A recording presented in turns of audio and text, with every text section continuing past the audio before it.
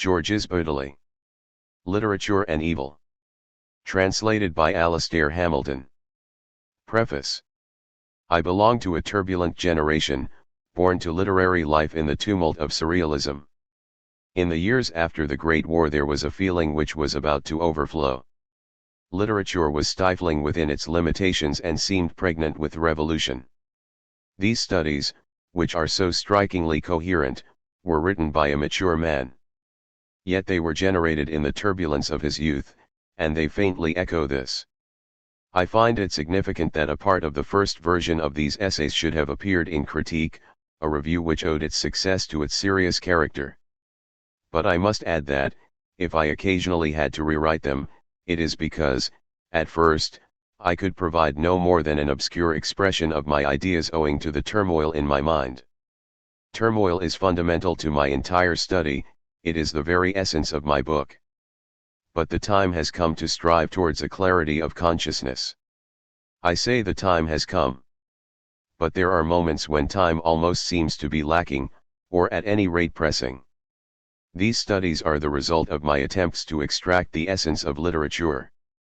Literature is either the essential or nothing.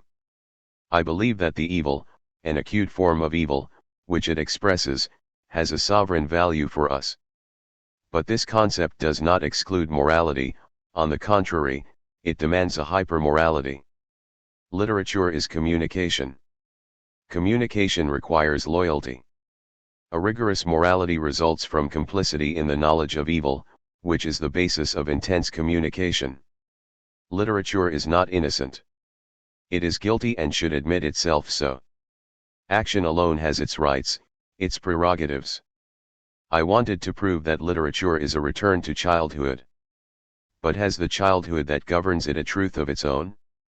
Before the necessity of action, we are overwhelmed by Kafka's honesty, which abrogates no rights for itself. Whatever the lesson contained in Genet's books, Sartre's defense is inadmissible. Literature had to plead guilty. 1. Emily Bronte. Emily Bronte, of all women, seems to have been the object of a privileged curse. Her short life was only moderately unhappy. Yet, keeping her moral purity intact, she had a profound experience of the abyss of evil.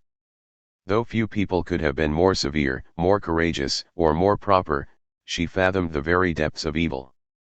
This was the task of literature, imagination, and dream. Her life, over by the time she was 30, was completely sheltered. She was born in 1818 and rarely left the Yorkshire vicarage set in a rugged wasteland where her father, an Irish pastor, gave her an austere education, but little else. Her mother died early and her two sisters were extremely strict. A dissipated brother ruined himself somewhat romantically. We know that in the austerity of the vicarage, the three Bronte sisters lived in a frenzy of literary creativity. They were bound together by a day-to-day intimacy, though Emily nevertheless continued to preserve that moral solitude in which the phantoms of her imagination developed. Reserved as she was, she appears to have been good, active, and devoted, indeed gentleness itself. She lived in a sort of silence which, it seemed, only literature could disrupt. The morning she died, after a brief lung disease, she got up at the usual time, joined her family without uttering a word and expired before midday, without even going back to bed. She had not wanted to see a doctor. She left behind her a short collection of poems and one of the greatest books ever written. Wuthering Heights is surely the most beautiful and most profoundly violent love story. For though Emily Bronte, despite her beauty, appears to have had no experience of love, she had an anguished knowledge of passion. She had the sort of knowledge which links love not only with clarity, but also with violence and death, because death seems to be the truth of love, just as love is the truth of death. Eroticism is the approval of life up until death. If I discuss Emily Bronte, I must carry a basic premise to its logical conclusion. I believe eroticism to be the approval of life, up until death. Sexuality implies death, not only in the sense in which the new prolongs and replaces that which has disappeared, but also in that the life of the being who reproduces himself is at stake. To reproduce oneself is to disappear, and even the most basic asexualist being is rarefied by reproduction. Those who reproduce themselves do not die if, by death, we understand the passage from life to decomposition, but he who was, by reproducing himself, ceases to be what he was, because he doubles himself.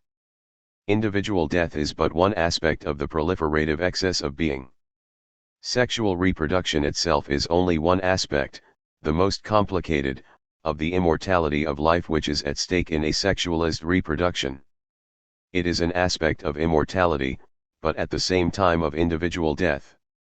No animal can reproduce sexually without yielding to that instinct whose ultimate expression is death. The basis of sexual effusion is the negation of the isolation of the ego, which only experiences ecstasy by exceeding itself, by surpassing itself in the embrace in which the being loses its solitude. Whether it is a matter of pure eroticism, love passion, or of bodily sensuality, the intensity increases to the point where destruction, the death of the being, becomes apparent. What we call vice is based on this profound implication of death. And the anguish of pure love is all the more symbolic of the ultimate truth of love, as the death of those whom it unites approaches them and strikes them. To no mortal love does this apply as much as to the union between the heroes of Wuthering Heights, Catherine Earnshaw and Heathcliff. Nobody revealed this truth more forcefully than Emily Brontë. It is not that she envisaged it in the explicit and cumbersome terms in which I have interpreted it, she felt it and expressed it mortally, almost divinely. Childhood, reason, and evil. The mortal inspiration of Wuthering Heights is so powerful that I think it would be pointless to discuss it without attempting to exhaust the question which it raises. I compared vice, which was, and which is still considered to be, the significant expression of evil, with the anguish of the purest love. This paradoxical comparison lends itself to considerable confusion, so I shall try to justify it. Though the love of Catherine and Heathcliff leaves sensuality in suspension, Wuthering Heights does in fact raise the question of evil with regard to passion, as if evil were the most powerful means of exposing passion. If we accept the sadistic form of vice, we may say that evil, as it appears in Emily Brontë's book, has reached its most perfect form. We cannot consider that actions performed for a material benefit express evil. This benefit is, no doubt, selfish, but it loses its importance if we expect something from it other than evil itself, if, for example, we expect some advantage from it. The sadist, on the other hand, obtains pleasure from contemplating destruction, the most complete destruction being the death of another human being. Sadism is evil. If a man kills for a material advantage, his crime only really becomes a purely evil deed if he actually enjoys committing it, independently of the advantage to be obtained from it. In order to give a better representation of good and evil, I shall return to the fundamental theme of Wuthering Heights, to childhood, when the love between Catherine and Heathcliff originated. The two children spent their time racing wildly on the heath. They abandoned themselves, untrammelled by any restraint or convention other than a taboo on games of sensuality. But, in their innocence, they placed their indestructible love for one another on another level, and indeed perhaps this love can be reduced to the refusal to give up an infantile freedom which had not been amended by the laws of society or of conventional politeness. They led their wild life, outside the world, in the most elementary conditions, and it is these conditions which Emily Brontë made tangible, the basic conditions of poetry, of a spontaneous poetry before which both children refused to stop. But society contrasts the free play of innocence with reason, reason based on the calculations of interest. Society is governed by its will to survive. It could not survive if these childish instincts, which bound the children in a feeling of complicity, were allowed to triumph. Social constraint would have required the young savages to give up their innocent sovereignty, it would have required them to comply with those reasonable adult conventions which are advantageous to the community. This opposition is of primary importance in Wuthering Heights. As Jacques Blondel pointed out, we must always keep in mind that the feelings are formed during Catherine's and Heathcliff's childhood. But even if children have the power to forget the world of adults for a time, they are nevertheless doomed to live in this world. Catastrophe ensues. Heathcliff, the foundling, is obliged to flee from the enchanted kingdom where he raced Catherine on the heath, while Catherine, though she remains as rugged as ever, denies her wild childhood. She allows herself to be seduced by the easy life personified by a young, rich, and sensitive gentleman. Her marriage with Edgar Linton does, admittedly, retain an element of ambiguity. It is not a true decline. The world of Thrushcross Grange, where Catherine lives with Linton near Wuthering Heights, is far from being a sedentary world in Emily Bronte's eyes. Linton is a generous man. He has not lost the natural pride of youth, but he is settling down. His sovereignty goes beyond the material conditions from which he benefits, but if he were not in profound agreement with the well-established world of reason, he could not benefit from it. So, when he returns rich from a long journey, Heathcliff is prepared to believe that Catherine has betrayed the sovereign kingdom of childhood to which, body and soul, she belonged with him. This, then, is a somewhat clumsy synopsis of a story in which Heathcliff's unbridled violence is recounted calmly and simply. The subject of the book is the revolt of the man accursed, whom fate has banished from his kingdom and who will stop at nothing to regain it.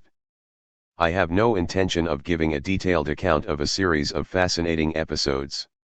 I am simply going to recall that there is no law or force, no convention or restraining pity which can curb Heathcliff's fury for a single instant, not even death itself, for he is the remorseless and passionate cause of Catherine's disease and death, though he believes her to be his.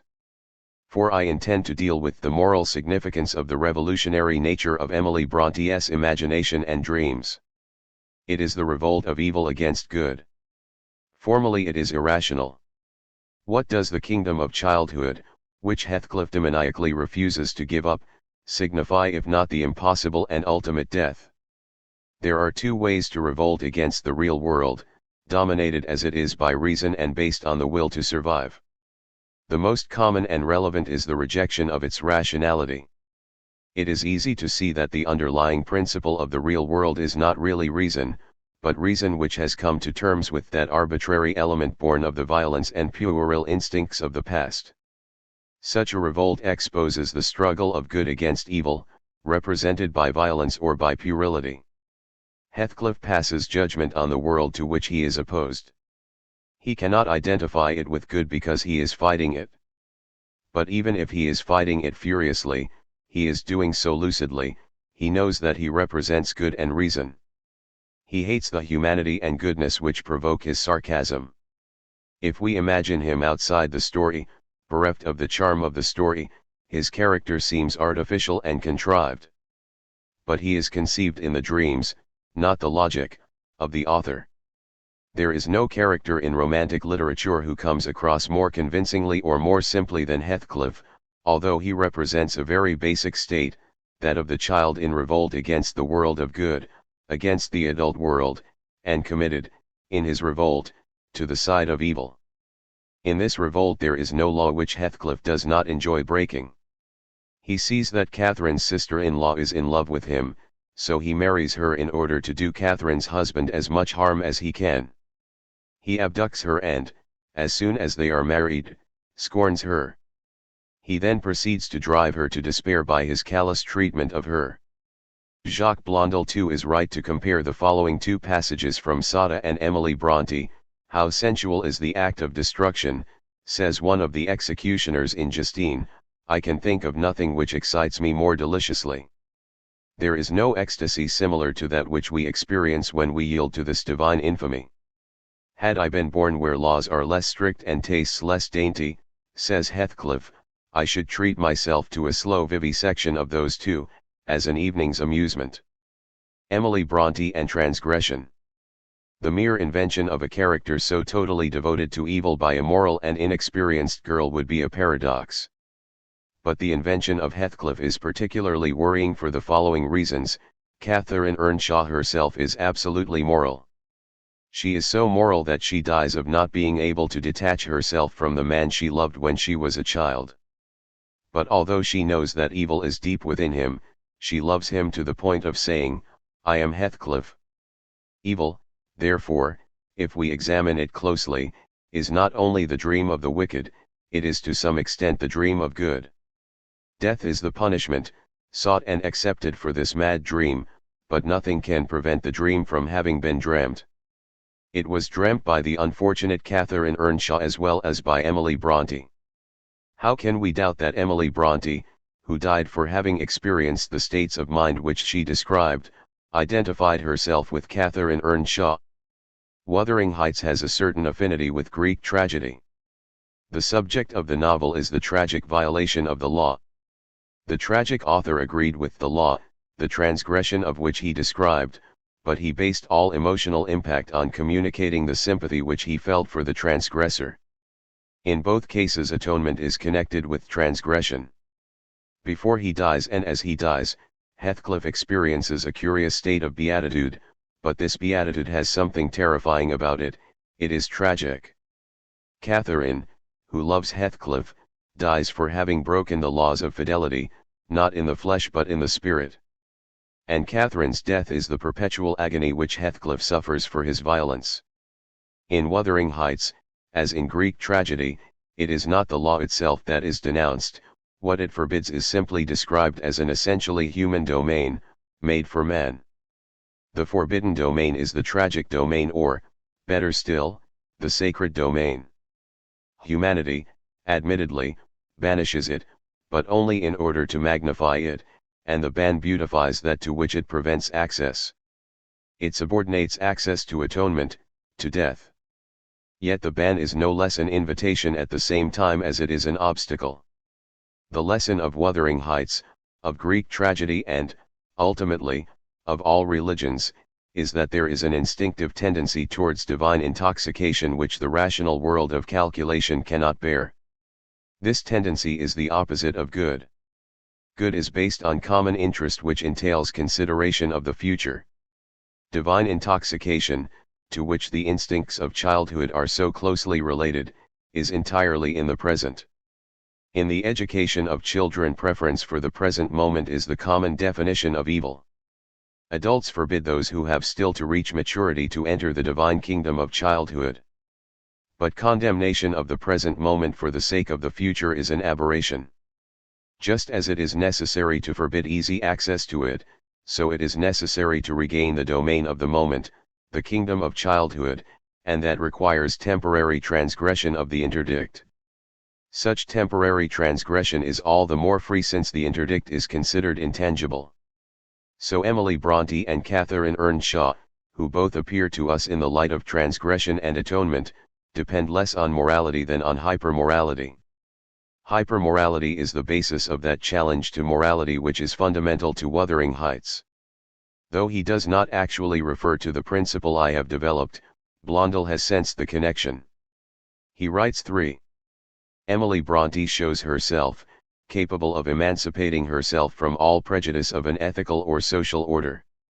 Thus several lives develop, each of which conveys a sense of total liberation from society and morality. There is a desire to break with the world in order to embrace life in all its fullness and discover in artistic creativity that which is refused by reality. This is the revelation, or rather the inauguration, of hitherto unsuspected potentialities.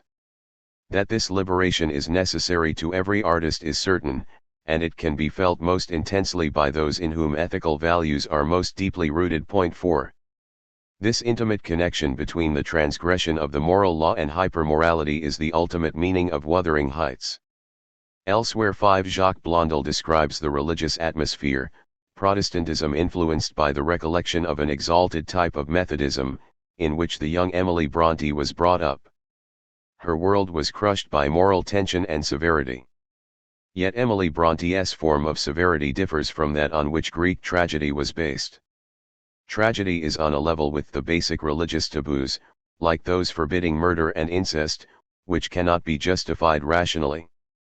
Emily Bronte had emancipated herself from orthodoxy, she had moved away from Christian simplicity and innocence, but she participated in the religious spirit of her family to the extent in which Christianity is strict fidelity to good based on reason. The law violated by Heathcliff, and which Catherine also violates by loving him in spite of herself, is the law of reason. It is, at least, the law of a community founded by Christianity on an alliance between primitive religious taboos, holiness, and reason. 6 In Christianity, God, the underlying principle of holiness, partially escapes from the arbitrary violence on which the divine world was based in ancient times. The primitive taboo was essentially directed against violence. In practice, reason fulfills the same purpose as the taboo, while the primitive taboo itself has a distant relationship with reason. There is, in Christianity, an ambivalence where God and reason are concerned, which has given rise to a feeling of unease and such subsidiary phenomena as Jansenism. After this long drawn-out Christian ambivalence, what suddenly comes to light in Emily Bronte's attitude, by means of an intangible moral solidity, is the dream of a sacred violence which no settlement with organized society can attenuate. The road to the kingdom of childhood, governed by ingenuousness and innocence, is thus regained in the horror of atonement. The purity of love is regained in its intimate truth, which, as I said, is that of death. Death and the instant of divine intoxication merge when they both oppose those intentions of good which are based on rational calculation. And death indicates the instant which, in so far as it is instantaneous, renounces the calculated quest for survival. The instant of the new individual being depended on the death of other beings. Had they not died, there would have been no room for new ones. Reproduction and death condition the immortal renewal of life, they condition the instant which is always new. That is why we can only have a tragic view of the enchantment of life, but that is also why tragedy is the symbol of enchantment. The entire Romantic movement may have heralded this seven, but that late masterpiece, Wuthering Heights, heralds it most humanely. Literature, liberty, and the mystical experience. The most remarkable thing about this movement is that its doctrine, unlike that of Christianity or of the ancient religions, is not aimed at an organized community of which it would be the foundation. It is aimed at the isolated and lost individual, to whom it gives nothing except in this one instant. It is solely literature. The path towards literature, free and inorganic, leads towards it. For this reason it falls behind the teaching of the pagan sages or of the Church, which has to come to terms with social necessity represented, in most cases, by conventions, abuses, as well as by reason. Only literature could reveal the process of breaking the law, without which the law would have no end, independently of the necessity to create order. Literature cannot assume the task of regulating collective necessity. It should not conclude that what I have said commits us to a fundamental respect for the laws of the city, or, like Christianity, that what I have said, the tragedy of the gospel, shows us the path of good, which is really the path of reason. Literature, like the infringement of moral laws, is dangerous. Being inorganic, it is irresponsible. Nothing rests on it. It can say everything and would be a great danger, to the extent in which it is authentic and complete, were it not the expression of those in whom ethical values are most deeply rooted. Though the immediate impression of rebellion may obscure this fact, the task of authentic literature is nevertheless only conceivable in terms of a desire for a fundamental communication with the reader. I do not, of course, refer to the mass of books designed to put a great many people on the wrong scent. Literature, connected since Romanticism with the decadence of religion in that it tends to lay a discrete claim to the heritage of religion, is not so much cognate with the content of religion as it is with the content of mysticism, which, incidentally, is an almost a social aspect of religion. Similarly, mysticism is closer to the truth than I can possibly say. By mysticism I do not mean those systems of thought on which this vague name is conferred. I refer, rather, to the mystical experience, to those mystical states experienced in solitude. In these states we can see a different truth to that which is concerned with the perception of objects, or indeed of the subject, connected, as it is, with the intellectual consequences of perception. But this is not a formal truth. Coherent discussion cannot account for it. It would be incommunicable if we could not approach it in two ways, through poetry and through the description of those conditions by which one arrives at these states. These conditions correspond decisively with the themes which I have mentioned and which constitute the basis of true literary emotion. Death alone, or, at least, the ruin of the isolated individual in search of happiness in time, introduces that break without which nothing reaches the state of ecstasy. 8 And what we thereby regain is always both innocence and the intoxication of existence. The isolated being loses himself in something other than himself. What the other thing represents is of no importance. It is still a reality that transcends the common limitations. So unlimited is it that it is not even a thing, it is nothing. God is nothingness, said Eckhart. In everyday life it is surely the loved one himself who is the removal of the limitations of others. He is the only being in whom we no longer feel, or in whom we are less aware of, those limitations of the individual confined within that isolation which is in itself a defect.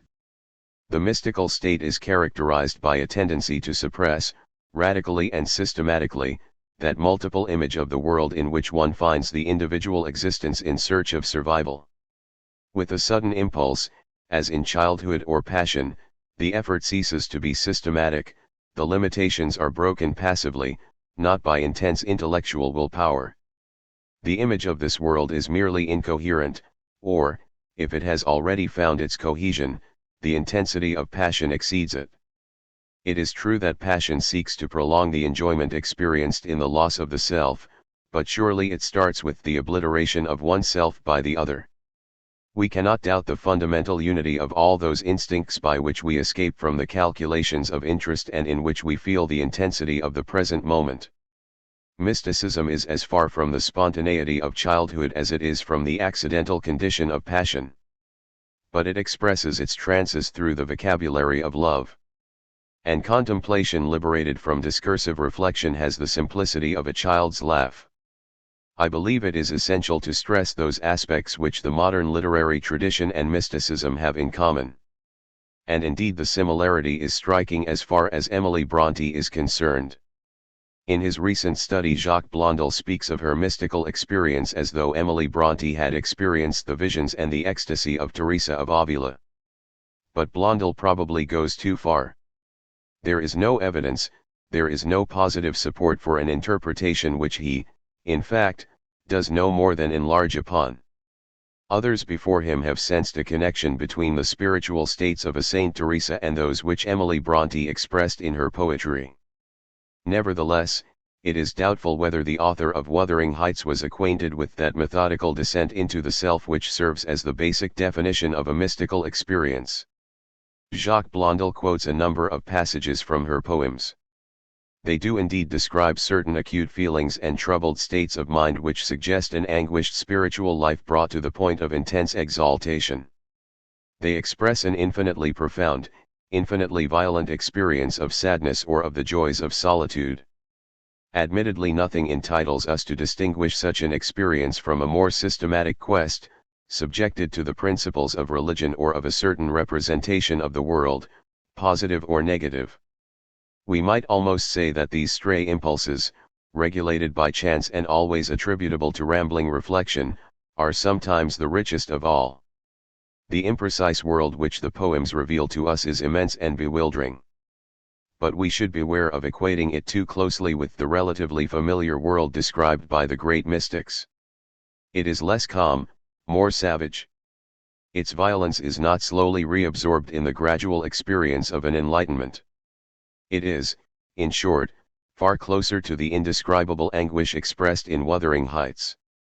Yet I would lose no sting, would wish no torture less. The more that anguish racks, the earlier it will bless. And robed in fires of hell, or bright with heavenly shine. If it but herald death, the vision is divine.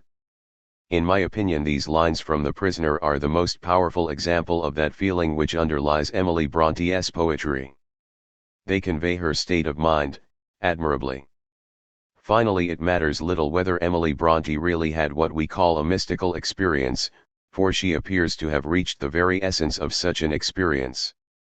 Everything leads us to believe, wrote André Breton 9, that there is a certain point in the mind where life and death, the real and the imaginary, the past and the future, the communicable and the incommunicable, are no longer perceived in contradiction to one another. I shall add, good and evil, pain and joy. This point is indicated both by violent literature and by the violence of a mystical experience, only the point matters. Yet it is also important to realize that Wuthering Heights, the most violent and most poetic of Emily Bronte's works, is the name of a high place where truth is revealed. It is the name of an accursed house, damned by Heathcliff as he enters it. By a striking paradox, the beings perish once they are far away from this accursed place. Point 10. And indeed, the violence introduced by Heathcliff is the basis both of a misery and of a happiness which only enchant the violent. The end of Emily Bronte's somber tale is the sudden appearance of a faint ray of light. In so far as violence casts its shadow on the being and he sees death face to face, life is purely beneficial. Nothing can destroy it. Death is the condition of its renewal. The significance of evil. In this union of opposites, evil is no longer as irrevocably opposed to the natural order as it exists within the limitations of reason. Since death is the condition of life, evil, which is essentially cognate with death, is also, in a somewhat ambiguous manner, a basis of existence. Though the being is not doomed to evil, he must try to avoid becoming enclosed within the limitations of reason. He must first accept these limitations and acknowledge the necessity of calculated interest, but he must also know that an irreducible, sovereign part of himself is free from the limitations and the necessity which he acknowledges. In as far as it expresses an attraction towards death, and in as far as it is a challenge which exists in all forms of eroticism, evil is always the object of an ambiguous condemnation. It can be glorious, as it is, for all its horrors, in war. But war has imperialism as its consequence. It would be pointless to deny that evil always contains a potential tendency to become worse, and it is this that justifies anguish and disgust. But it is no less true to say that evil, seen in the light of a disinterested attraction towards death, differs from the evil based on self-interest. A foul criminal deed is contrary to a passionate one. The law rejects both of them, but truly humane literature is the high point of passion. Yet passion does not go without a curse, only a cursed share is set aside for that part of human life which has the greatest significance. Point 11. The curse is the necessary path for true blessing. An honorable human being loyally accepts the worst consequences of his challenge. Sometimes he even goes out to meet them. The cursed share is the gamble, the risk, the danger. It is also sovereignty, but sovereignty must be expiated. The world of Wuthering Heights is the world of a hostile sovereignty. It is also the world of expiation. Once the expiation has been accepted, the true smile of life appears. Baudelaire. Man cannot love himself to the end unless he condemns himself. Sartre has defined Baudelaire's moral position with the utmost precision. Point 1. To do evil for the sake of evil is to do the exact opposite of what we continue to affirm is good. It is to want what we do not want, since we continue to abhor the powers of evil, and not to want what we want, for good is always defined as the object and end of the deepest will. This was Baudelaire's attitude. Between his acts and those of the normal sinner there lay the same difference as between black magic and atheism. The atheist does not care about God because he has decided once and for all that he does not exist. But the priest of the Black Mass hates God because he is lovable, he scorns him because he is respectable, he sets himself to denying the established order, but, at the same time, preserves this order and asserts it more than ever. Were he for a moment to stop asserting it, his conscience would return to peace with itself. Evil would suddenly turn into good and, transcending all orders which do not emanate from himself, he would emerge in nothingness, without God, without excuses, having assumed his full responsibility. This is undoubtedly true. Further on, Sartre's view is of still greater interest. In order for liberty to be complete, it has to be offered the choice of being infinitely wrong. It is therefore unique in this whole universe committed to good, but it must adhere totally to good, maintain it and strengthen it in order to be able to plunge into evil. and he who damns himself acquires a solitude which is a feeble image of the great solitude of the truly free man.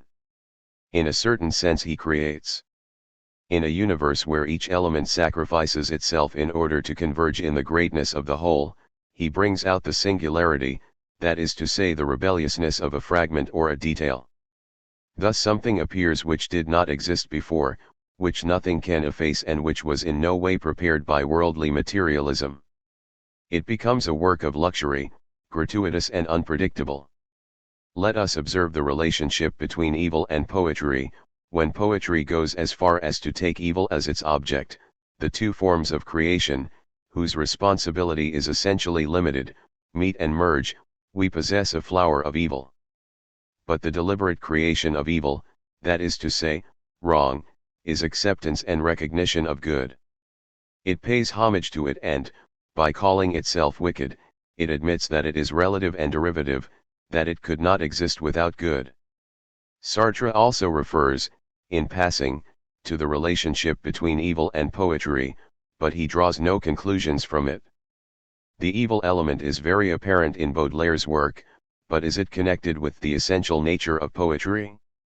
Sartre says nothing about this.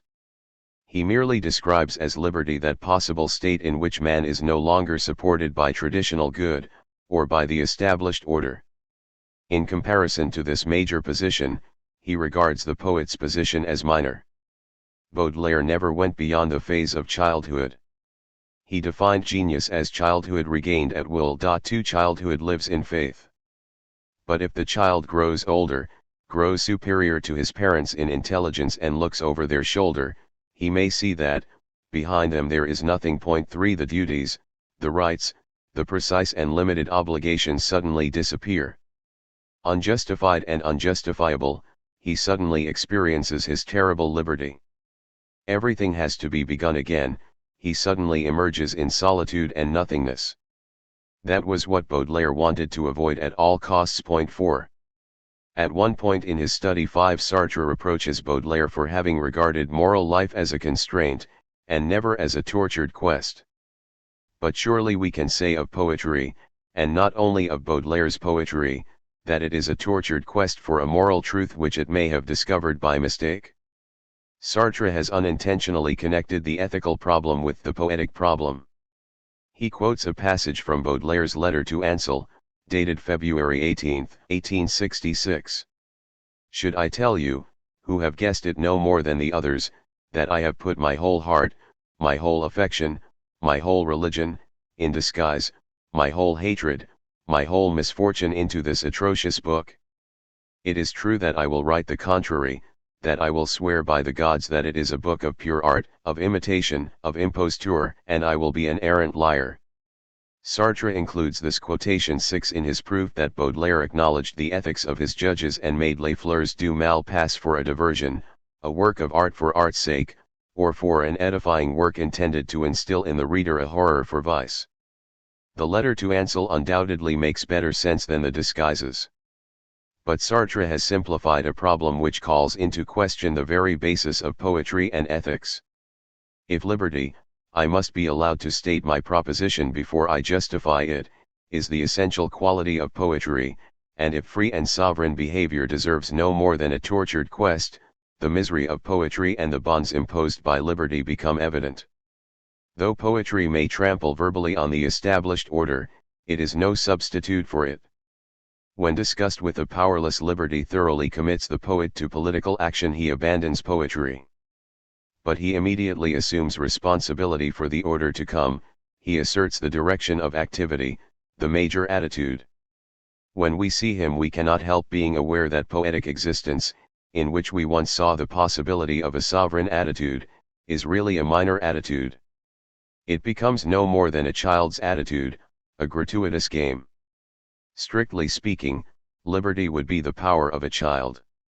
For the adult, bound by the obligatory regulations of action, it would be a mere dream, a desire, a specter. Is liberty not the power which God lacks, or which he only possesses verbally, since he cannot disobey the order which he is, which he guarantees? God's profound liberty disappears for the man in whose eyes Satan alone is free. But who, basically, is Satan, asks Sartre. 7 If not the symbol of disobedient and sulky children who want to remain as their parents see them and who do evil within the bounds of good in order to assert and consecrate it. The liberty of the child, or the devil, is evidently limited by the adult, or by God, who turns it to mockery, who diminishes it. The child, therefore, nurtures feelings of hatred and rebelliousness restrained by admiration and envy. In so far as he approaches rebellion, he assumes an adult's responsibility. He can, if he likes, blind himself in various ways. He can pretend to assume the major prerogatives of the adult, but without acknowledging the obligations connected with them. This would be the ingenuous attitude, the bluff which requires complete puerility. He can continue to lead a free life at the expense of those who are entertained by him.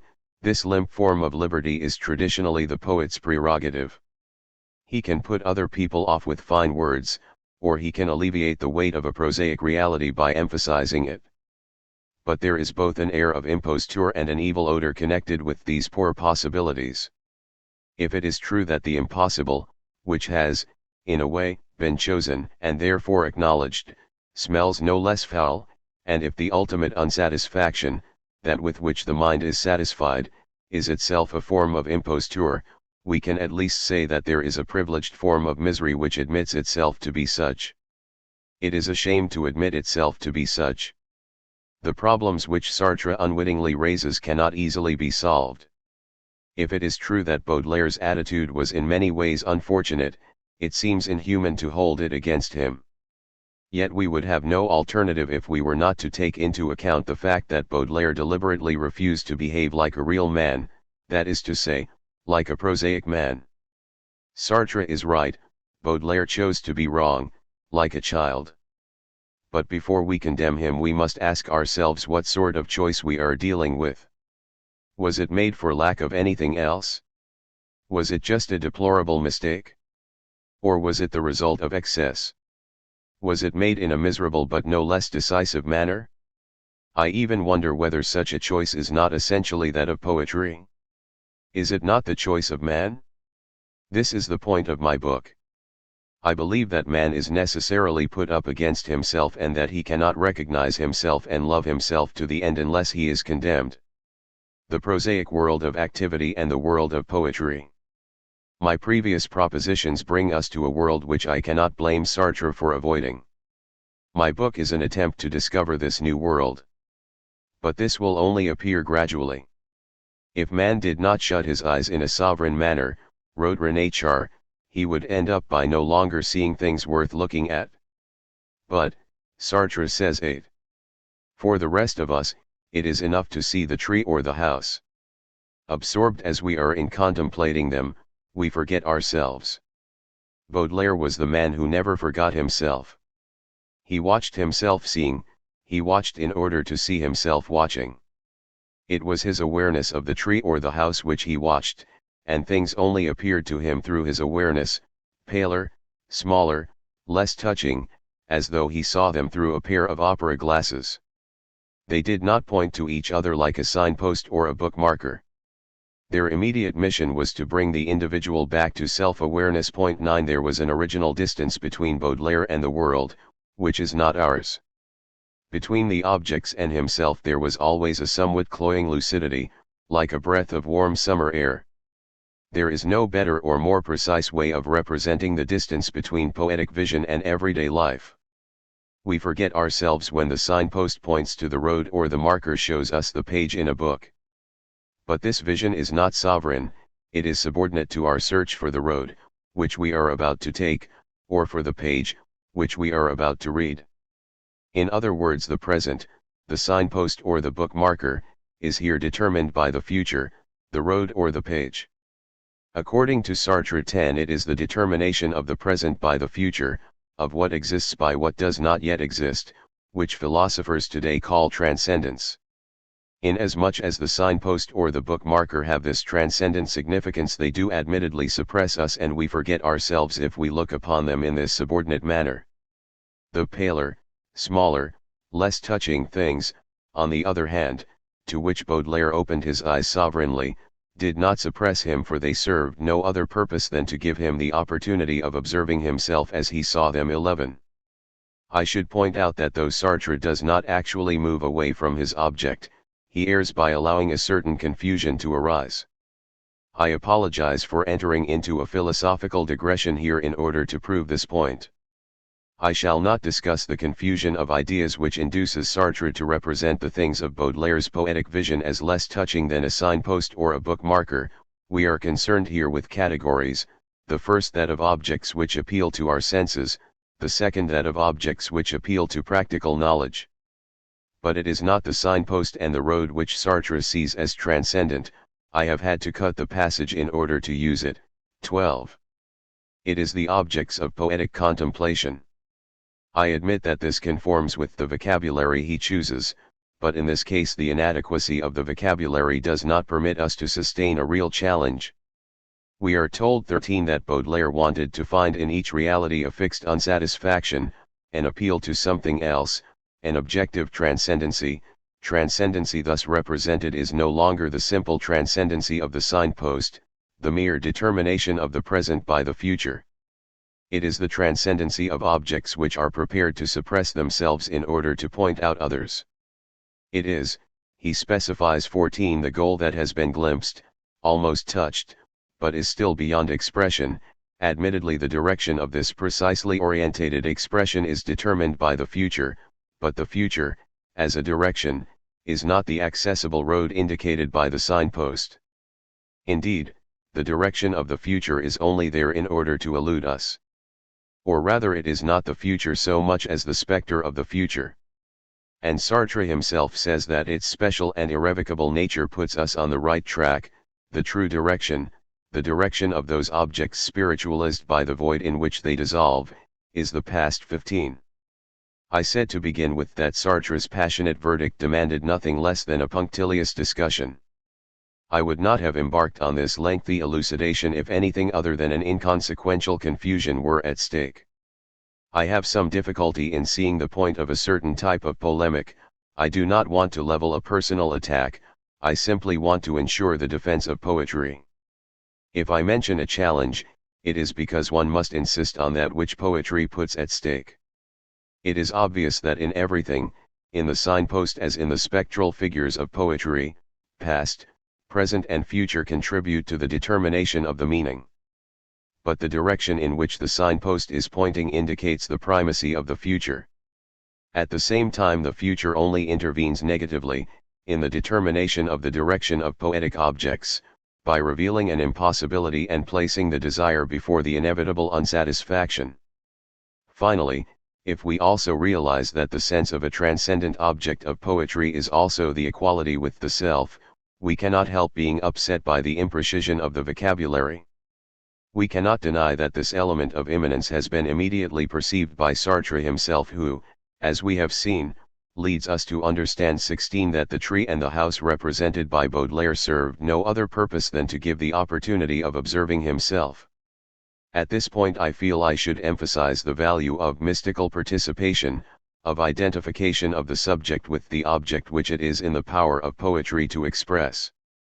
It is curious to observe that within a few lines Sartre passes from an objectivist transcendency to this hierarchical order of objects which are prepared to lose themselves in order to indicate others, where Baudelaire recovers his image. 17 The essence of Baudelaire's poetry is to effect, at the cost of an agonizing tension, the fusion between the subject, immanence, and those objects which lose themselves both in order to cause anguish and to reflect it. Having defined transcendence as the determination of the present by the future, Sartre considers those objects transcendent whose sense is provided by the past and whose essence is to be in a relationship of immanence with the subject. There would be nothing wrong with this. We shall soon see that the ambivalence is partly that of the things envisaged, if we did not lose, in the course of these transpositions, the possibility of clearly presenting the fundamental distinction between the prosaic world of activity, where the objects which are clearly extrinsic to the subject have a fundamental sense of the future, it is the road that determines the direction of the signpost, and the world of poetry. We can define poetics, similar in this to Lévi-Brul's primitivity and to Piaget's puerility, by a subject, Object relationship.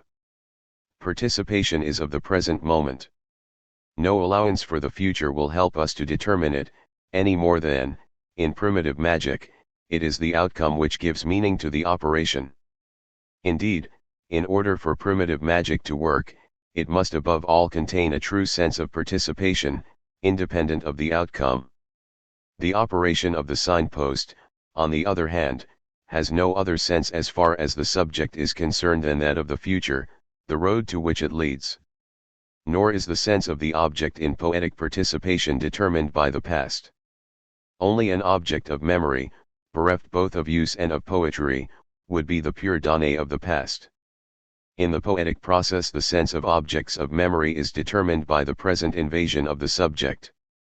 We must keep in mind the etymological connotation according to which poetry is creation. The fusion of object and subject requires the transcendence of each party as soon as it enters into contact with the other.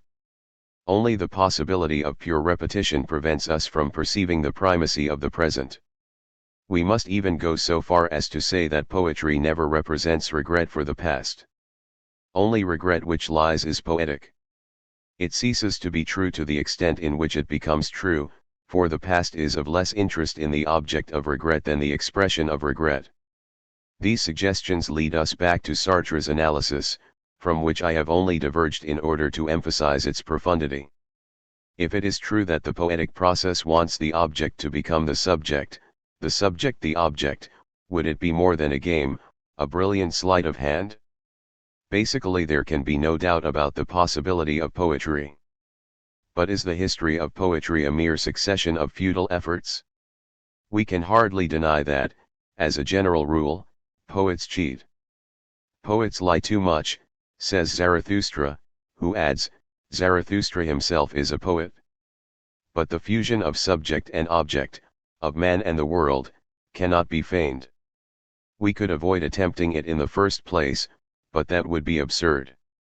Such a fusion would appear to be impossible. Sartre rightly says, with regard to this impossibility, that the tragedy of the poet is due to the mad desire to unite the being and existence objectively. I have already said that, according to Sartre, this desire is, at times, that of Baudelaire in particular, and at others, that of every poet. But whichever way we look at it, the synthesis of the unchangeable and the perishable, of the being and existence, of the object and the subject, which poetry seeks, is an ultimate definition of poetry. It limits it and transposes it into the realm of the impossible and the unsatisfiable. Unfortunately, it is difficult to talk of the impossible being condemned to existence. The recurrent theme of Sartre's study is that Baudelaire's misfortune was to want to be what he was for others. He thereby abandoned the prerogative of existence, which is to remain in abeyance. But does man tend to prevent his consciousness from becoming a thing like any other by letting it become a reflection of things? I do not think so. Poetry is the means by which, in his ignorance of the means Sartre has proposed to him, he can escape from being reduced to the reflection of things. It is true that poetry, in its quest for the identity of reflected things and the consciousness which reflects them, wants the impossible. But surely the very means of avoiding reduction to the reflection of things constitute a desire for the impossible. In a sense, poetry is always the opposite of poetry. I believe that the misery of poetry is faithfully represented in Sartre's image of Baudelaire. There is, inherent in poetry, an obligation to turn unsatisfaction into a permanent object. In a first impulse, poetry destroys the objects which it seizes. By destroying them it returns them to the elusive fluidity of the poet's existence, and it is at this point that it hopes to regain the identity of the world and man. But at the same time as it releases the objects, it tries to seize this release. All it can do is substitute the release for what it has seized from reduced life. It can never allow the release to take the place of the objects it once seized. Here we are confronted with a difficulty similar to that of the child who is free to deny the adult, but who cannot do so without becoming an adult in his turn, and thereby forfeiting his freedom.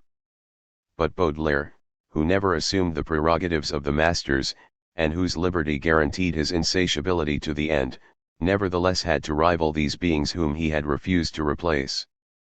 Admittedly he searched for himself, never lost or forgot himself, and watched himself watching. The recuperation of being was, as Sartre indicated, the object of his genius, his tension, and his poetic impotence. There can be no doubt that at the origin of the poet's destiny there is a certainty of uniqueness, of election, without which the task of reducing the world to oneself or of losing oneself in the world would lose its significance. Sartre makes this Baudelaire's defect. He attributes it to the isolation in which he was left by his mother's second marriage. This is indeed the feeling of solitude since my childhood, or an eternally solitary destiny of which the poet himself spoke. But Baudelaire undoubtedly gave just as valid a revelation of himself when he said, "As a child I felt in my heart two contradictory feelings, the horror of life and the ecstasy of life."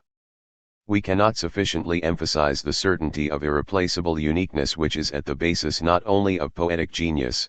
Blake saw this as the common denominator which made poets similar to all men, but of every religion, of each church, and of every country. It is quite true that poetry has always corresponded to the desire to recuperate, to mold in a tangible, external form a unique existence which was first unformed and which would otherwise only have been palpable within something, within an individual or a group. But it is doubtful whether our awareness of existing does not necessarily have that deceptive quality of uniqueness. The individual may feel it by belonging to a city, a family, or even a couple. According to Sartre, Baudelaire experienced this as a child, bound body and heart to his mother, or he may feel it on his own account. Nowadays, no doubt, it is this latter case which brings about poetic vocations and which leads to a form of verbal creativity in which the poem is the recuperation of the individual. We could thus say that the poet is the part taking itself for the whole, the individual behaving like the community. So states of unsatisfaction, objects which deceive or which reveal an absence, are the only forms through which the individual recovers his deceptive uniqueness. The city might fix it or establish it, but isolated existence alone has the chance to do what the city must and can do, without the power to do it. It is all very well for Sartre to say of Baudelaire 18 his dearest wish was to be like the stone, the statue, in the repose of immutability. He can represent the poet as eager to extract some petrifiable image from the mists of the past, but the images which he left participated in a life which was open, infinite in Baudelaire's sense of the word 19, that is to say, unsatisfied. It is therefore misleading to maintain that Baudelaire wanted the impossible statue or that he could not exist, unless we immediately add that he wanted the impossible far more than he wanted the statue. It would be more reasonable, and less contemptuous, to examine in this light the feeling of uniqueness or of awareness which Baudelaire had as a child, believing that he alone was the ecstasy and the horror of life and that nothing would alleviate its weight. We must examine all the consequences of this miserable life. Sartre is justified in claiming that Baudelaire wanted something which seems ruinous to us. At least he wanted it as one wants the impossible, that is to say, both genuinely as such, and deceptively, in the form of a chimera. Hence his tortured existence as a dandy, longing for work but bitterly engulfed in a useless idleness. But since, as Sartre admits, he was armed with incomparable tension, he drew all he could from an untenable position. A perfect expression of ecstasy and horror gave his poetry a fullness sustained to the very limits of a free sensibility, an exhaustive form of rarefaction and sterility which makes Sartre uneasy. The atmosphere of vice, rejection, and hatred corresponds to the tension of the will which denied the constraint of good in the same way as the athlete denies the weight of the dumbbell. It is true that every effort is fruitless. The poems in which this expression is petrified and which reduce existence to being, have made of infinite vice, hatred, and liberty those tranquil, docile and immutable forms with which we are acquainted. It is also true that poetry which survives is always the opposite of poetry, for, having the perishable as its subject, it transforms it into something eternal.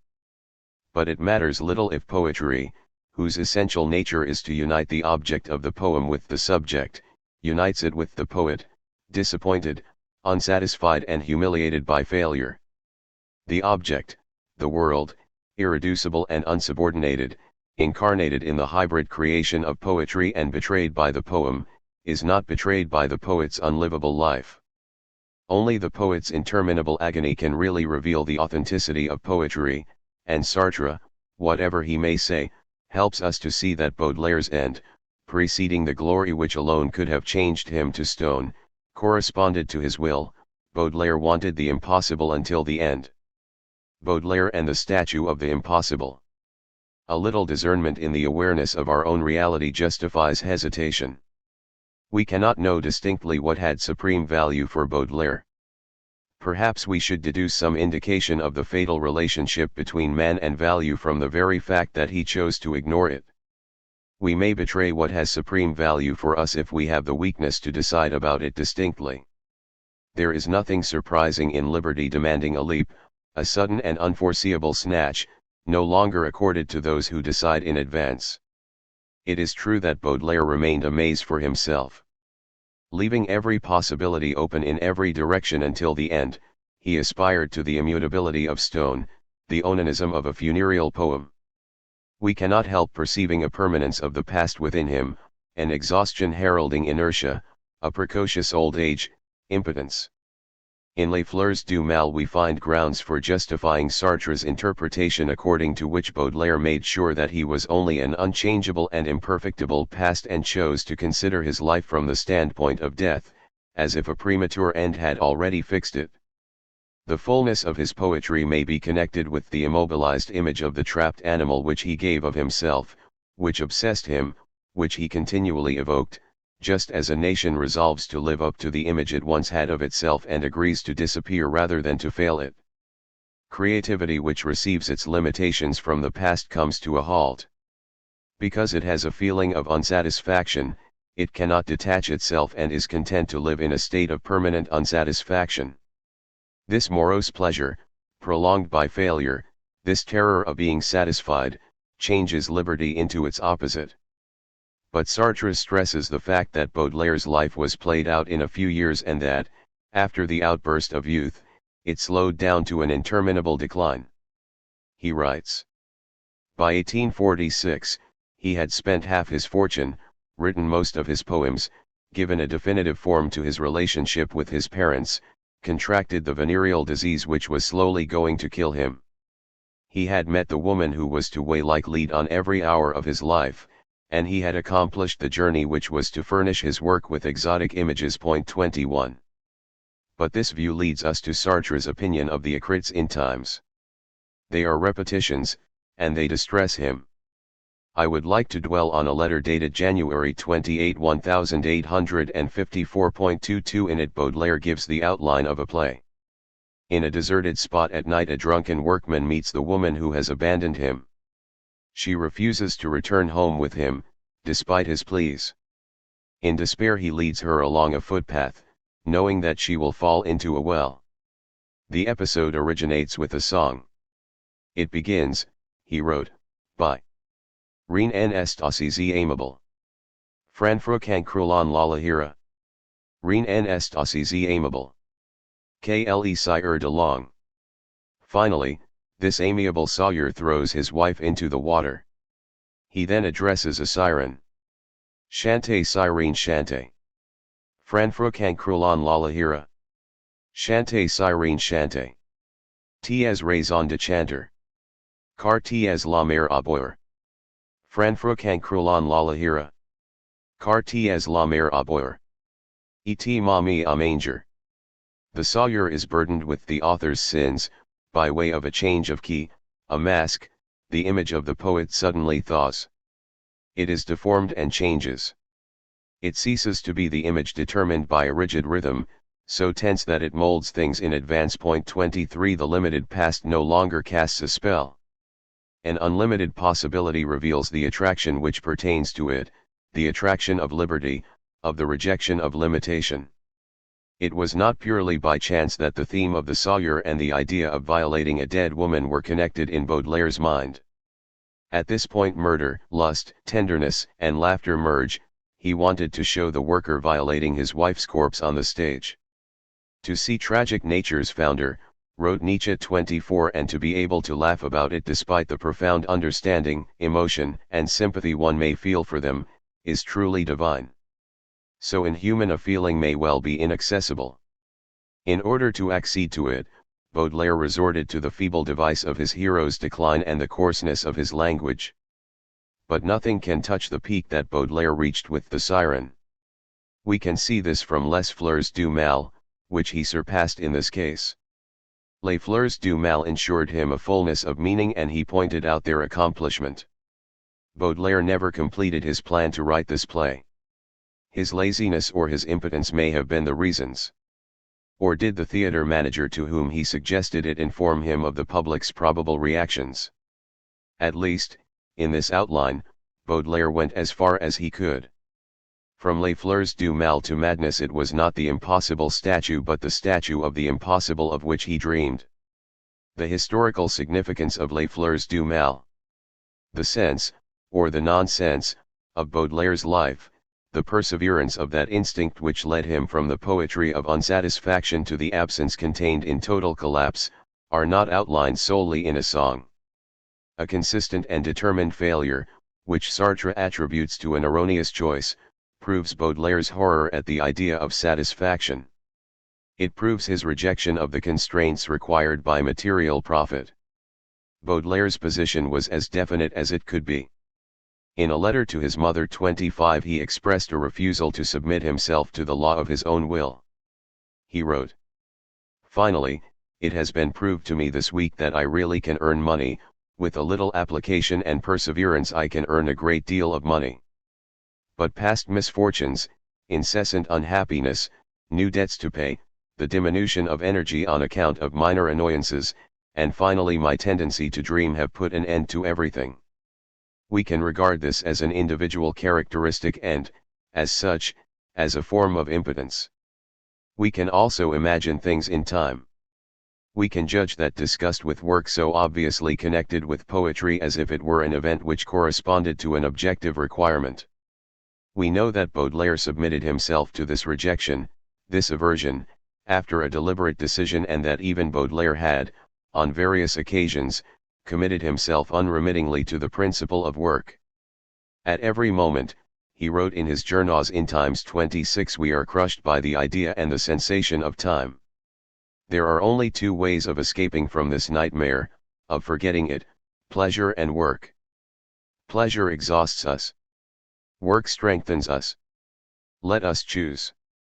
This attitude was similar to another, expressed a little earlier. Point 27. In every man, at every time, there are two simultaneous tendencies, one towards God, the other towards Satan. The invocation of God or spirituality is a desire to be promoted, that of Satan, or animality, is the joy of descending. It is Baudelaire's first statement, however, which has the clearest consequences. Pleasure is the positive form of tangible life. We cannot experience it without an unproductive expenditure of our resources. It exhausts us. Work, on the other hand, is a form of activity. Its effect is the increase of our resources. It strengthens us. Now, in every man, at every time, there are two simultaneous tendencies, one towards work, the increase of our resources, the other towards pleasure, the expenditure of our resources. Work corresponds to the care of tomorrow, pleasure to that of the present moment. Work is useful and satisfactory, pleasure useless, leaving a feeling of unsatisfaction. These considerations put economy at the basis of morality and at the basis of poetry. Always, at all times, the choice brings us to the vulgar and materialistic question, should I expend or increase my present resources? Baudelaire's reply was curious. On the one hand his notes are filled with the determination to work, but on the other, his life was a long rejection of productive activity. He even wrote, "To be a useful man has always seemed to me ghastly." The same impossible resolution of this opposition in favor of good can be found on other levels. Not only did he choose God, as he chose work, in a completely nominal way, in order to belong to Satan more intimately, but he could not even decide whether the opposition was his own, within himself, between pleasure and work, or external, between God and the devil. All we can say is that he was inclined to reject its transcendental form. What in fact won the day with him was the refusal to work, to be satisfied by it. He only maintained the transcendence of obligation in order to accentuate the value of a rejection and to experience more forcefully the agonizing attraction of an unsatisfactory life. But this was not an individual error. The weakness of Sartre's analysis is exactly that he is content with this aspect. This is what reduces it to negative observations which have only to be situated in time or history for us to get a positive view. The collective relationship between production and expenditure is in history, Baudelaire's experience is in history. Positively, it has that precise sense which history confers upon it. Like every activity, poetry can be regarded from an economic point of view. So can morality. Indeed, because of his life, and his unhappy reflections, Baudelaire placed the crucial problem in this domain. Sartre both broaches and avoids this question. He has made the mistake of representing poetry and the poet's moral attitude as the result of a choice. If we admit that the individual has made a choice, the sense of what he created is to be found, by others, in the needs which he has satisfied. The true sense of a poem by Baudelaire is not contained in his errors but in the historically determined expectation to which these errors corresponded. According to Sartre, choices similar to those made by Baudelaire appear to have been possible at other times. But they have never, before or since, had as their consequence poems similar to Les Fleurs du Mal. Sartre's critique does indeed contain some profound insights, although it neglects this fact. But it cannot account for the fullness with which Baudelaire's poetry has invaded the modern mind. Or, we might say, it only accounts for it inversely, inverted detraction turning unexpectedly to comprehension. Apart from an element of grace, or of luck, Baudelaire's unparalleled tension not only expressed individual necessity, it was also the result of a material tension imposed, historically, from without.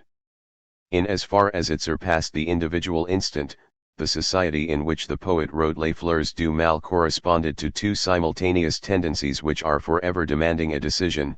Society, like the individual, is forced to choose between care of the future and that of the present moment. Society is essentially based on the weakness of the individuals for which its own strength compensates.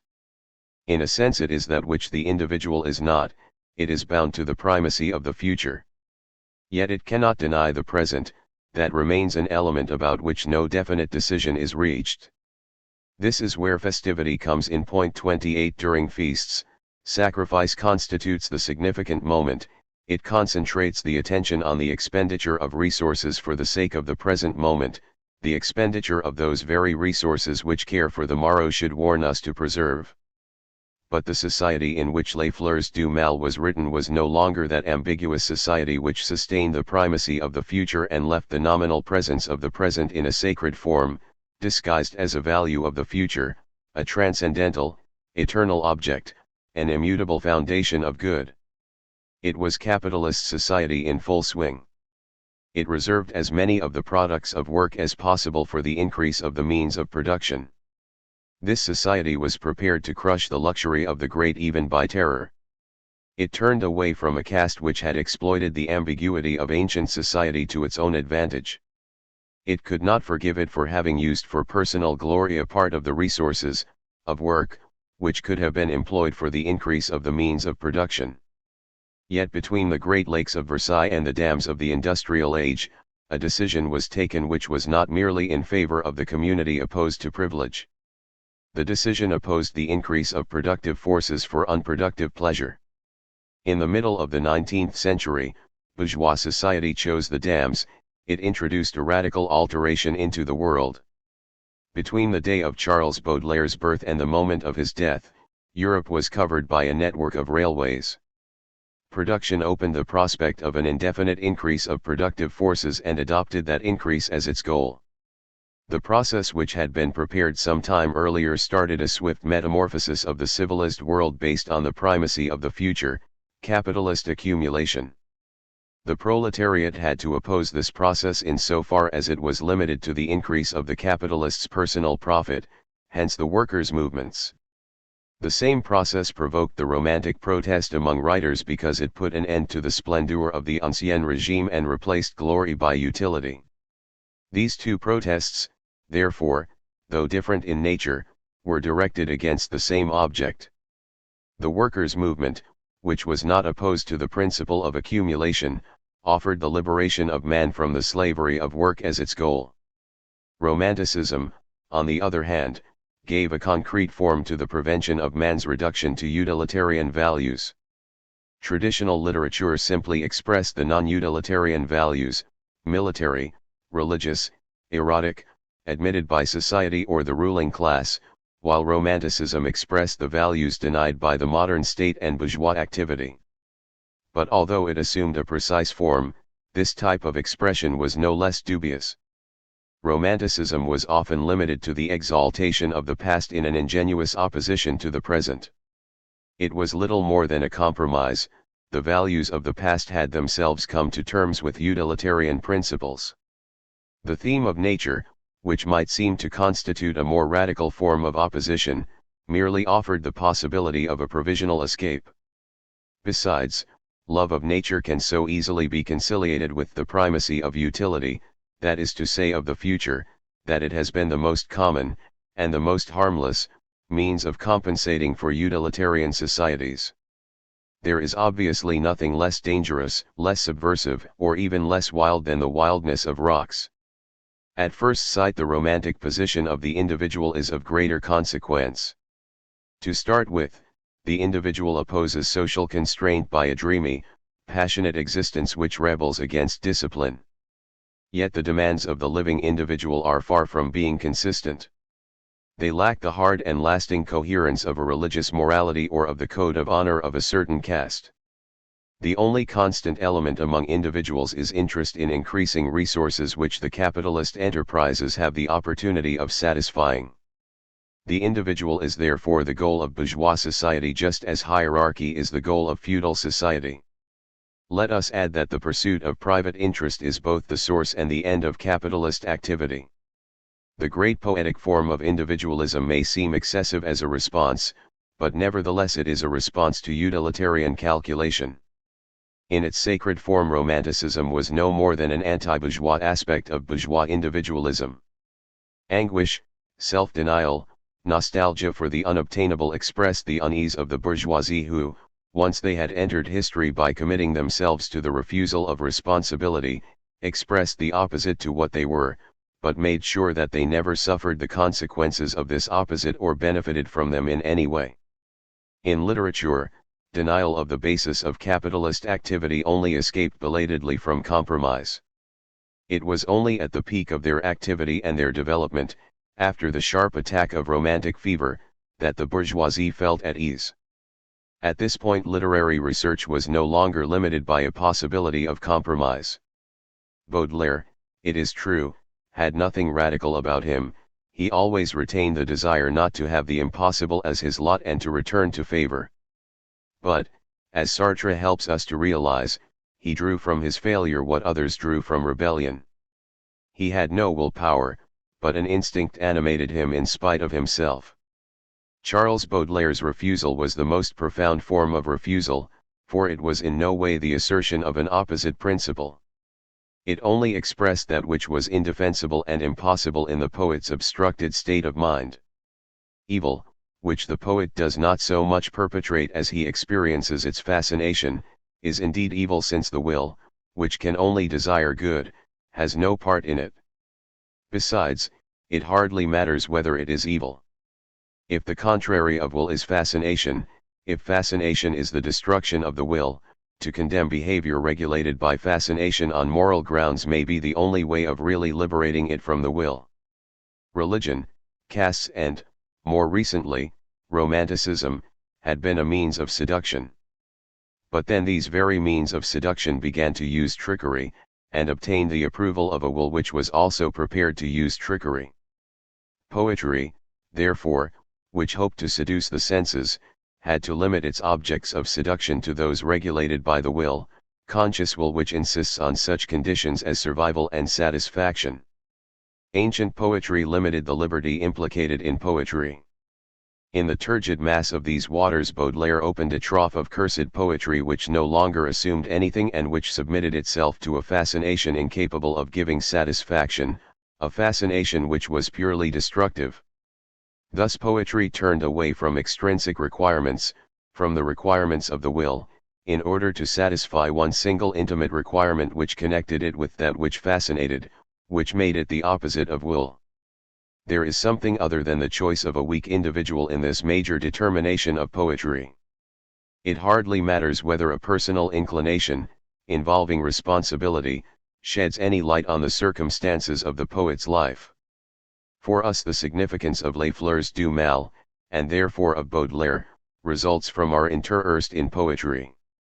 We would care nothing about an individual destiny were it not for the interest aroused by the poems.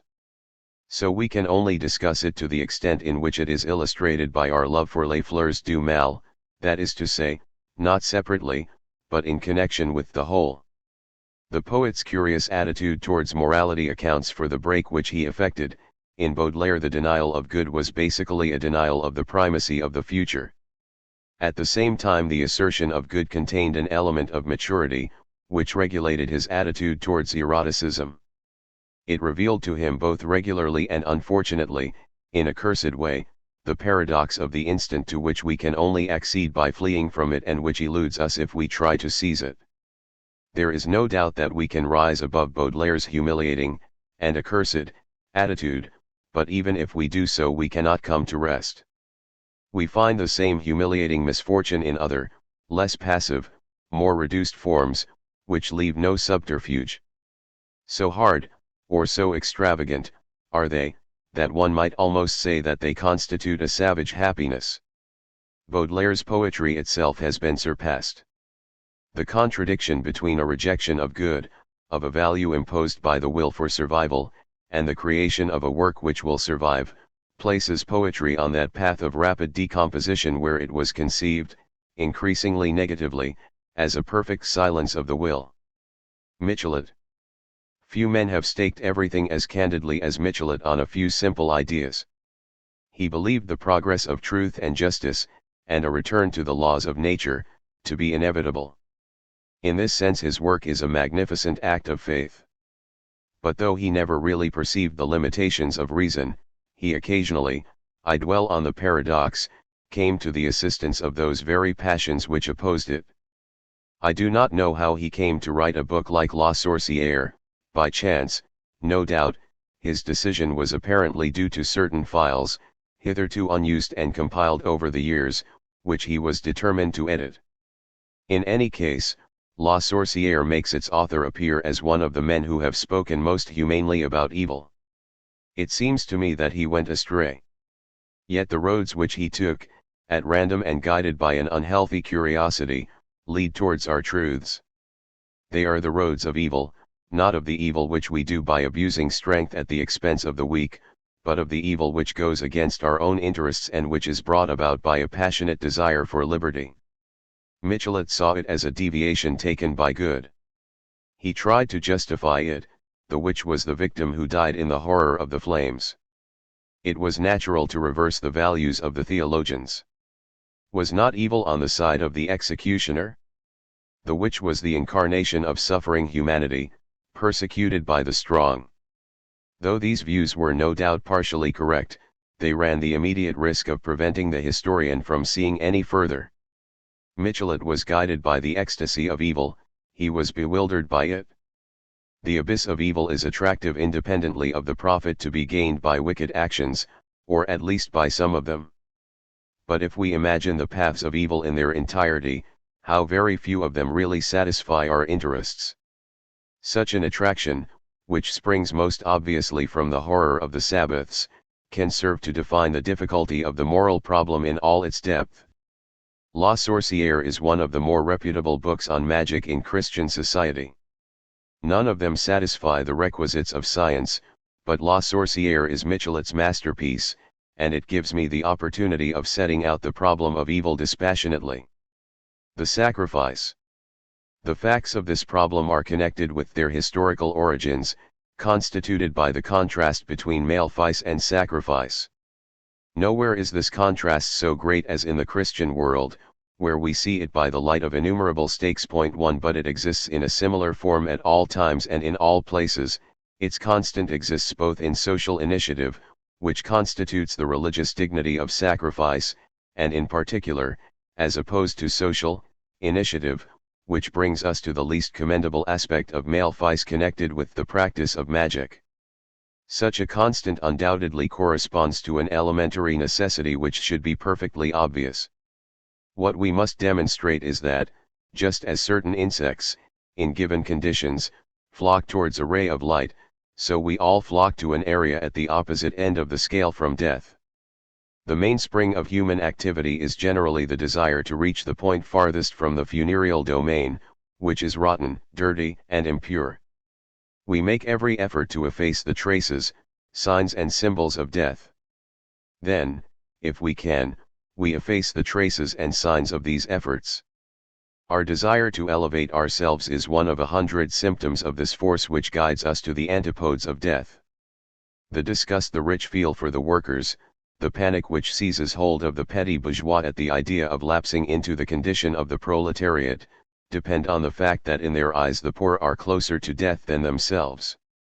On occasion it is those shady paths of filth, impotence, and destruction which lead towards death that are the objects of our aversion, rather than death itself.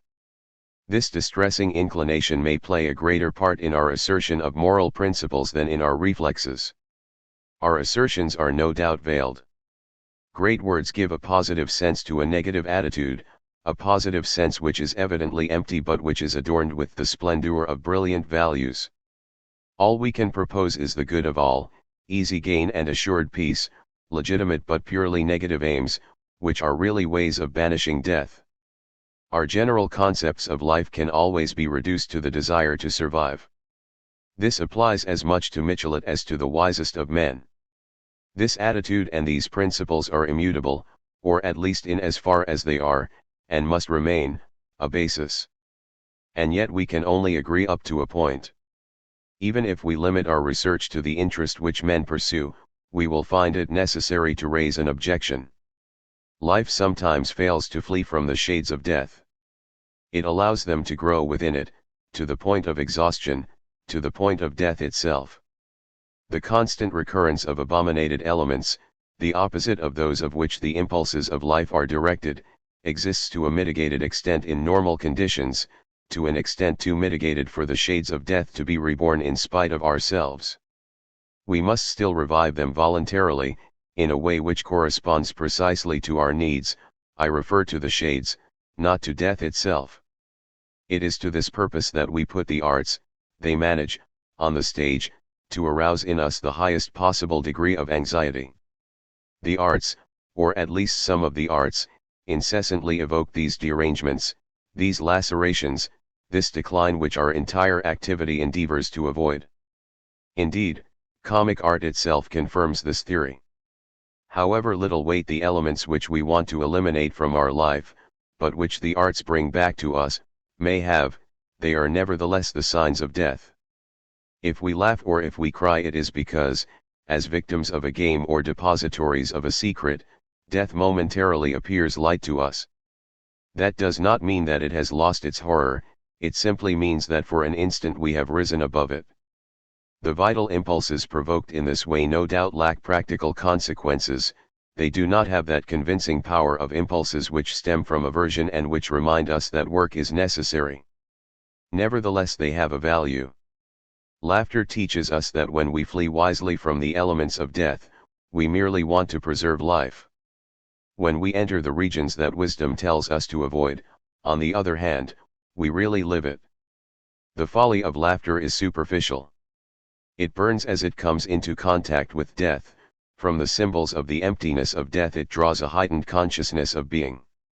As it violently introduces something which we should have cast aside, it brings us out, for a time, from the impasse in which life is enclosed by those whose only concern is to preserve it. I would like to go beyond my limited purpose of presenting the problem of evil rationally and say that the being which we are is primarily a finite being, a mortal individual. His limitations are no doubt necessary to the being, but he cannot endure them. It is by going beyond these limitations which are necessary for his preservation that he asserts the nature of his being. We must admit that the finite character of the only beings which we know would be contrary to other characteristics of being, were it not alleviated by an extreme instability. No matter, all I must do is recall that those arts which sustain anguish and the recovery from anguish within us are the heirs of religion. Our tragedies and our comedies are the continuation of ancient sacrificial rites. Almost every people attributed the greatest importance to the ritual destruction of animals, men, or vegetables. Some were immensely valuable, others were merely supposed to be valuable. Initially these acts of destruction were considered criminal, but the community was obliged to perform them. Since sacrifices were said to serve so many purposes, we must seek the origins of so widespread a practice further back. The most discerning individuals saw sacrifice as an institution on which the social bond was based, though no reason was ever given why the spilling of blood, rather than some other means, lay at the foundation of the social bond. But if we must approach as closely as possible, and as often as possible, the very object of our disgust, if our nature can be defined by introducing into life the greatest number of elements which contradict it, but at the same time harm it as little as possible, sacrifice no longer remains that elementary, but none the less intelligible, form of behavior which it has been hitherto. So eminent a custom had, in the end, to correspond to some elementary necessity which should be perfectly obvious. The greatest number was, of course, usually small, and people resorted to many a trick in order to minimize the danger. This depended on relative strength. If any nation had the courage, it pushed things farther. The Aztec hecatombs reveal the degree of horror which a people could reach. The thousands of Aztec victims of evil were not only captives, the altars were fed by wars, and death in battle expressly associated the tribesmen with the ritual death of the victims. At certain feasts the Mexicans even sacrificed their own children. This gives an unpleasantly clear idea of a process which was to reach an almost intolerable pitch of horror. A law had to be established which ordained the punishment of men who turned away from the procession as the children were led to the temple. The extreme limit of such a ceremony was unconsciousness. If human life did not contain this violent instinct, we could dispense with the arts. The fact that moments of intensity are necessary for the foundation of the social bond is of secondary interest. There is no doubt that the bond has to have some foundation, and we can easily see how this came to be sacrifice. For the moments of intensity are the moments of excess and of fusion of beings. But human beings were not brought to a point of fusion because they had to form societies, as we might melt various pieces of metal in order to make one new one. When we reach states of fusion, laughter and tears are cases in point. Through anguish and the transcendence of anguish, it seems to me that, with the means peculiar to men, we satisfy an elementary requirement of finite beings. Malefice and the Black Mass. The institution of the social bond, far from being the origin of sacrifice, is such that it might almost diminish its power. In the city sacrifice was performed in a high place. It was connected with the purest, holiest and, at the same time, the most conservative cares, like the maintenance of life and work. In fact, what it intends to set up has relatively little to do with the initial instinct behind it. The same does not apply to malefice. The authors of sacrifice were aware of the crime they were committing, but they performed it for the greater good. Good was always the ultimate end of sacrifice, so the whole process was really mutilated, it was almost a failure. Malefice does not, of course, originate in the failure of sacrifice, and it does not fail for the same reasons. It was carried out for alien ends, often opposed to good. For this, and for no other essential reason, it differs from sacrifice.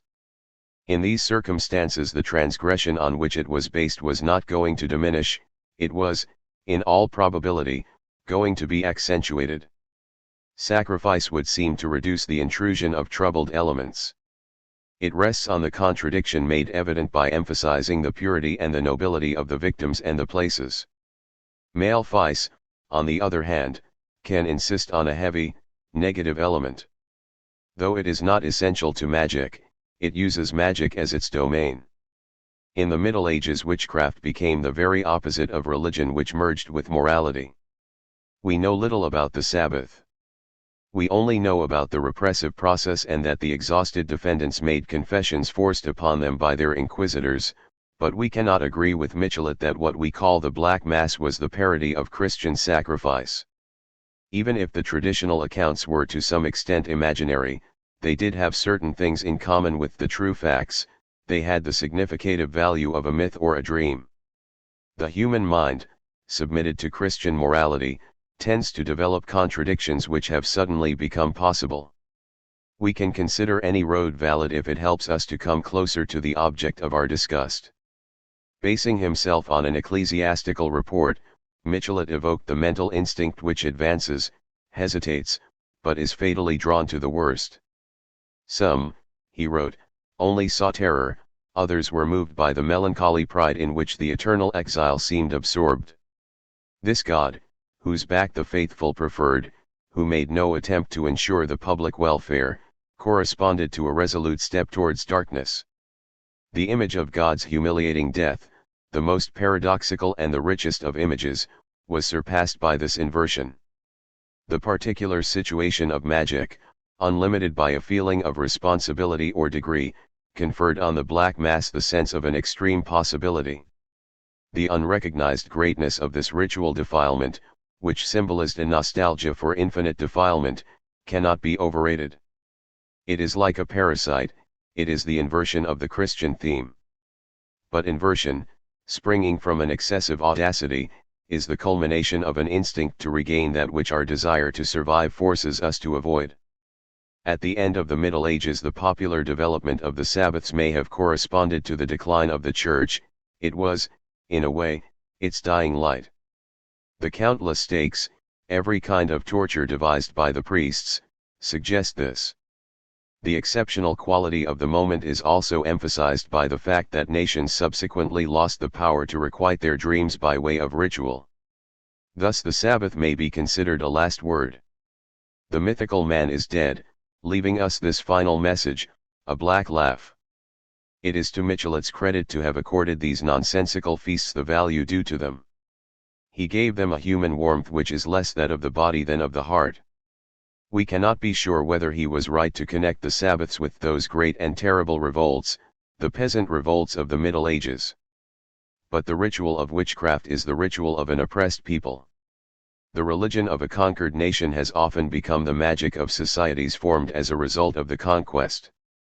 The medieval rites were undoubtedly a continuation of the religion of the ancients, though there is a certain confusion as to the identification of the deities.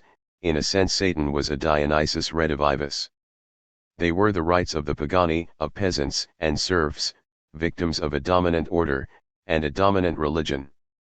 Nothing concerning this lower world is clear, but Michelet must nevertheless be given credit for having spoken of it as of our world, animated by our own hearts, carrying with it the hope and despair which are our lot and in which we recognize ourselves.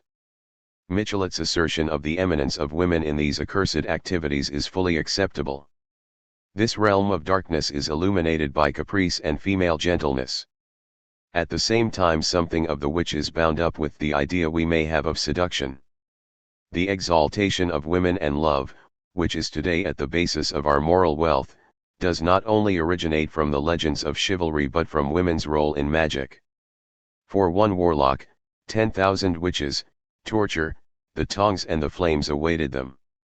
That Michelet should have extracted this very human world from shame is admirable. The first edition of La Sorcière caused a scandal under Napoleon and the police withdrew it from the bookshops. The book was published in Brussels by Lacroix and Furbeau-Eckhoven, who published that epic of evil, Les Chants de Maldoror, a few years later. Michelet's weakness, but is this not the weakness of human intelligence?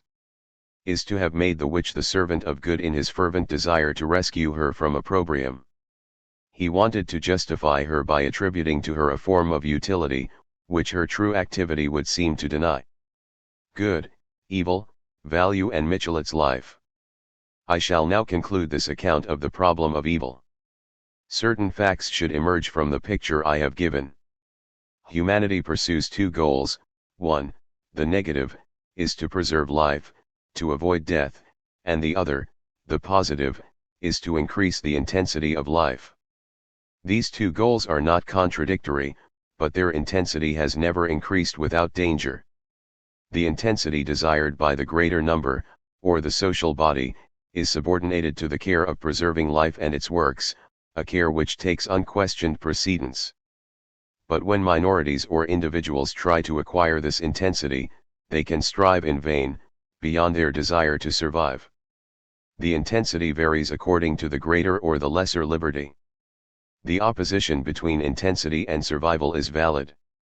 We see it in religious asceticism and, where magic is concerned, in the pursuit of individual ends. Point 2 Good and evil must, therefore, be reconsidered in this light.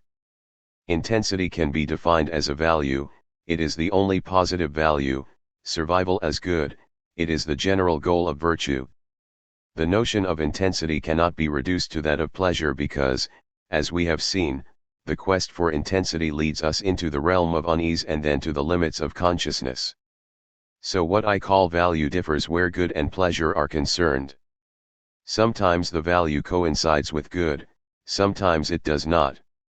It sometimes coincides with evil. The value is situated beyond good and evil, but in two opposed forms, one connected with the principle of good, the other with that of evil. The desire for good limits the instinct which induces us to seek a value, whereas liberty towards evil gives access to the excessive forms of value.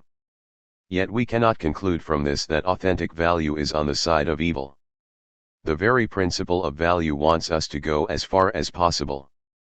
In this respect, the association with the principle of good establishes the farthest point from the social body, beyond which constituted society cannot advance, while the association with the principle of evil establishes the farthest point which individuals or minorities can temporarily reach. Nobody can go any farther. There is also a third case. Some minority may, at one moment in its history, rise above the pure and simple revolt and gradually assume the obligations of a social body. The possibilities of this last case remain fluid. I must here point out that Michelet never solved the problem. He attributed to the world he represented more than a mere desire to rebel. He attributed to it a more elevated concern with ensuring the future, with survival, and he thereby imposed severe limitations on it. Let this be said without disparaging him. I would really like to convey a feeling of power. Michelet's life itself corresponded to this ambivalence. He was obviously dominated, and even bewildered, by anxiety as he wrote this impassioned book. In a passage from his diary, I have been unable to read it since it is still inaccessible, but a third party has provided me with adequate information. He said that as he worked he would suddenly find that he lacked inspiration. He then would leave his house and go to a public convenience where the stink was stultifying. He would breathe in deeply and then, having got as close as possible to the object of his disgust, return to work. I cannot but recall his face, noble, emaciated, with quivering nostrils. William Blake. If I had to name those English writers who moved me most, they would be John Ford, Emily Brontë, and William Blake. 1 I agree that such classifications are pretty meaningless, yet these names have certain powers in common. They have just emerged from obscurity, and in the excessive violence of their work, evil attains a form of purity. Ford left an incomparable image of criminal love. Emily Brontë saw the wickedness of a foundling as the only clear answer to the demands which consumed her. Blake managed, in phrases of a peremptory simplicity, to reduce humanity to poetry and poetry to evil. William Blake's life and work. William Blake's life seems almost banal. It was regular and unadventurous. And yet it had one striking peculiarity: it escaped, to a large extent, from the common limitations of life. His contemporaries were not unaware of his existence. In his lifetime he enjoyed a certain notoriety, but he was always alone, he never formed part of a group. If Wordsworth and Coleridge appreciated him, it was not without reservations. Coleridge, at least, complained of the indecency of his writings. He had, on the whole, to be set aside, to be kept in the background. He is a lunatic, they said of him, and continued to repeat it even after his death. Point to his works, his writings and his paintings, have a maladjusted quality. They astonish us with their indifference to common rules. Something exorbitant, deaf to the reproaches of others, raises these poems and these violently colored figures to a sublime level. Though Blake was a visionary, he never gave a real value to his visions. He was not mad, he simply saw them as human, the creations of the human mind. It has been stated, a little oddly, that many others have descended into the unconscious as far as Blake, but they have not returned. The asylums are full of them, for the modern definition of a madman is one who has been overwhelmed by the symbols of the unconscious. Blake is the only one who has ventured as far as they and yet remained sane. Pure poets, who had no other lifeline connected with the world above than their own poetry, have succumbed, Nietzsche, Hölderlin. This interpretation of reason may be reasonable in that poetry appears contrary to reason. If a poet's life conformed generally to reason, it would go against the irreducible element, a sovereign violence from poetry, without which it is mutilated. The true poet is like a child in the world. He may, like Blake or like a child, be gifted with an unquestionable common sense, but he cannot be entrusted with the management of business. The poet is eternally underage, hence the laceration of which Blake's life and work are made. Blake, who was not mad, haunted the frontiers of madness. Throughout his life the visions of his poetic genius had precedence over the prosaic reality of the outer world. This is particularly curious in that he was, and never ceased to be, a member of the poorer classes, one for whom such a choice is especially difficult.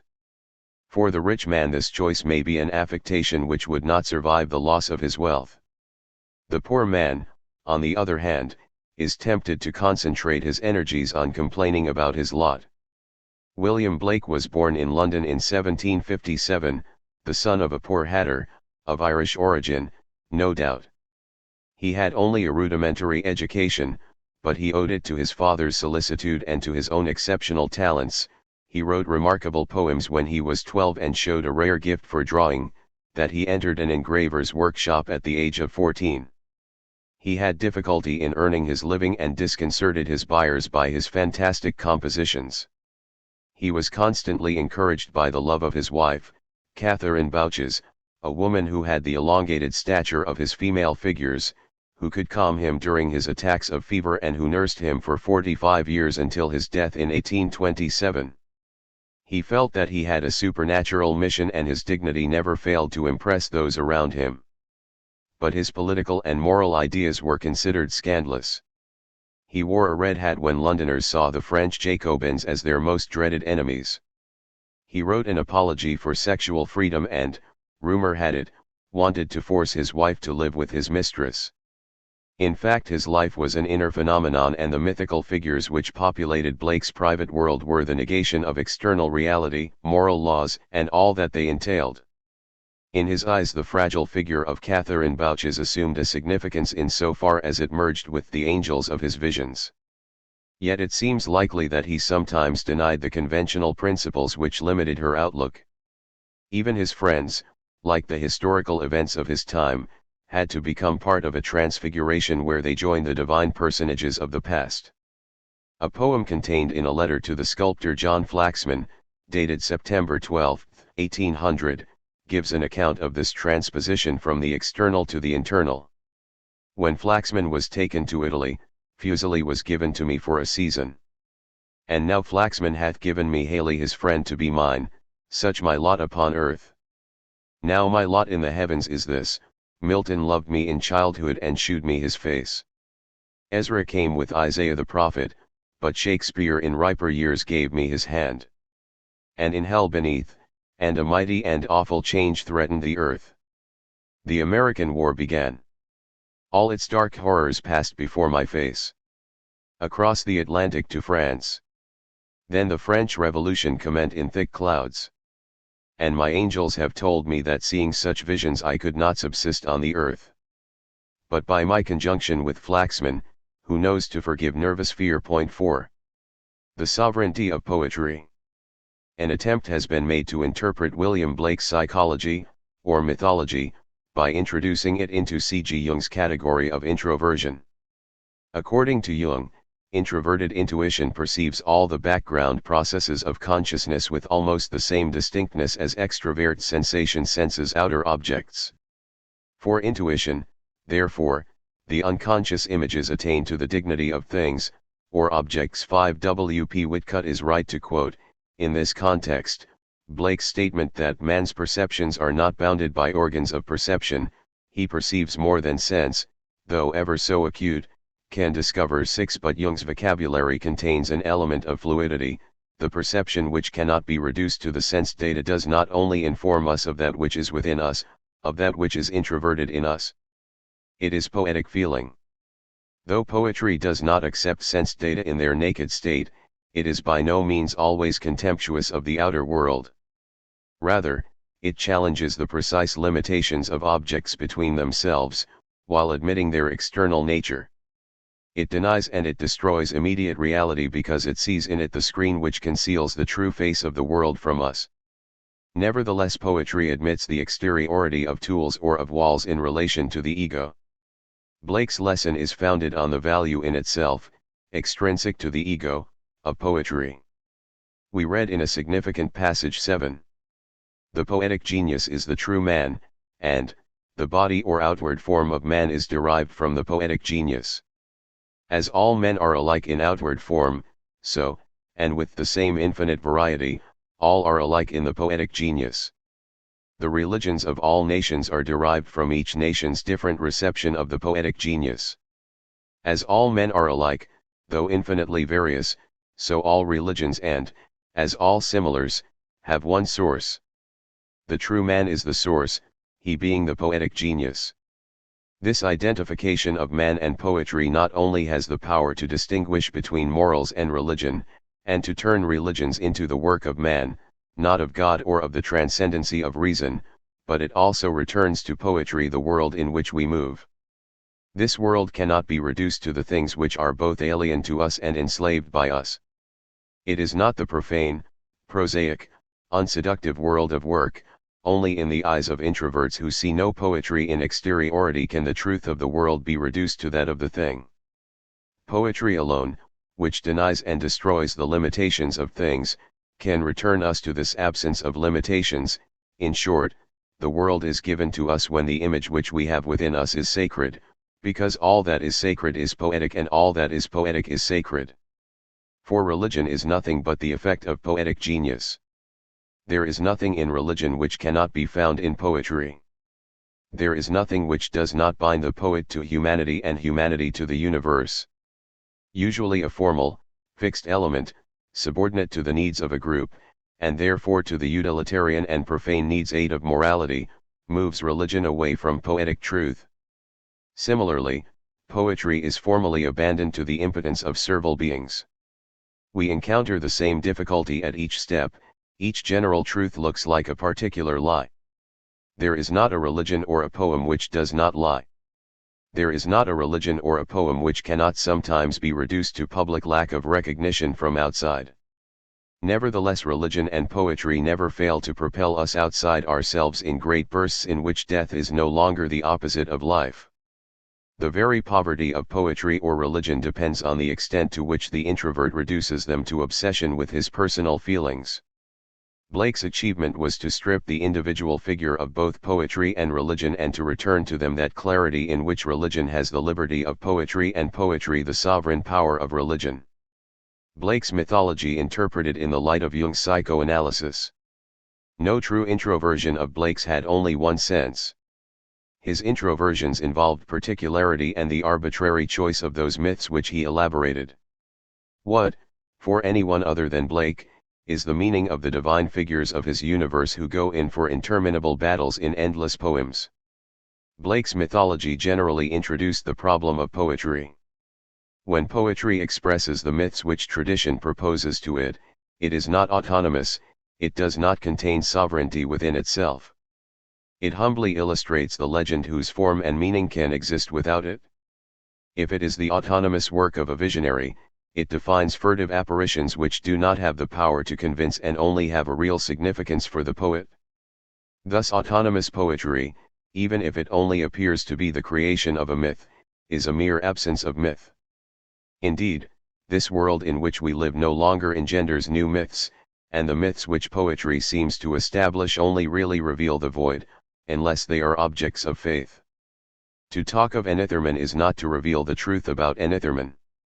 One might almost say that it is to admit the absence of Enitherman in a world to which poetry summons him in vain. The paradox of Blake is to have returned the essentials of religion to those of poetry and to have at the same time revealed, through lack of strength, that poetry in itself cannot both be free and have a sovereign value. It is to say that it cannot really be both poetry and religion. What it shows is the absence of the religion which it should have been. It is religion in the same way as the memory of a beloved being brings home to us how impossible absence is. It is undoubtedly sovereign, but it is sovereign in the desire for the object, not the possession of it. Poetry is right to assert the extent of its empire, but we cannot contemplate this extent without immediately knowing that it is completely elusive. It is not the empire so much as the impotence of poetry. At the origin of poetry bonds are shed, and only impotent liberty remains. Milton, Blake once said, was a true poet, and of the devil's party without knowing it. Religion which has the purity of poetry, religion which makes the same demands as poetry, cannot have a greater power than the devil, who is the pure essence of poetry.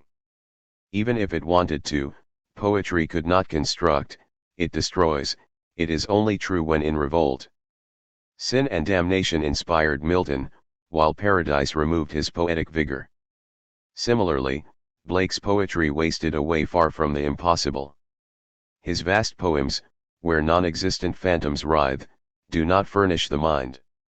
They empty it and deceive it. They deceive it, and they are there to deceive it, since they consist of the negation of its common requirements. In the creative moment, Blake's visions were sovereign, the whims of immoderate imagination refused to comply with self-interest. It is not that Urizen and Lava have no meaning. Lava is the divinity of passion, Urizen of reason. But these mythical figures do not draw their existence from a logical development of their significance, so it is fruitless to follow them too closely. A methodical study of these figures may reveal details about Blake's psychology, but it also makes us lose sight of its most striking characteristic. The violent impulse which animates it cannot be reduced to the expression of logical entities. It is whim itself, and the logic of entities is indifferent to it. There is no point in reducing Blake's inventiveness to intelligible propositions or to common measures. W. P. Whitcutt wrote that Blake's four zoas are not peculiar to himself. They form a theme running through all literature, though only Blake presents them as it were in the crude mythological state. It is true that Blake himself gave a meaning to three of these dream creatures. Urizen, a formal combination of horizon and reason, is the Prince of Light, he is God, the terrible destroyer and not the savior. Lava, whose name evokes the word love, is, like the Greek Eros, a child of fire, the living expression of passion. His nostrils breathe a fiery flame, his locks are like the forest. Of wild beasts, there the lion glares, the tiger and wolf howl there. And there the eagle hides her young in cliffs and precipices. His bosom is like starry heaven expanded. Los, the spirit of prophecy, is to Lava what Dionysus is to Apollo, and he expresses clearly enough the power of the imagination. Only the meaning of the fourth, thermas, is not explicitly given, but W. P. Whitcutt does not hesitate to interpret it as the fourth function, feeling, thereby completing the other three functions, thought, intuition and sensation. Indeed, Blake calls the four zoas the four eternal senses of man. In each one of us he sees four mighty ones. W. P. Whitcutt's interpretations are essentially Jungian. They are, he claims, fundamental, and we find them not only in the thought of Saint Augustine, but in the mythology of the Egyptians and Dumas's Three Musketeers, for with D'Artagnan, as well as in Edgar Wallace's Four Just Men. This type of commentary is less idiotic than it might seem, but it is precisely because it is reasoned, even rational, that it remains outside and beyond the shapeless emotion which Blake wanted to convey. This emotion can only be grasped in the moment of excess, when it passes the borders of reason and no longer depends on anything. William Blake's mythological epic, his sharpness of vision, his requirements and his profusion, his laceration and his childishness, his battles between sovereign or rebel divinities seem the most obvious object for psychoanalysis. It is easy to perceive the authority of the Father and the revolt of the Son. It is natural to search in this relationship for an attempt to conciliate opposites, the desire for appeasement lending an ultimate significance to the disorder of war. But what can we find in psychoanalysis, whether it be that of Freud or that of Jung, other than the data of psychoanalysis itself? Thus the attempt to elucidate Blake through Jung tells us more about Jung's theories than about Blake's intentions. It would be fruitless to embark on a detailed discussion of the explanations given, but we can suggest a general thesis. The problem at hand, in the great symbolic poems, is the struggle of divinities incarnating the functions of the soul and, after the struggle, the moment when each lacerated divinity will find his true and predestined place in the hierarchy of the functions. But such a truth, with so vague a meaning, arouses our mistrust. It seems to me that analysis is merely cancelling out a remarkable work and that it is substituting a somnolent heaviness for awakeness. The real answer is the harmony which Blake arrives at in a lacerated condition, while for Jung or for W. P. Whitcutt it is the harmony, the end, of the journey which matters, rather than the agitated journey itself. This reduction of Blake to Jung's interpretations can be defended, but it is not entirely satisfactory. For when we read Blake we hope that the world will not be reduced to those closed categories in which everything has been played out in advance, in which there is no quest, no agitation, no awakening, in which all we can do is to follow the track, sleep and breathe in time to the universal clock of sleep. The light thrown on evil, the marriage of heaven and hell. The dreamlike incoherence of Blake's visionary writings offers no opposition to the clarity which psychoanalysis would like to introduce. And yet we must emphasize this incoherence. Madeleine L. Kazemian wrote, "During these exuberant and complicated accounts the same characters die, are resurrected, and reborn at various times in different circumstances. At one point Los and Enitherman are the children of Thermes and his emanation, Ian, and Urizen is their son, elsewhere he is engendered by Vola. The creation of the world is therefore no longer attributed to him, only its organization according to the laws of reason. Later, in Jerusalem, it will become the work of Elohim, another of the Eternals, or else it will emanate entirely from the universal man. In the Four Zoas Urizen is called Earthana and becomes the ghost of Los. In yet another poem, Milton, he is identified with Satan. He is a dark monster from another light, after the north, with its shades and its frosts. Other cardinal points are attributed to him according to the symbolic design in which he is incorporated. Now, he was, and usually remains, the Jehovah of the Bible, the jealous creator of the Mosaic religion, the founder of the law. But in Jerusalem, Jehovah is invoked as the God of forgiveness, while the Lamb or Christ distributes special grace. Elsewhere, when Blake personifies the imaginative vision, he calls it Jehovah Elohim. It is impossible to attempt a full interpretation. The poet seems to live in a nightmare, or in a daze. 9. Chaos can be one means of arriving at a definable possibility, but if we look back at the works of Blake's youth, chaos must be understood as something impossible, as a poetic violence and not as a calculated order. The chaos of the mind cannot constitute a reply to the providence of the universe. All it can be is an awakening in the night, where all that can be heard is anguished poetry let loose. What is so striking in Blake's life and work is its presence before everything proposed by the world.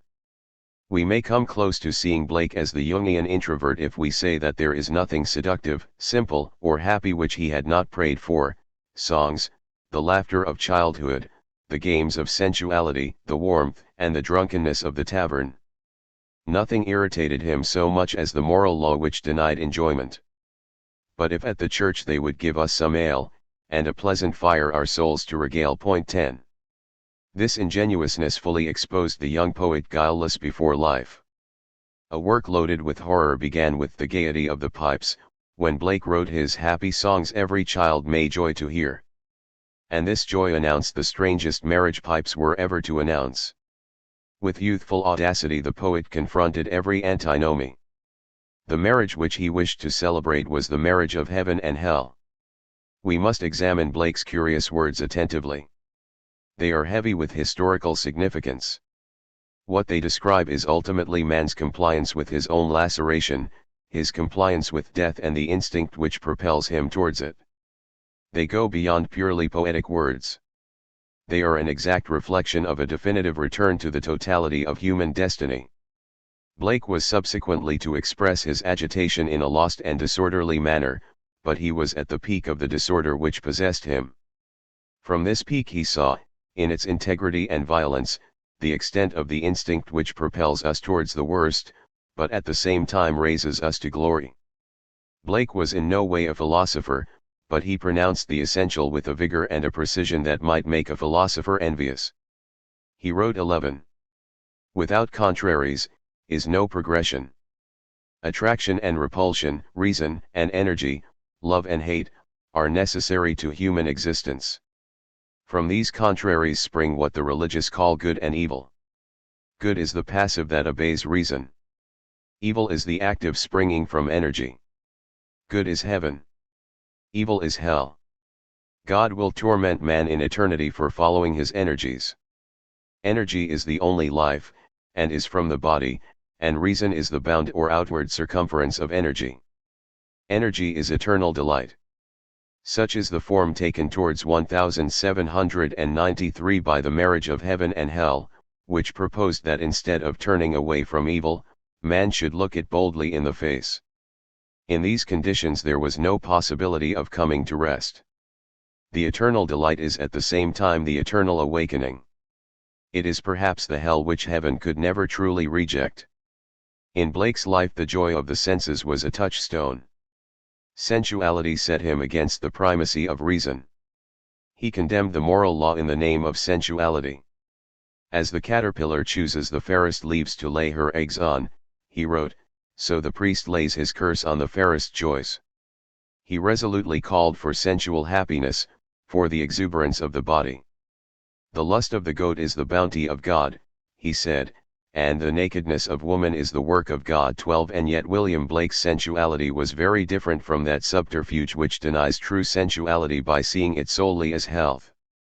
Blake's sensuality was on the side of energy, which is evil, which restores it to its deepest significance. If nakedness is the work of God, if the lust of the goat is his bounty, it is the wisdom of hell that heralds this truth. He wrote, in a wife I would desire what in whores is always found. The lineaments of gratified desire. 13. Elsewhere he expressed that burst of energy, the violence, which he believed evil to be. The following poem is like the account of a dream. I saw a chapel all of gold, that none did dare to enter in. And many weeping stood without. Weeping, mourning, worshipping. I saw a serpent rise between the white pillars of the door. And he forked and forked and forked. Down the golden hinges tore. And along the pavement sweet, set with pearls and rubies bright, all his slimy length he drew, till upon the altar white, vomiting his poison out, on the bread and on the wine. So I turned into a sty, and laid me down among the swine. 14. Blake was surely aware of the significance of this poem. The Golden Chapel can doubtless be equated with the Garden of Love in Songs of Experience, with "Thou shalt not" writ over the door. Blake's mind was open to the truth of evil which exists beyond sensuality and the feeling of horror which is connected with it. This appears in The Tiger, a poem that has now become a classic. A few words of this poem are the very opposite of a subterfuge. Never have eyes as wide open as these stared at the sun of cruelty. Tiger, tiger, burning bright in the forests of the night, what immortal hand or eye could frame thy fearful symmetry? What the hammer? What the chain? In what furnace was thy brain? What the anvil? What dread grasp dare its deadly terrors clasp? When the stars threw down their spears and watered heaven with their tears, did he smile his work to see? Did he who made the lamb make thee? 15. In Blake's stare I sense both resolution and fear. I also feel that it is difficult to penetrate the abyss which man is for himself more deeply than in this representation of evil. Cruelty has a human heart, and jealousy a human face, terror the human form divine, and secrecy the human dress. The human dress is forged iron, the human form a fiery forge, the human face a furnace sealed, the human heart its hungry gorge. 16. Blake and the French Revolution. This form of excess does not reveal the mystery connected with it. No one can elucidate it. The feelings behind it elude us. We are left with an insoluble contradiction. By affirming evil, Blake was affirming liberty, but the liberty of evil is also the negation of liberty. We cannot begin to solve this contradiction, so how could Blake? He rebelliously called the revolution the power of the people, yet he exalted the blind release of brute force, thinking that the blindness of it corresponded to a divine form of excess. In the Proverbs of Hell we read that the wrath of the lion is the wisdom of God, and the roaring of lions, the howling of wolves, the raging of the stormy sea, and the destructive sword, are portions of eternity too great for the eye of man. The roaring of lions awakens us to the feeling of the impossible. Nothing can give it a sense acceptable to the human mind. All we can do is to wake up without ever hoping to sleep again. Not only will the confusion of the epochs no longer matter, but, as we try to escape from it, we pass from waking and awareness of the confusion, to the sleep of logical explanation. What mattered for Blake was that which excluded reduction to the dimensions of the possible. What mattered for him was that which was too great for the eye of man. What meaning had God for him if not an awakening to the feeling of the impossible? It may seem meaningless to talk of the lion, the wolf, or the tiger, but these wild beasts, in which Blake saw portions of eternity, announce that which awakens us, that which the sleepy movement of language conceals, for language substitutes the appearance of a solution for the insoluble, and a screen for violent truth. In short, any commentary which does not simply say that commentaries are useless and impossible moves us away from the truth at the very moment when it might come close to it in itself. It interposes a screen which subdues the light, and even what I say is yet another obstacle which we must remove if we want to see. 17. The poems published by Blake in 1794, like The Tiger, express his reactions to the terror. A divine image was etched as heads were rolling. The following passage from Europe, written at the same time, is a more direct evocation of the terror. The divinity of passion which merges with lava under the name of Orc and which incarnates revolutions is evoked in a burst of flames. And in the vineyards of red France appeared the light of his fury. The sun glowed fiery red. The furious terrors flew around. On golden chariots raging with red wheels dropping with blood. The lions lash their wrathful tails. The tigers couch upon the prey and suck the ruddy tide. 18. Nothing can be drawn from these outbursts, this turmoil of death, that a non-poetic language could express. At best discussion is banal. The worst eludes even poetry, nervous depression alone can reach it. Yet poetry, the poetic vision, is not submitted to common reduction. Besides, in Blake the revolutionary idea contrasted love with hatred, liberty with right and duty. He never gave it the features of Urizen, the symbol of reason and authority, the expression of the absence of love. This does not lead to any coherent attitude. It leads solely to poetic disorder. If the revolution acts according to the dictates of reason, it moves away from disorder, but it also loses that incongruous, provocative innocence, containing a welter of opposites and heralded by the figure of Blake. In times of historical transformation, such disorders, however infinite their significance, cast no more than a furtive light, which has nothing to do with the true movements of history. Through a succession of ingenuous contradictions, however, this light conciliates, for a brief instant, these movements with the very depths of all time. If it were not revolutionary and did not have the speed of lightning, it would show us nothing outside the opacity of the present, but at the same time it would be unable to adapt itself to the requirements of a revolution which changes the world.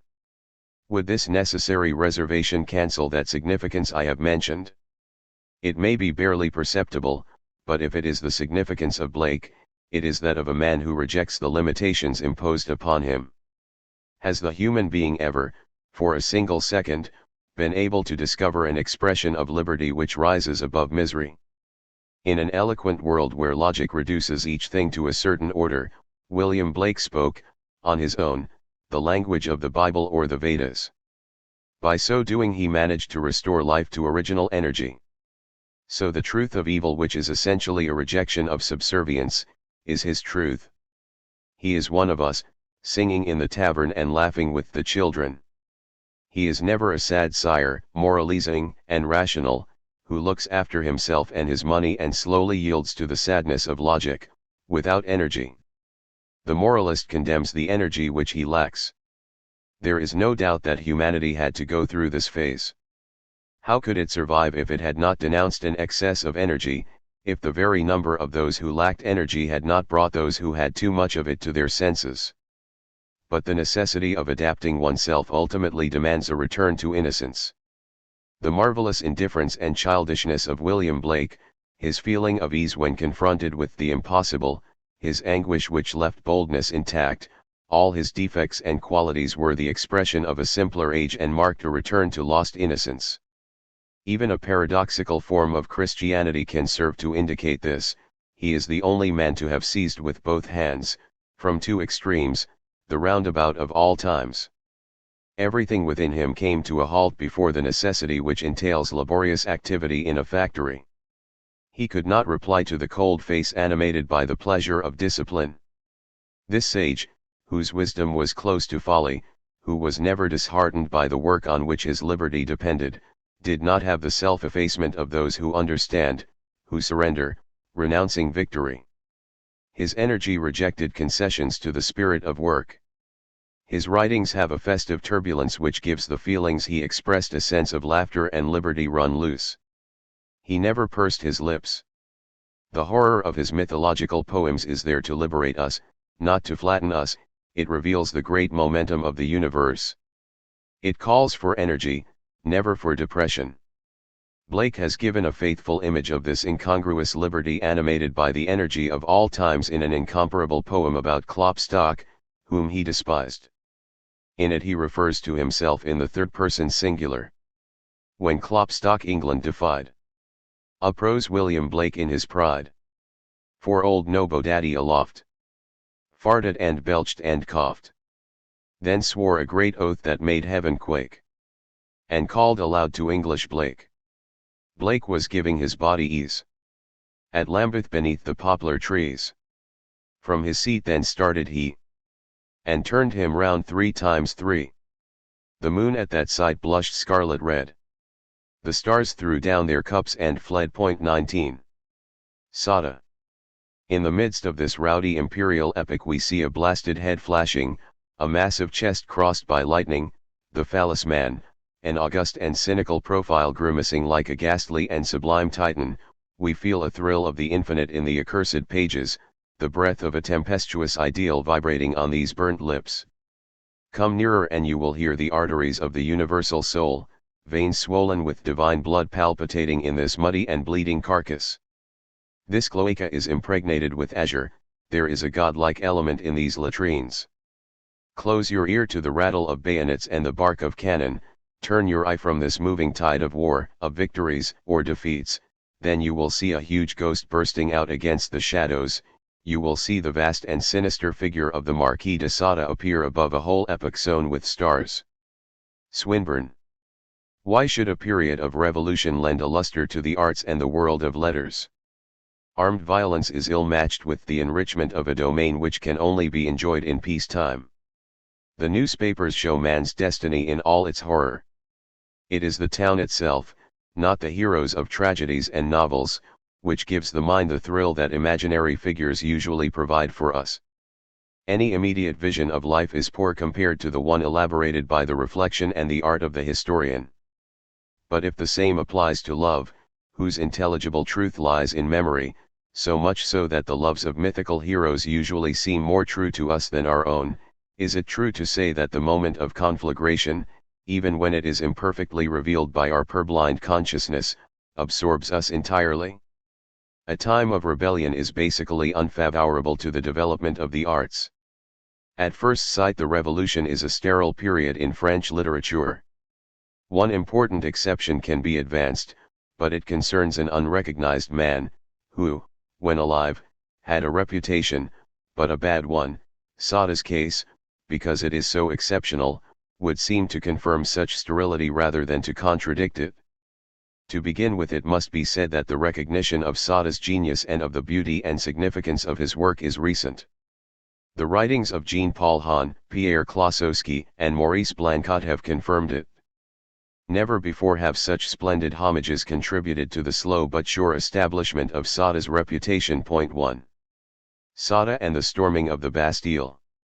Sade's life and work are indeed connected with historical events, but in the strangest possible way. The sense of the revolution is not given in his ideas.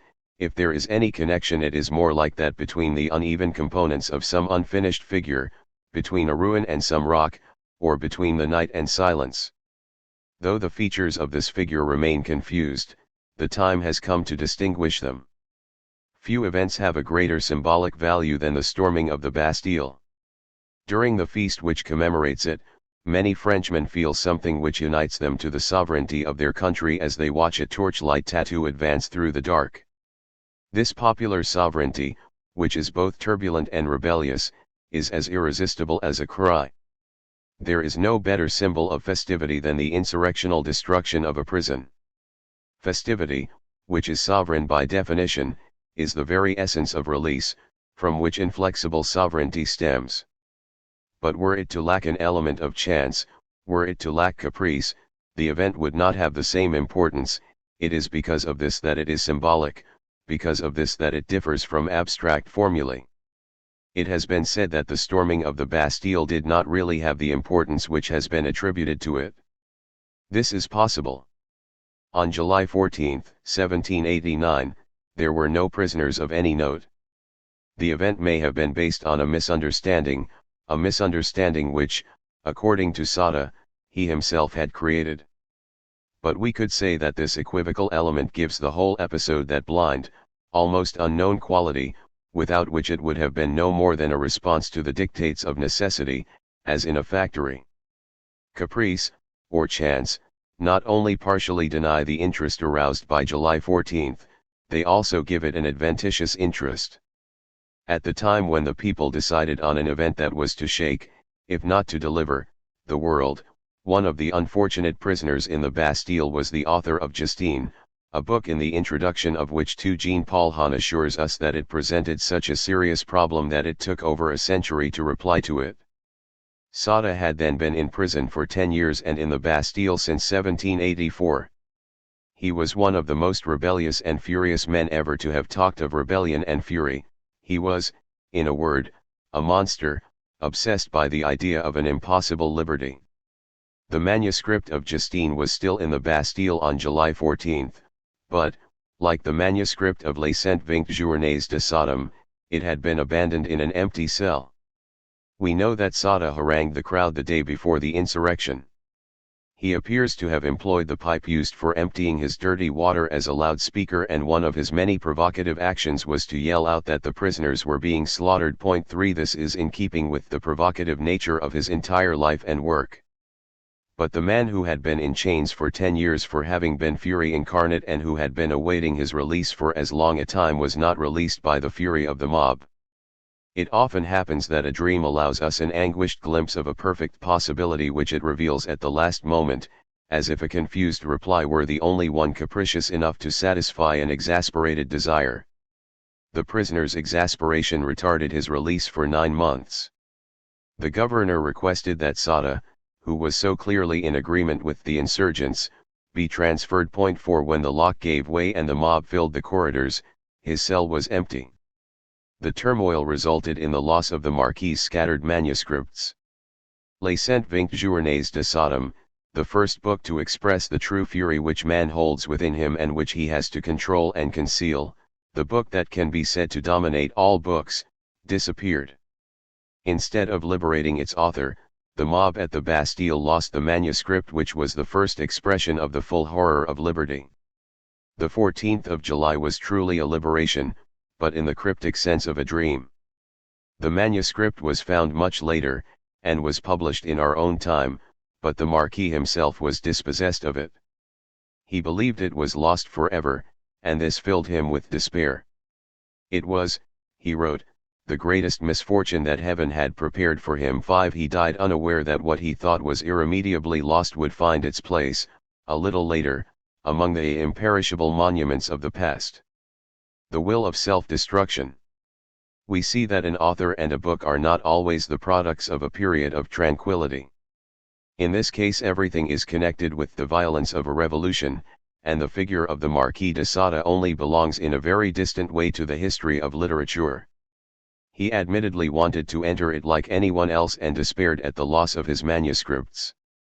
But nobody is entitled to desire and to hope lucidly for what Sade desired obscurely and obtained, the staging of not only the objects and the victims, who are merely there in order to satisfy the mania for denial, but of the author and the work itself. It is possible that the fate which willed Sade to write, and to be dispossessed of his work, has an element of truth similar to that in his work. It contains the bad news of a conciliation between the living and that which kills them, between good and evil, and, we might almost say, between the loudest cry and silence.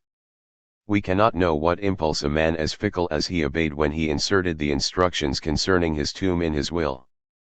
He wanted it to be in the corner of his land, but these relentless words, whatever the reason he wrote them, dominate and terminate his life. Once the grave has been filled in, it must be sown with acorns so that, in the future, the ground will again be covered with vegetation, the copse will be as thick as it was before, and the traces of my tomb will disappear from the surface of the earth as I hope my memory will vanish from the memory of men. 6. Indeed, the distance between the tears of blood wept for Les Cent Vingt Journées de Sodom and this demand for nothingness is no greater than that between the arrow and the target. I shall later show that the true sense of an infinitely profound work is to be found in the author's desire to disappear, to vanish without leaving a human trace, because nothing else is worthy of him. Sade's thought. Let this be clear, nothing would be more fruitless than to take Sade literally, seriously. From whichever angle we approach him, he eludes us. Of the various philosophies he attributes to his characters we cannot retain a single one. Klossowski's study has proved it. Through the creatures of the novel, he at times elaborates a theology of the supremely wicked being. At other times he is an atheist, but not a cold-blooded one. His atheism defies God and battens on sacrilege, it usually substitutes nature in a state of perpetual motion for God. On still other occasions he is devout, on others a blasphemer. Her barbarous hand, says the chemist Almany, can only create evil, so evil amuses her, and I am expected to love such a mother. No. I shall imitate her, but I shall hate her. I shall copy her, it is she who wills it, but I shall detest her at the same time. 7. The key to these contradictions is to be found in a passage which contains the essence of Sade's thought, taken from a letter of January 26, 1782, written from the Poulailler, the dungeon, of Vincennes and signed d'Aulnetz, as if Sade's true name were incompatible with a moral assertion. "O man," he exclaimed, is it for you to say what is good or what is evil? You want to analyze the laws of nature, and your heart whereon they are engraved, is itself an enigma which you cannot solve. 8. He could never actually come to rest, and there were few principles which he firmly maintained. Though he was certainly a materialist, this did not solve his problem, that of the evil which he loved, and of the good which condemned it. Indeed, Sada, who loved evil, whose entire work was intended to make evil desirable, was unable either to condemn or to justify it. In his own way each of the debauched philosophers he portrayed tempted him, but they did not, and could not, find a principle which elicits the accursed quality from those actions whose benefits they praised. It is this same accursed quality which they sought in these actions. And Almany's bitter exclamation proves that he could only give his thoughts an uncertain and troubled course. The only point about which Sada was sure was that nothing deserved punishment, or at least human punishment. The law, he said, cold in itself, can never be accessible to those passions which can justify the cruel act of murder. Sada never swerved in his belief in this profoundly significant creed. You want, he wrote in a letter of January 29, 1782, the whole universe to be virtuous, and you do not feel that everything would perish in an instant if there were nothing but virtues on earth.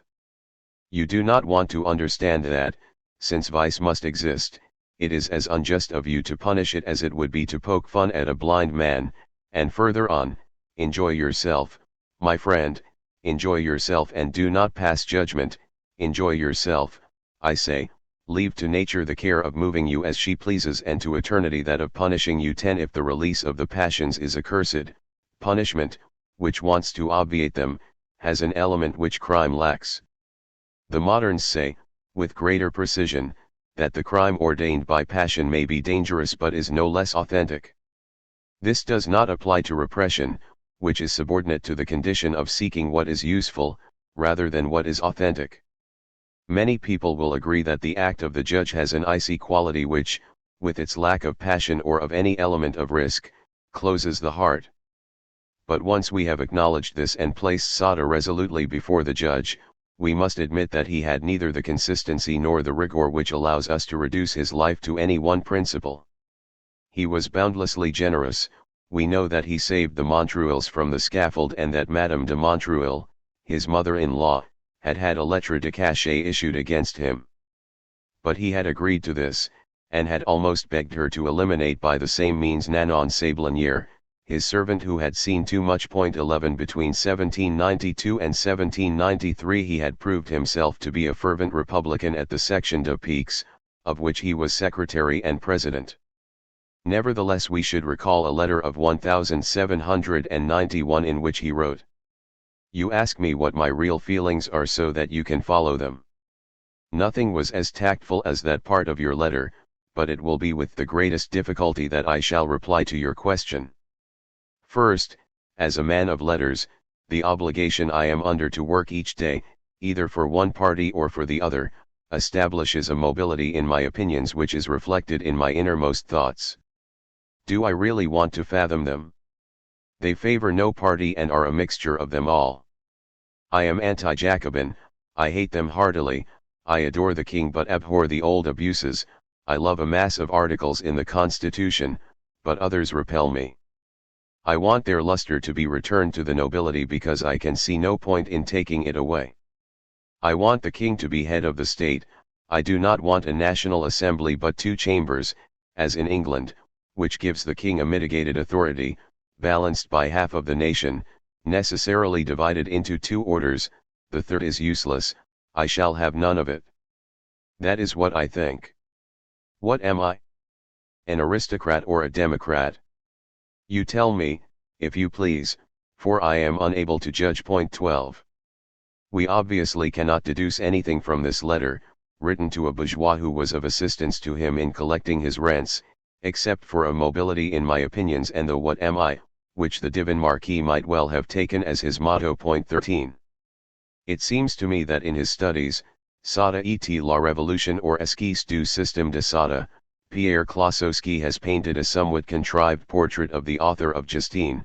It is nothing but an elaborate system in which, by a clever use of dialectics, he has endeavored to implicate God, theocratic society, and the revolt of a grand seigneur who wants to retain his privileges and deny his obligations. In one sense Klossowski's studies are very Hegelian, but they lack Hegel's rigor. The phenomenology of mind, to which such dialectics bear a resemblance, constitutes a circular whole embracing the entire development of the mind in history. But Klossowski draws too hasty a conclusion from a brilliant passage in La philosophie dans le boudoir, where Sada claimed to base the republican state on crime. To proceed to substitute the king's execution for the execution of God is indeed tempting, a sociological concept based on theology, guided by psychoanalysis, and clinging to the ideas of Joseph de Maistre. Yet all this is a little fragile. The words attributed by Sada to Dalmans are no more than a logical indication, one of 1,000 proofs given of the errors of a humanity which has not committed itself to destruction and evil. In the end Klossowski goes as far as to say that Dalmans's reasoning might only be there in order to prove the falsity of the republican principle. Yet the Marquis turned his back on so many worthy guesses, the true problem is very different. When I look about me and see so many writers, wrote Jean-Paul Hahn 14, so devoted to the rejection of literary artifice in favor of an event which can hardly be recounted, which, we are reminded, is both erotic and terrifying, writers constantly eager to take the opposite course to that of creativity and determined to find the sublime in the infamous, greatness in subversion, who demand that every work should commit and compromise its author forever. I wonder whether we should not see, in so extensive a terror, a memory, rather than an invention or an ideal. I wonder whether modern literature, in what seems to me its most living form, or at all events its most aggressive form, is not entirely orientated towards the past and determined by Sada. Paul Hahn may be wrong in attributing imitators to Sada. We talk about him, admire him, but nobody feels that he should be like him. We dream of other terrors. Yet Paul Hahn has defined Sada's position admirably. He was not concerned with the possibilities or the dangers of language. He could not imagine his work independently of the object he depicted, because his object possessed him, in the devil's sense of the word. He wrote lost in the desire for the object and applied himself like a monk. Klossowski rightly says 15. Sada not only dreamed. He guided the dream back to the object which started him dreaming with the accomplished method of a contemplative monk who sets his soul in prayer before the divine mystery. The Christian soul grows conscious of itself before God. But if the romantic soul, which is no more than a nostalgic state of faith 16, grows conscious of itself when it presents its passion as an absolute, so that the pathetic state becomes a function of living, Sada's soul only grew conscious of itself through the object which exasperated its virility and which constituted it in a state of exasperated virility that also became a paradoxical function of living. It only felt itself living in exasperation. At this point we must add that the object in question, though comparable to God, Klossowski, as a Christian, is the first to draw the comparison, is not given as God is for the man who prays. The object as such, a human being, would still be indifferent. It must be modified so that the necessary suffering should be obtained from it. To modify it means to destroy it. I shall later demonstrate that Sada, and in this he differs from the normal sadist, who is instinctive, had as his goal the clear consciousness of what can only be attained by release, though release leads to the loss of consciousness. That is to say that he had as his goal the clear consciousness of suppression, of the difference between subject and object. Thus his goal only differed from that of philosophy by the path he chose in order to attain it. Sada started with an examination of violent releases in practice which he wanted to make intelligible, while philosophy starts from a calm consciousness, from distinct intelligibility, in order to bring it to a point of fusion. To begin with, I shall discuss the evident monotony of Sada's books, which is due to the decision to subordinate literature to the expression of an inexpressible event. These books, it is true, differ no less from what is usually considered to be literature than a stretch of colorless desert rocks differs from the varied landscape full of brooks and lakes and fields which we love. But how long will it take us to measure the size or to assess the greatness of that stretch of rocks? Sada's frenzy. Sada, who cut himself off from humanity, only had one occupation in his long life which really absorbed him, that of enumerating to the point of exhaustion the possibilities of destroying human beings, of destroying them and of enjoying the thought of their death and suffering. Even the most beautiful description would have had little meaning for him. Interminable and monotonous enumeration alone managed to present him with the void, the desert, for which he yearned, and which his books still present to the reader.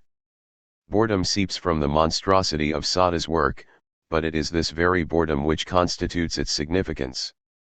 As the Christian Klossowski says, his endless novels are more like prayer books than books of entertainment. The accomplished technique behind them is that of the monk, who sets his soul in prayer before the divine mystery.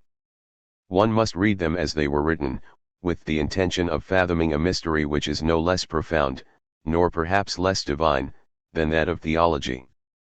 This man, who appears in his letters as unstable, facetious, beguiling, fanatical, enamored or amused, capable of tenderness and even of remorse, contented himself, in his books, with an invariable exercise in which an acute but permanent tension, infinitely sustained, springs from the cares that limit us. From the outset we are lost on inaccessible heights. Nothing remains that is hesitant or moderative. In an endless and relentless tornado, the objects of desire are invariably propelled towards torture and death. The only conceivable end is the possible desire of the executioner to be the victim of torture himself. In Sada's will, to which we have already referred, this instinct reached its climax by demanding that not even his tomb should survive. It led to the wish that his very name should vanish from the memory of men. If we see such violence as the symbol of a difficult truth which obsessed him who followed it to such a degree that he came to regard it as a mystery, we must connect it with the image Sada himself gave of it. He wrote at the beginning of Les 120 Journées de Sodome 17. It is now, friendly reader, that you must prepare your heart and mind for the most impure story that has ever been told since the world began, a similar book not existing either amongst the ancients or the moderns. Imagine that every honest pleasure, or any pleasure permitted by that beast which you always talk of, though you are not acquainted with it, and which you call nature, imagine, I say, that these pleasures will be deliberately excluded from this collection, and that if you find them by any chance it will only be because they are accompanied by some crime or colored by some infamy. Sada's aberration went as far as to turn his heroes into cowards rather than villains.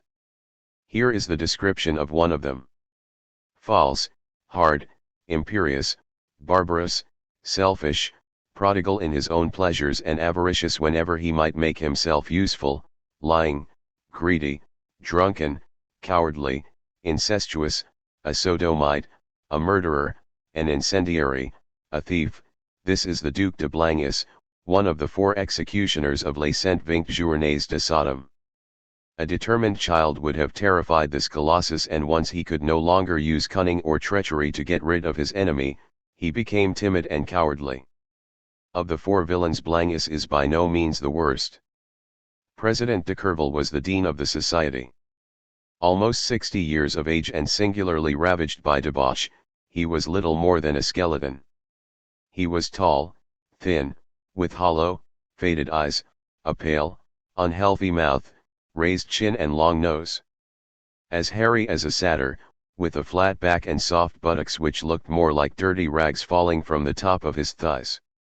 Courville was so deep in the mire of vice and dissipation that it had become impossible for him to talk about anything else. He always had the filthiest expressions on his lips as in his heart, and he interspersed them with blasphemies caused by the true horror which he and his colleagues felt for anything to do with religion. The derangement of his mind, further increased by continual drunkenness, had given him for some years an air of imbecility and debasement which was, he claimed, one of his greatest joys. Foul from head to foot, even evil-smelling, President de Courville was completely debased, while the Duc de Blangus incarnated splendor and violence. If he was violent in his desires, what did he become, great God, when intoxicated by lust? He was no longer a man, he was an enraged tiger. Unfortunate whoever served his passions. Appalling cries, atrocious blasphemies burst forth from his swollen heart, flames seemed to spring from his eyes, he foamed and neighed and behaved like a veritable god of lewdness. Sada did not possess this unlimited cruelty. He frequently had trouble with the police, who viewed him with suspicion but could not charge him with any real crime. We know that he slashed a young beggar, Rose Keller, with a penknife and poured hot wax into her wounds. The castle of Lacoste in Provence appears to have been the scene of organized orgies, but without those excesses which Sada had devised for the castle of Silling, isolated, as he liked to represent it, in a rocky wilderness. A passion which he may sometimes have cursed meant that the sight of other people suffering excited him to the point of insanity. In an official statement Rose Keller spoke of the appalling cries which accompanied his orgasm. This characteristic, at least, he shared with Blangus. I do not know if we are justified in associating these outbursts with mere pleasure. After a certain point, excess can no longer be gauged.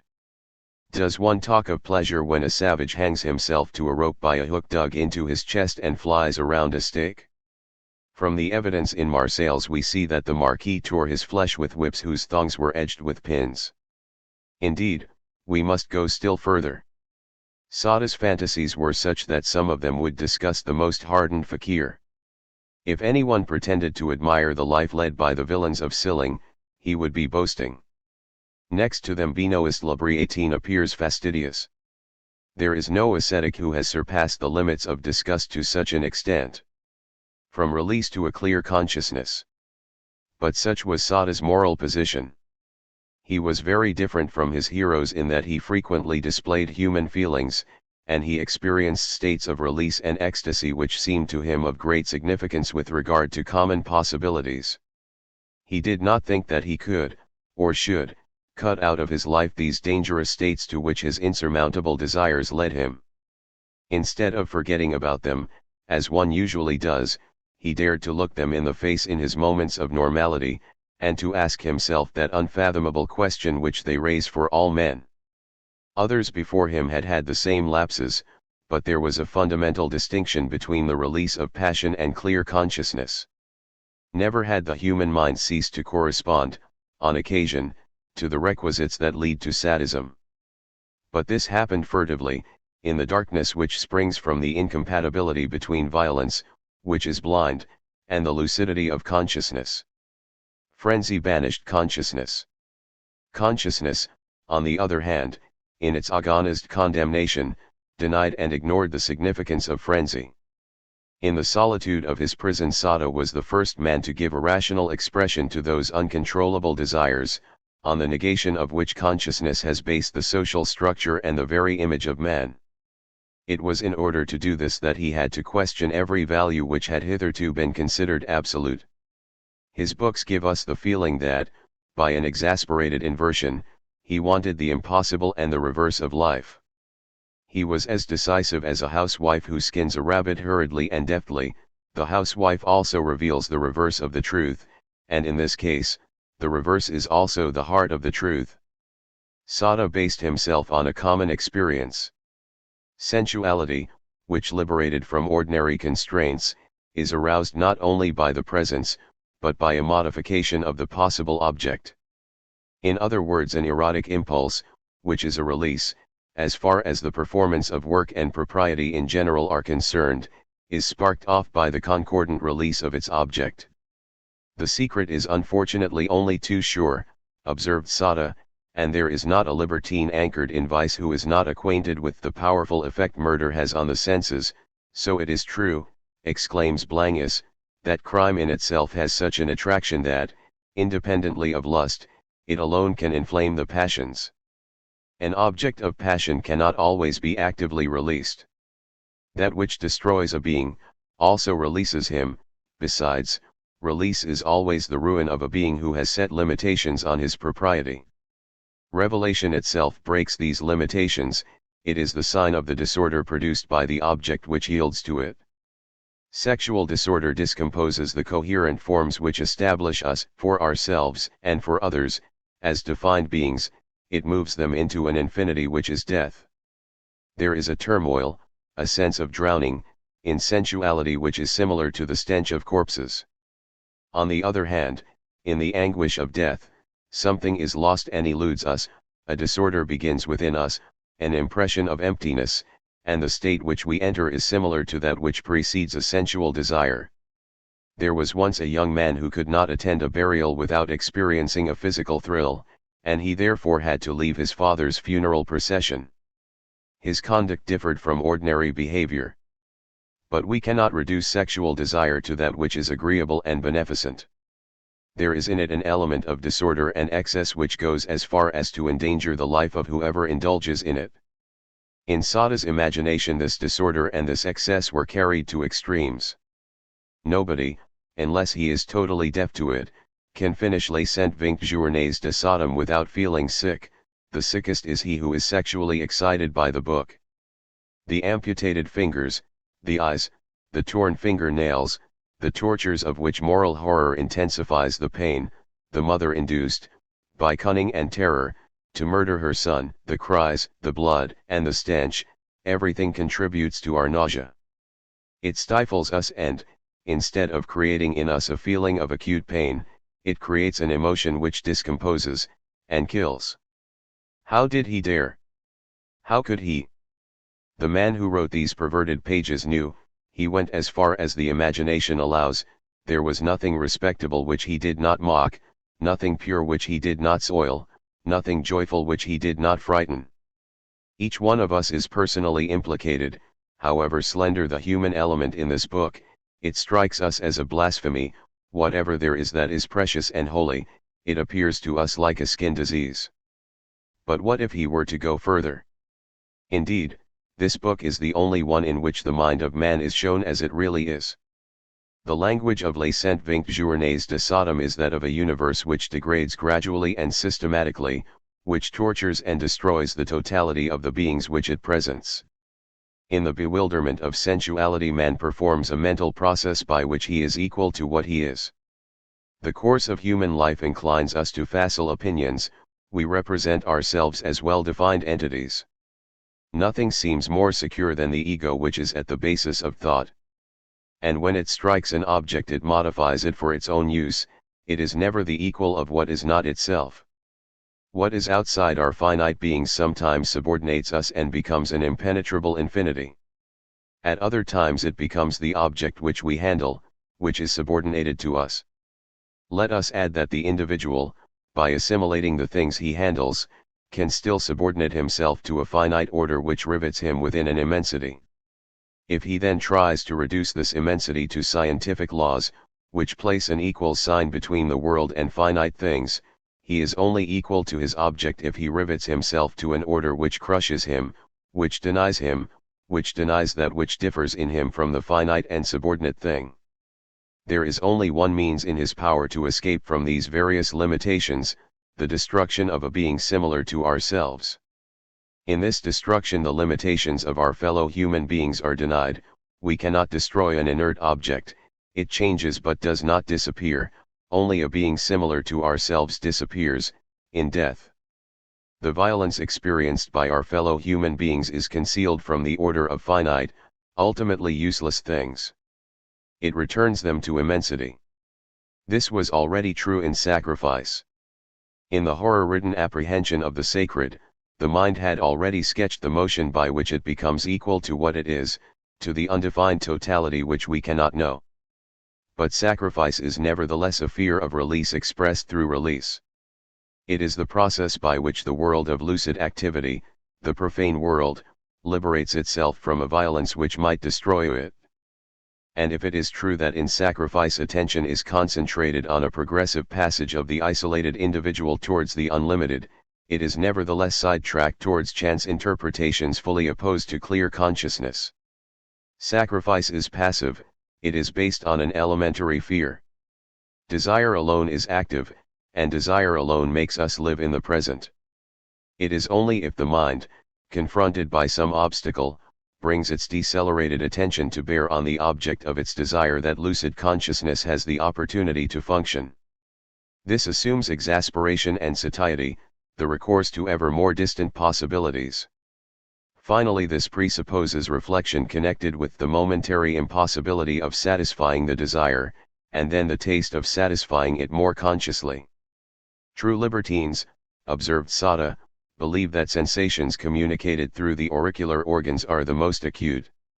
Consequently, our four villains, who wanted their hearts to be as impregnated with lust as they could be, had devised a singular idea for this purpose. These were the storytellers who, between the orgies of silling, had to stimulate the mind by giving accounts of all the vices they had known. They were old prostitutes whose long and sordid experience was the beginning of a perfect image which preceded, and was to be confirmed by, clinical observation. But as far as consciousness is concerned, the storytellers only have one meaning. They give the form of a detailed exposition from a pulpit, objectivist by another voice, to the labyrinth which Sada wished to illuminate until the end. More important still, this singular invention was conceived in the solitude of a cell. The clear and distinct consciousness, forever renewed and re-examined, of what is at the basis of the erotic instinct, could only form itself in the inhuman conditions of a prison.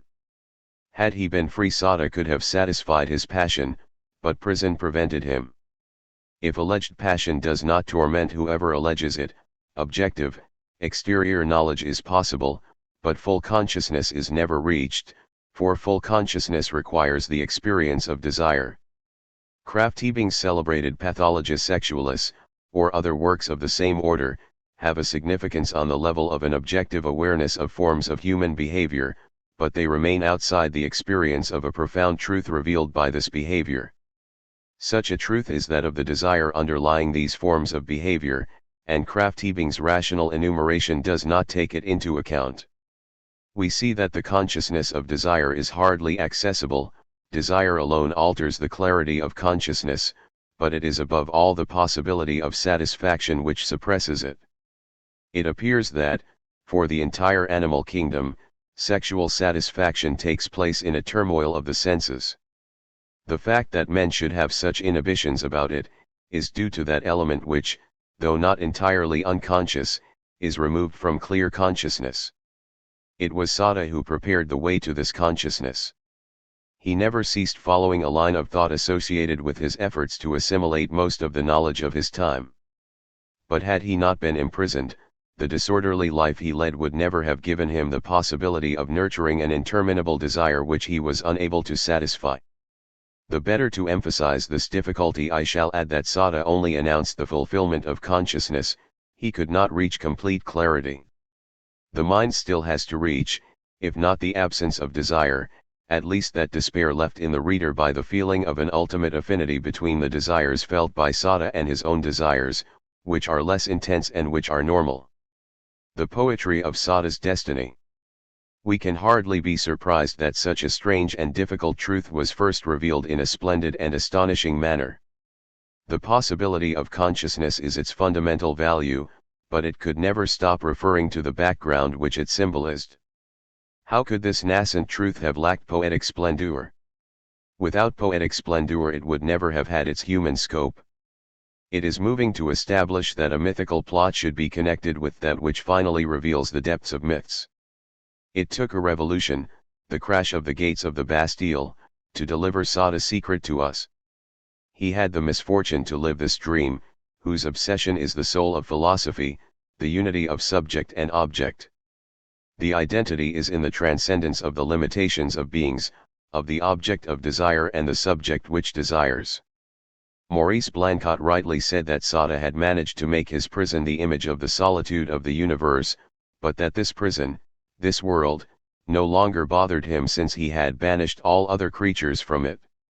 Thus the Bastille, where Sada did his writing, was the crucible in which the conscious limitations of being were slowly destroyed by the fire of a passion prolonged by powerlessness. Proust. The love of truth and justice and Marcel Proust's socialism. The passion for truth and justice often gives those who experience it a start. Those who experience it. But surely to desire truth and justice is the same thing as to be a man, to be human. However unequally distributed such a passion may be, it marks the extent to which each man is human, to which human dignity is due to him. Marcel Proust wrote in Jean Saint-Gilles.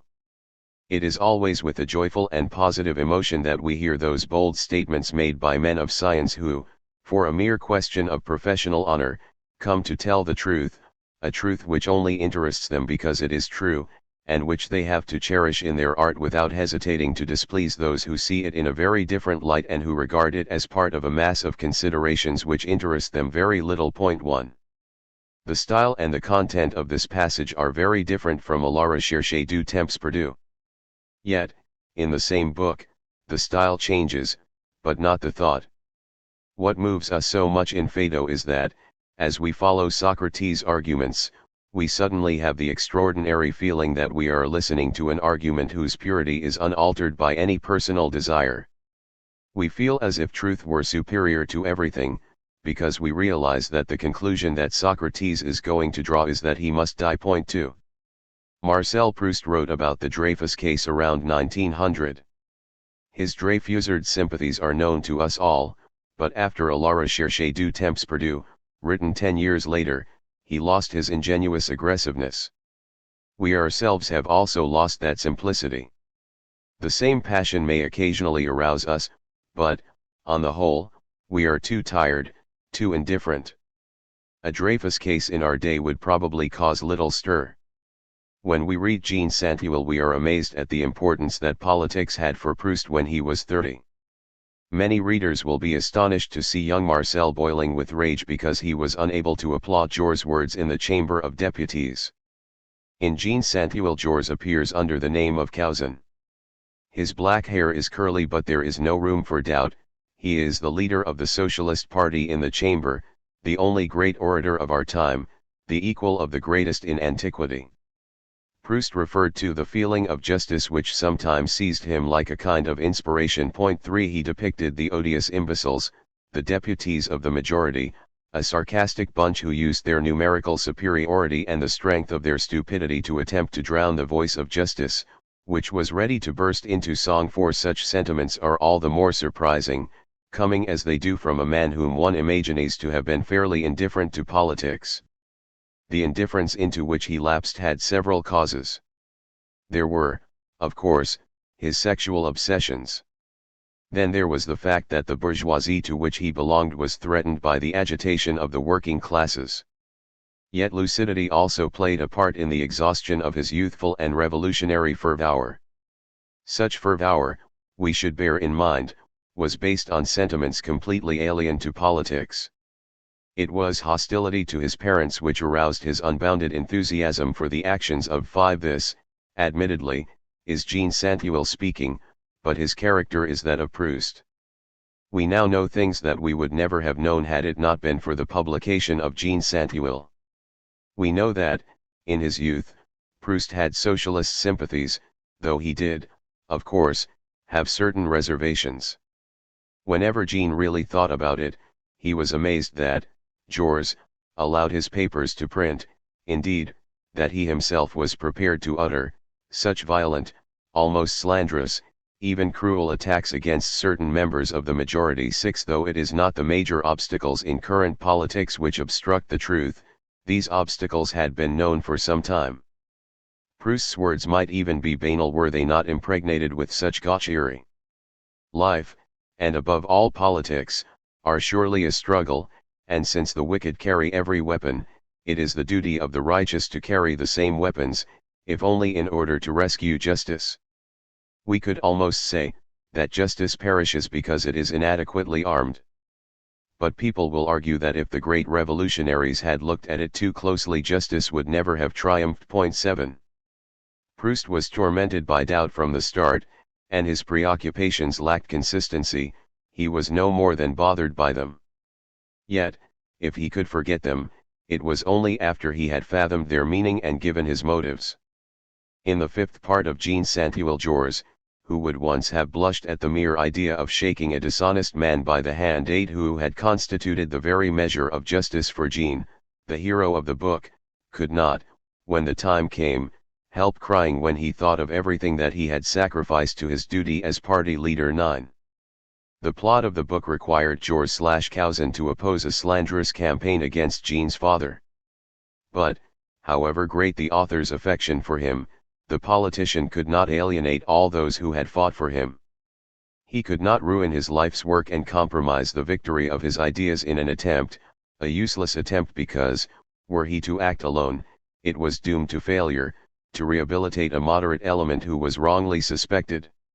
His passion for honesty, the difficulties he had encountered as he led it to victory, had forced him to identify his conduct with that of the strongest party, to which he was obliged to sacrifice his personal preferences in exchange for the help which it gave him. Tenjine's voice, a voice from the past, from the time when the opposition still had some meaning, concludes with an ingenuousness which may now seem strange. You sacrifice the good of all not to a particular friendship, but to a particular interest, to your political situation. Yes, the good of all. Because when they are unjust towards my father, the journalists are not only being unjust. They make their readers unjust. They make them wicked. They make them want to say that one of their neighbors, whom they thought was good, is wicked. I believe that they will triumph one day, and that this triumph will be the triumph of injustice. As they await the day when the government becomes unjust and injustice will really exist, they make calumny and the love of scandal and cruelty reign in every heart. 11. Morality in connection with transgression of the moral law.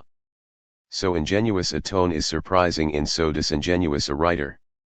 But can we let ourselves be taken in by what, for a moment, seems to have been his innermost conviction? All we are really left with is the admission of a first instinct. Nobody will be surprised to read these words in the third volume of Jean Saint-Huil. How often do we write that there is only one truly base thing which dishonors the creature which God has created in his image, lying? This means that what we really want to avoid is being lied to. It does not mean that we really believe it. Proust then added.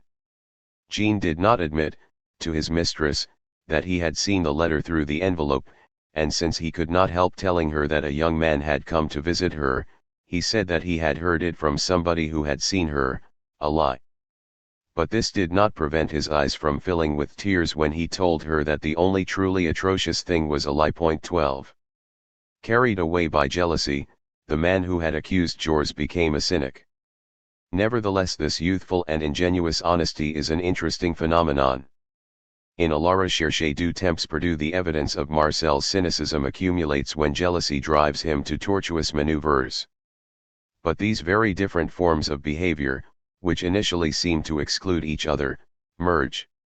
If we had no scruples, if we did not care to observe rigid taboos, we would not be human beings. But we are unable to observe these taboos forever. If we did not occasionally have the courage to break them, we would find ourselves in a cul-de-sac. It is also true that we would not be human if we never had, if we had not once had, the heart to be unjust. We ridicule the contradiction between war and the universal taboo which condemns murder, but war, like the taboo, is universal. Murder is always laden with horror, while acts of war are always considered valorous. The same applies to lies and injustice. In certain places taboos have indeed been rigorously observed, but the timid man, who never dares break the law, who turns away, is everywhere despised. The idea of virility always contains the image of the man who, within his limitations, can put himself above the law deliberately, fearlessly, and thoughtlessly. Had George yielded to justice, he would not only have injured his supporters would have considered him hopelessly incompetent. Virility has a deaf side which commands us never to provide an answer or offer an explanation.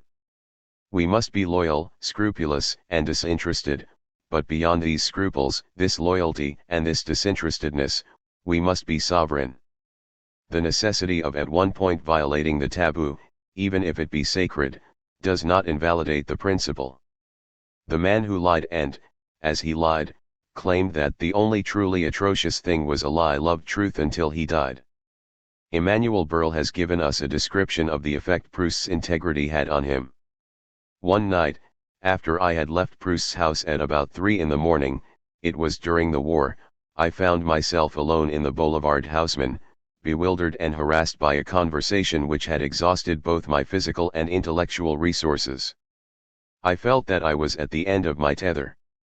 I was almost as bewildered as I had been when my shelter in Bois-Lipretre collapsed. I could no longer bear anything, starting with myself.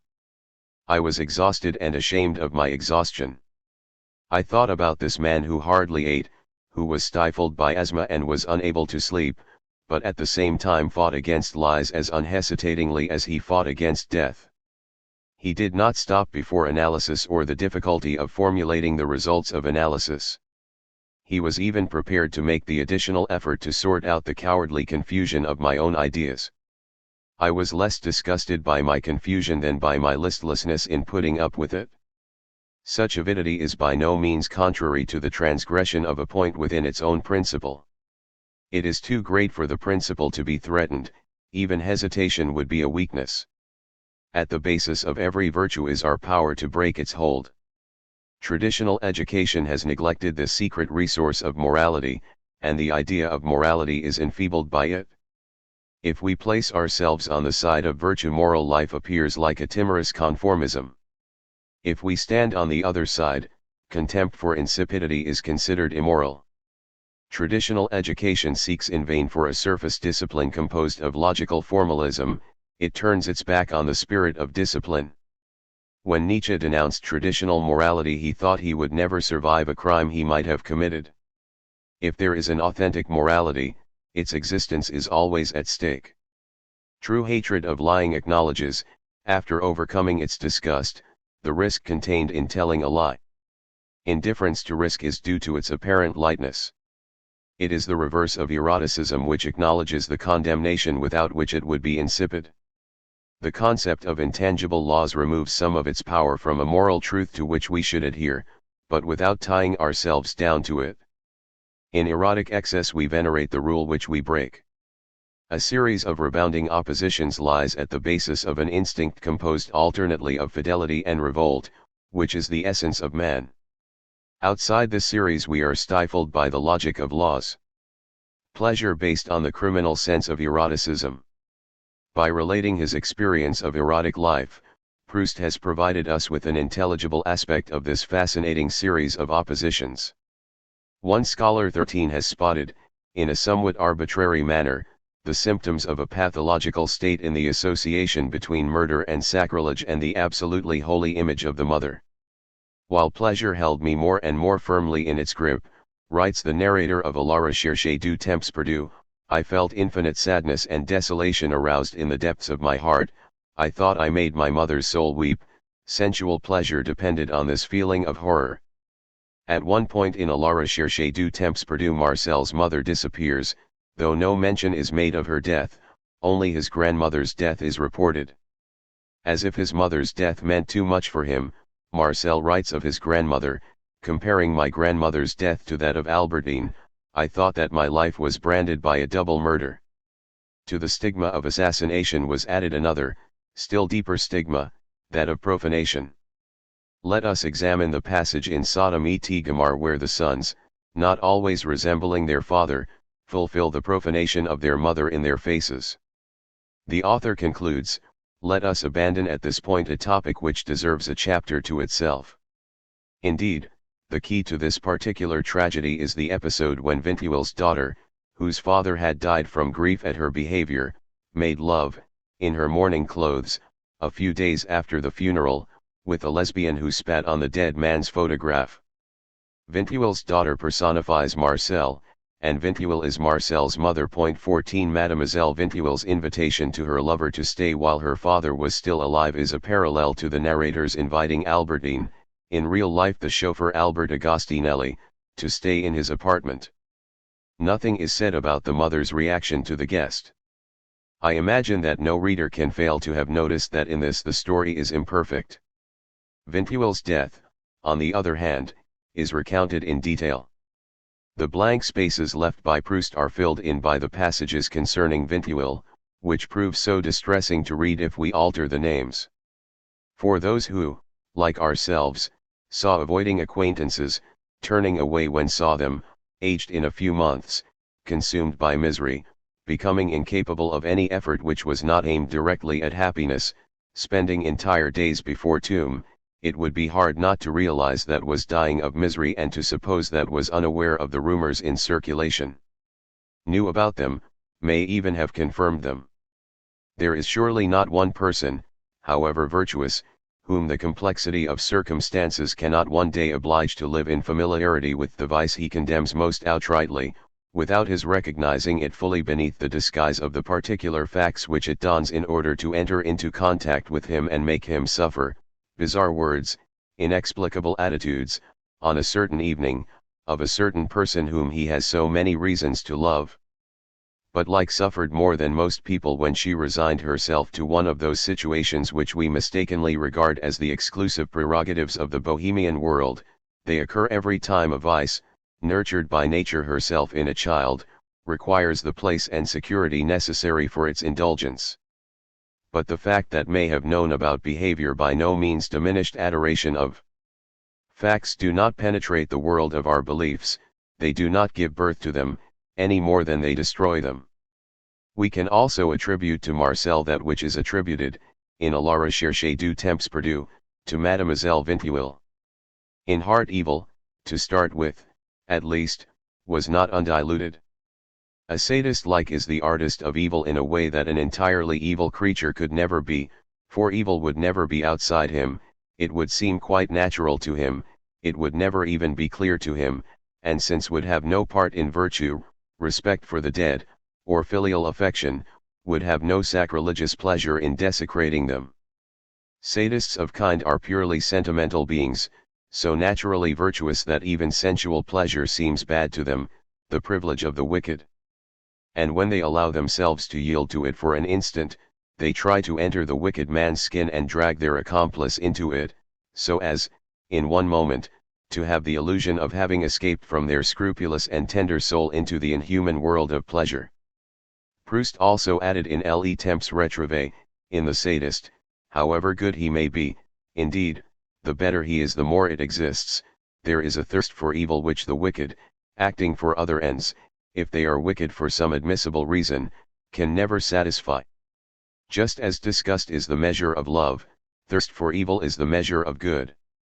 The clarity of this picture is fascinating. What is disturbing in it is the possibility of grasping one aspect without its complementary aspect. Evil seems to be understandable, but only to the extent in which good is the key to it. If the luminous intensity of good did not give the night of evil its blackness, evil would lose its appeal. This is a difficult point to understand. Something flinches in him who faces up to it. And yet we know that the strongest effects on the senses are caused by contrasts. The movement of sensual life is based on the fear which the male inspires in the female, and on the brutal agony of copulation. It is less a harmony than a violence which may lead to harmony, but through excess. In the first place it is necessary to effect a break, union comes at the end of a tournament at which death is the stake. An agonizing aspect of love emerges from its multiple experiences. If love is sometimes pink, pink goes well with black, without which it would be a sign of insipidity. Without black, pink would surely lose that quality which affects the senses. Without misfortune, bound to it as shade is to light, indifference would correspond to happiness. Novels describe suffering, hardly ever satisfaction. The virtue of happiness is ultimately its rarity. Were it easily accessible it would be despised and associated with boredom. The transgression of the rule alone has that irresistible attraction which lasting happiness lacks. The most powerful scene in A la recherche du temps perdu, which puts it on a level with the blackest tragedy, would not have the profound significance we attribute to it if this first aspect were not counterbalanced. If pink has to be contrasted with black in order to suggest desire, would this black be black enough had we never thirsted for purity? Had it not tarnished our dream in spite of ourselves? Impurity is only known by contrast by those who thought they could not do without its opposite, purity. The absolute desire for impurity, artificially conceived by Sada, led him to that sated state in which every blunted sensation, even the possibility of pleasure, ultimately escaped him. Not even the infinite resource offered him by literature, the imaginary scenes of his novels, could satisfy him. He never knew the particular delight of the moral feeling that gives our sins that criminal flavor without which they seem natural, without which they are natural. Proust was more able than Sada. Eager to have his pleasure, he left vice the odious color of vice, the condemnation of virtue. But if he was virtuous, it was not in order to obtain pleasure, and if he obtained pleasure it was because he had first wanted to obtain virtue. The wicked only know the material benefits of evil. If they seek other people's misfortune, this misfortune is ultimately their selfish fortune. We only escape the imbroglio where evil lies concealed by perceiving the interdependence of opposites. To start with, I showed that happiness alone is not desirable in itself and would result in boredom if the experience of misfortune, or of evil, did not make us long for it. The opposite is also true. Had we not, like Proust, and, maybe, even Sada, longed for good, evil would provide us with a succession of indifferent sensations. Justice, truth, and passion. What emerges from this is the rectification of the common view which inattentively sees good in opposition to evil. Though good and evil are complementary, there is no equivalence. We are right to distinguish between behavior which has a humane sense and behavior which has an odious sense. But the opposition between these forms of behavior is not that which theoretically opposes good to evil. The poverty of tradition is to rest on that feebleness which determines the care of the future. Care of the future is the exaltation of avarice, it condemns improvidence, which squanders. Provident weakness opposes the principle of enjoying the present moment. Traditionally morality complies with avarice, it sees the roots of evil in the preference for immediate pleasure. Avaricious morality is at the basis of justice and the police. If I like pleasure, I deplore repression. The paradox of justice is that avaricious morality ties it to the narrowness of repression, while generous morality sees it as the primary impulse of him who wants every man to have his due, who runs to the assistance of the victim of injustice. Could justice survive without this generosity? And who could say that it was ready to burst into song? Would truth be what it is if it did not assert itself generously against falsehood? The passion for truth and justice is often far removed from the political masses, for the masses, which are sometimes stimulated by generosity, are sometimes moved by the opposite tendency. In ourselves generosity is always contrasted with avarice, just as passion is contrasted with calculation. We cannot yield blindly to a passion which also involves avarice, but generosity transcends reason and is always passionate. There is something passionate, generous, and sacred in us which exceeds the representations of the mind. It is this excess which makes us human. It would be fruitless to talk of justice and truth in a world of intelligent automatons. It was only because he expected something sacred from it that truth aroused the sort of anger in Marcel Proust which terrified Emmanuel Berle. Berle has left us a description of the scene when Proust threw him out of his house, shouting, "Get out! Get out!" Berle had planned to marry and Proust decided that he was lost to his truth. Was this folly? Perhaps, but would truth confer itself on someone who did not love it to the point of folly? I repeat Berle's words. His pale face turned still paler. His eyes sparkled with rage. He got to his feet and went into his dressing room to change. He had to go out. I was aware of his energy. Hitherto I had paid little attention to it. His hair was darker and thicker than mine, his teeth healthier, and his heavy jaw seemed exceptionally mobile. His chest, swollen with asthma no doubt, emphasized the breadth of his shoulders. 15 If we were to come to blows, as I thought for a second we might, I was not sure of being able to hold my own. Truth, and justice, require calm, and yet they only belong to the violent.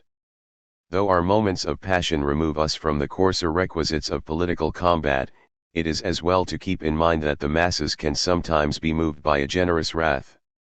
This is surprising but significant. Proust himself emphasized the irreconcilable element which exists between the police and the generosity of the masses. Proust, who worshipped truth, described the passion for justice which once seized him. He imagined himself, under its impact, furiously returning the blows which the weaker man was receiving. Similarly, on the day he heard that a thief had been denounced, surrounded, and then, after a desperate resistance, garroted by the police, he had wished that he had been strong enough to murder the policeman. 16. I was moved by this rebellious instinct, so unexpected in Proust. I see it as the association between anger, stifled by prolonged reflection, and wisdom, without which anger is pointless. If the obscurity of wrath and the lucidity of wisdom do not ultimately coincide, how can we recognize ourselves in this world? But the fragments are to be found on the peak. It is there that we grasp the truth, which is composed of opposites, good and evil. Kafka. Should Kafka be burnt? Soon after the war, a communist weekly paper, Action, opened an inquiry into an unexpected subject. Should Kafka be burnt? The editors asked. The question was all the more incongruous since it was not preceded by anything which might have led into it. Should books be burnt? Or, what sort of book should be burnt? However that may be, the editor's choice was subtle. The author of the trial is, as they say, one of the greatest geniuses of our time. Nevertheless, the large number of replies proved that boldness paid. Besides, even before it had been formulated, the inquiry had received an answer which the editors omitted to publish, Kafka's own answer. For he lived, or at any rate died, tormented by the desire to burn his books. To my mind, Kafka remained undecided until the end. To start with, he wrote his books, and we must imagine a period of time between the day when one writes something and the day when one decides to burn what one has written. Then his decision remained equivocal. He conferred the task of burning his work on his one friend who had already informed him that he would never do so. Yet, before his death, he did indeed express a decisive wish that all he left should be thrown into the fire. In all events, the idea of burning Kafka, even if it was no more than a provocation, had a certain logic for the communists. Those imaginary flames contribute to the understanding of his books. They are books doomed to the flames. They are there, but they are there in order to disappear, as though they have already been annihilated. Kafka, The Promised Land and Revolutionary Society. Of all writers, Kafka was possibly the most cunning. He, at least, was never had.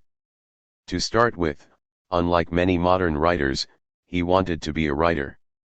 He realized that literature, which was what he wanted, denied him the satisfaction he expected, but he never stopped writing. We cannot even say that literature disappointed him. It did not disappoint him, not, at any rate, in comparison with other possible goals. For him, literature was what the Promised Land was for Moses. The fact that he was not to see the Promised Land until just before his death is incredible. Kafka wrote about Moses in his diary. The sole significance of this last view is to show how imperfect an instant human life is, imperfect, because this aspect of life, the expectation of the Promised Land, could last indefinitely without ever appearing to be more than an instant. Moses did not fail to reach Canaan because his life was too short, but because his was a human life one. This is no longer a mere denunciation of the vanity of one aspect of life, but of the vanity of all endeavors, which are equally senseless. An endeavor is always as hopeless in time as a fish in water. It is a mere point in the movement of the universe, for we are dealing with a human life. Is anything more contrary to the position of the communists? Communism is action par excellence, action which changes the world. In communism, the goal, the altered world, situated in time, in the future, takes precedence over existence, or present activity, which is only significant in as far as it leads towards the goal. The world must change. Communism, therefore, raises no problem of principle. The whole of humanity is prepared to subordinate the present moment to the imperative power of a goal. Nobody doubts the value or questions the ultimate authority of action. All that remains is an insignificant reservation. We tell ourselves that action has never prevented anyone from living. Thus the world of action never has any care other than its goal. The goals differ according to the intention, but their diversity, even their opposition, has always held a place for individual convenience. Only a deformed, almost insane man refuses one goal in favor of anything other than a still more valid goal. Kafka himself implies that Moses was only an object of derision because he had to die in accordance with the prophecy as soon as he reached his goal. But he adds, logically, that the underlying cause of his defeat was his human life. The aim is postponed in time and time is limited. This alone leads Kafka to regard the goal in itself as a lure. This is so paradoxical, and so totally opposed to the communist mentality, and not merely to the political belief that nothing counts except the revolution, that we must examine Kafka's attitude a little more closely. Kafka's perfect puerility. The task is by no means easy. Whenever Kafka decided to express his ideas, in his diary or in his various notes, he made a trap of every word. He constructed perilous edifices in which the words had no logical order but were simply piled on top of each other as if they were only there to astonish and disorientate, as if they were addressed to the author himself who never seemed to tire of proceeding from astonishment to bewilderment. What we cannot do is to attribute a meaning to Kafka's truly literary writings. We frequently see something that is not there, or, at best, we see something that is there but at which we can no more than point to. Nevertheless, we can follow a general direction in this labyrinth which only becomes clear to us when we find our way out of it. At that point I think we can simply say that Kafka's work reveals a totally childish attitude. In my opinion, the weakness of the world we live in is to consider childishness a sphere apart which, though not alien to us, remains outside us and which is incapable of representing its truth, what it really is, on its own. Equally, nobody regards error as representing truth. It's childish or it's not serious are equivalent propositions. Yet we are all childish, totally, unreservedly, and, we should even add, in the most surprising way. It is thus, by childishness, that humanity, in its nascent state, shows its essential nature. In a way, an animal is never childish, but the young human being connects, sometimes even passionately, the senses suggested to him by the adult to some other sense which he cannot connect with anything. Such is the world to which we adhered and which once intoxicated us with its innocence, a world where each thing temporarily rejected that which made it a thing within the adult system. Kafka left what his publisher called the outline of an autobiography. 3 The fragment refers solely to his childhood and to one particular trait.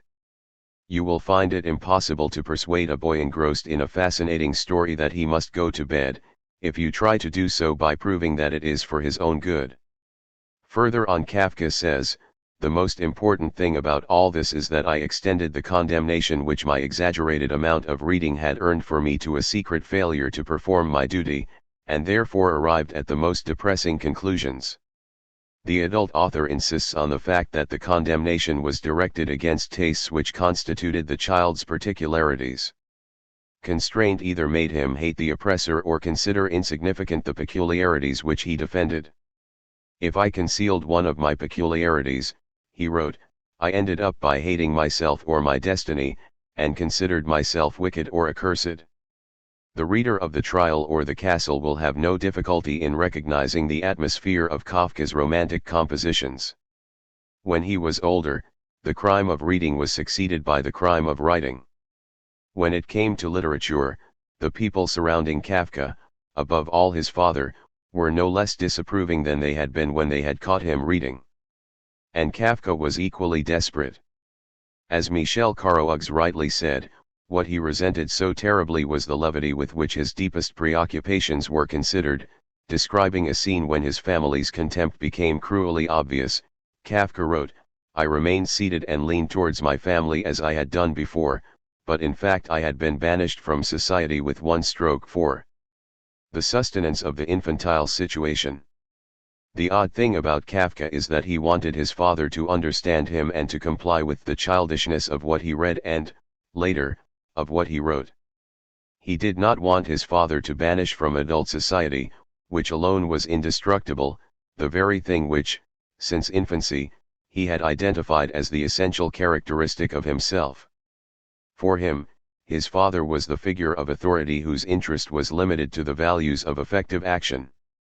His father symbolized the primacy of a goal, subordinating present life, which most adults respected. Like every true writer, Kafka lived childishly under the primacy of his goal, as opposed to present desire. Admittedly, he subjected himself to the torture of an office job, though not without complaining about his ill fortune, if not about the people who compelled him to work. He always felt excluded from the society which employed him, but he considered worthless, childish, that very thing that was, basically, himself. His father obviously replied with the incomprehension of the world of action. In 1919 Franz Kafka wrote his father a letter 5 which, fortunately, no doubt, he never posted and of which we possess only certain fragments. He said, "I was a frightened child, but, like all children, I was obstinate. Undoubtedly my mother spoiled me, and yet I cannot believe that I was quite unmanageable, that a kind word, a pat on my hand, a kind look, would not have obtained all you wanted from me. You can only treat a child in accordance with your true nature, that is to say with force and violence. You rose to such a high position on your own, through your own strength, because you had unlimited faith in your opinions. In your presence I started stammering. When I stood before you I lost all self-confidence and assumed, instead, an unbounded sense of guilt. It was with this unbounded sense of guilt in mind that I once wrote of somebody 6 he feared that the shame would outlive him. Whenever I wrote anything it was about you. What do I do but pour out the groans and laments which I was unable to release before you? Everything has been a leave-taking from you, voluntarily protracted." Kafka wanted to entitle his entire work Attempts to Escape from the Paternal Sphere. 7 Yet let there be no mistake about it, Kafka never really wanted to escape. What he really wanted was to live within the paternal sphere, as an exile. Basically he knew that he had been banished. We cannot tell whether he was banished by others or by himself. He simply behaved in such a manner as to be odious to the world of industrial and commercial interest. He wanted to remain within the puerility of a dream. The escape he dreamt of differed essentially from the traditional form of literary escapism in that it failed, it had to fail and it wanted to fail. What common escape lacks, and by lacking it is limited to a compromise, to a sham, is the profound sense of guilt, of the violation of an indestructible law, the lucidity of a pitiless self-knowledge. The man who escapes in literature is a dilettante who knows that he is amusing himself. He is not yet free, he is not free in the true sense of the word, where liberty is sovereign. To be free, he would have to be recognized as such by the dominant society. In the old-fashioned world of Austrian feudalism, the only society that could have recognized the young Israelite for reasons other than literary snobbery was his father's business world. The world in which the power of Franz's father was incontestably affirmed stood for the hard competition of work which yielded nothing to caprice and which, though it tolerated, and even loved childishness within certain limits, condemned childishness on principle, and confined it to childhood. This brings us to Kafka's extremism. He wanted to be recognized by the authority least likely to recognize him and to which he was determined never to yield. At the same time, however, he never intended to overthrow this authority or even to oppose it. He did not want to oppose the father who had even taken the possibility of living from him. He, in his turn, never wanted to be an adult or a father. In his own way he struggled all his life, and with full exercise of all his rights to enter his father's society, but he would only have accepted admission on one condition, that of remaining the irresponsible child he was. He pursued this desperate struggle relentlessly. He never had any hope, his only way out was to enter his father's world through death, thereby abandoning all his peculiarities, his whims, and his childishness. He himself formulated this solution, constantly repeated in his novels. In 1917, "I will confide in death," he said. "The remains of a belief. Return to the Father." Great day of reconciliation 8 The only way for him to become a father was by marrying, but he avoided this despite the excellent reasons he had for wanting to marry, he broke off his engagement twice. He lived isolated from past generations and he never managed to head a generation himself. 9. The main obstacle to my marriage, he wrote in his letter to his father, is my definitive conviction that, in order to ensure the existence of a family, and, above all, in order to direct it, one needs the qualities which I know you possess. 10. One must, in other words, be what you are and betray what I am. Kafka could choose between the puerile but discreet scandals of caprice and sovereign humor. These, heeding nothing, subordinate nothing to a promised happiness, and the quest for this happiness, which is due as a reward for laborious activity and manly authority. He had the choice, he proved it. He knew, if not how to deny himself and lose himself in the mechanism of a thankless job, how to perform it conscientiously. He chose the unrestrained caprice of his heroes, their childishness and carelessness, their scandalous behavior and obvious lies. In a word, he wanted an irrational world, which escaped classification, to remain supreme and to provide an existence only possible to the extent in which it called for death. He desired this irrevocably and uncompromisingly, refusing to leave the sovereign value of his choice any chance of disguise. He never deviated by requesting the privilege of seriousness for something which has no right to be sovereign. What are whims guaranteed by law and authority other than wild animals in the zoo? He felt that truth, the authenticity of caprice, required illness and turmoil. Prerogatives, as Maurice Blancot said of him, 11 pertain to action. Art, caprice, has no prerogatives against action.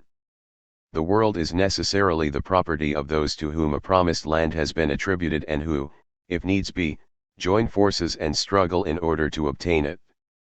Kafka's silent and desperate strength was never to want to question the authority which denied him the possibility of living and to avoid the common error of competing under the pressure of authority. If he wins, the man who once rejected constraint becomes, for himself as well as for others, like those whom he once fought against and who constrained him. Puerility, sovereign, uncalculating caprice, cannot survive their victory. Sovereignty can only exist on the condition that it should never assume power, which is action, the primacy of the future over the present moment, the primacy of the promised land. It is hard not to struggle in order to destroy a cruel adversary. It is to offer oneself to death. To survive without betraying oneself requires a relentless, austere, agonizing struggle. This is the only chance of maintaining that delirious purity which is never tied to logic and can never fit into the mechanism of action, that purity which drags all its heroes into the mire of a growing guilt. Is anyone more childish or more silently incongruous than K in the Castle or than Joseph K in the Trial? This double character, the same in both books, sullenly aggressive, irrationally, uncalculatingly aggressive, is lost by a whim, by the obstinacy of a blind man. He expects everything from the benevolence of pitiless authorities. He behaves like the boldest libertine in the public room of an inn, and, what is worse, of the inn of the authorities, in the middle of a school, in the presence of his lawyer, in the High Court of Justice. 12. The father in the verdict is turned to scorn by the son, but he is always sure that the deep, exhaustive, fatal, involuntary destruction of his authority will be punished. The man who introduces disorder has unleashed his hounds without finding a hiding place. He himself will be their first victim, torn to pieces in the dark. This, no doubt, is the doom of all that is humanly sovereign. Sovereignty survives either by denying itself, even the smallest calculation is on the ground level, only subservience remains, the primacy of the object of calculation over the present, or else in the durable moment of death. Death is the only means of avoiding the abdication of sovereignty. There is no subservience in death there is nothing. Franz Kafka's Joyous Universe. Kafka does not evoke sovereign life, on the contrary, the life he evokes, contorted even in its most capricious moments, is unremittingly sad. The eroticism in the Trial and the Castle is an eroticism without love, desire, or strength, an arid eroticism from which one should escape at all costs. But everything becomes confused. In 192,213 Kafka noted in his diary, "Whenever I was satisfied I wanted to be unsatisfied and sought dissatisfaction by all the means of time and tradition accessible to me, then I wanted to turn back. So I was always unsatisfied, even by my dissatisfaction. It is odd that with enough systematization some reality should have come out of this ridiculous situation. My mental decline started as a childish game, though admittedly it was a consciously childish game. For example, I pretended to have nervous tics. I went around with my arms crossed behind my head, a detestably childish thing to do, but it was successful. The same went for the development of my writing, a development which later unfortunately came to a halt. If it is possible to produce misery, one should produce it thus. But elsewhere we find an undated fragment 14. I do not hope for victory, I do not enjoy the struggle for its own sake, I could only enjoy it because it is all I can do. As such, the struggle does indeed fill me with a joy which is more than I can really enjoy, more than I can give, and I shall probably end by succumbing not to the struggle but to the joy." He wanted to be miserable for his own satisfaction. The most secret part of this misery was such an intense form of joy that he spoke of dying of it. He leaned his head to one side, revealing his throat where a wound bubbled in the burning flesh and blood, caused by a lightning flash, which still lasts 15. The blinding flash, the lasting flash, doubtless has a greater significance than the depression which preceded it. We find the following remarkable passage in Kafka's diary in 1917:16.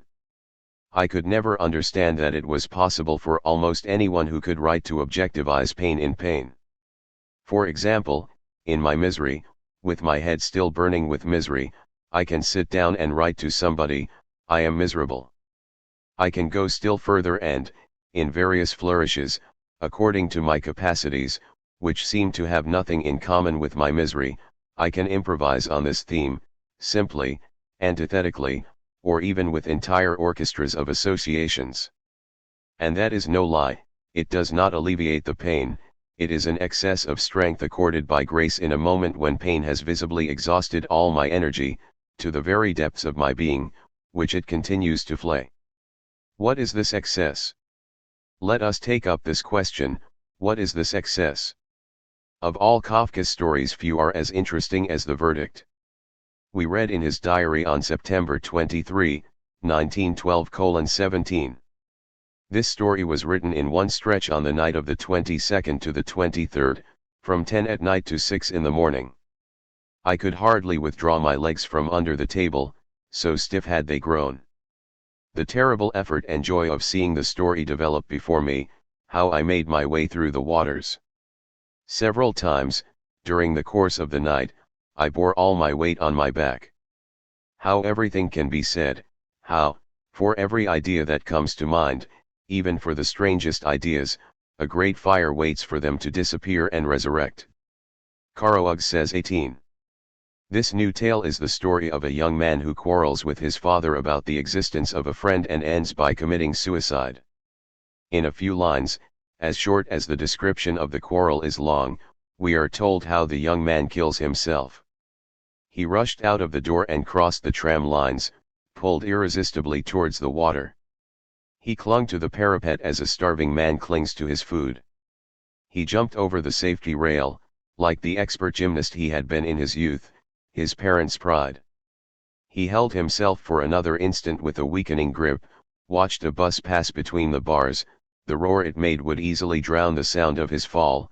He cried feebly, "Dear parents, I have always loved you," and let himself go. At that moment the traffic on the bridge was literally frantic. Michel Carroux is right to insist on the poetic value of this last phrase. Kafka himself gave another interpretation to the pious Max Brod.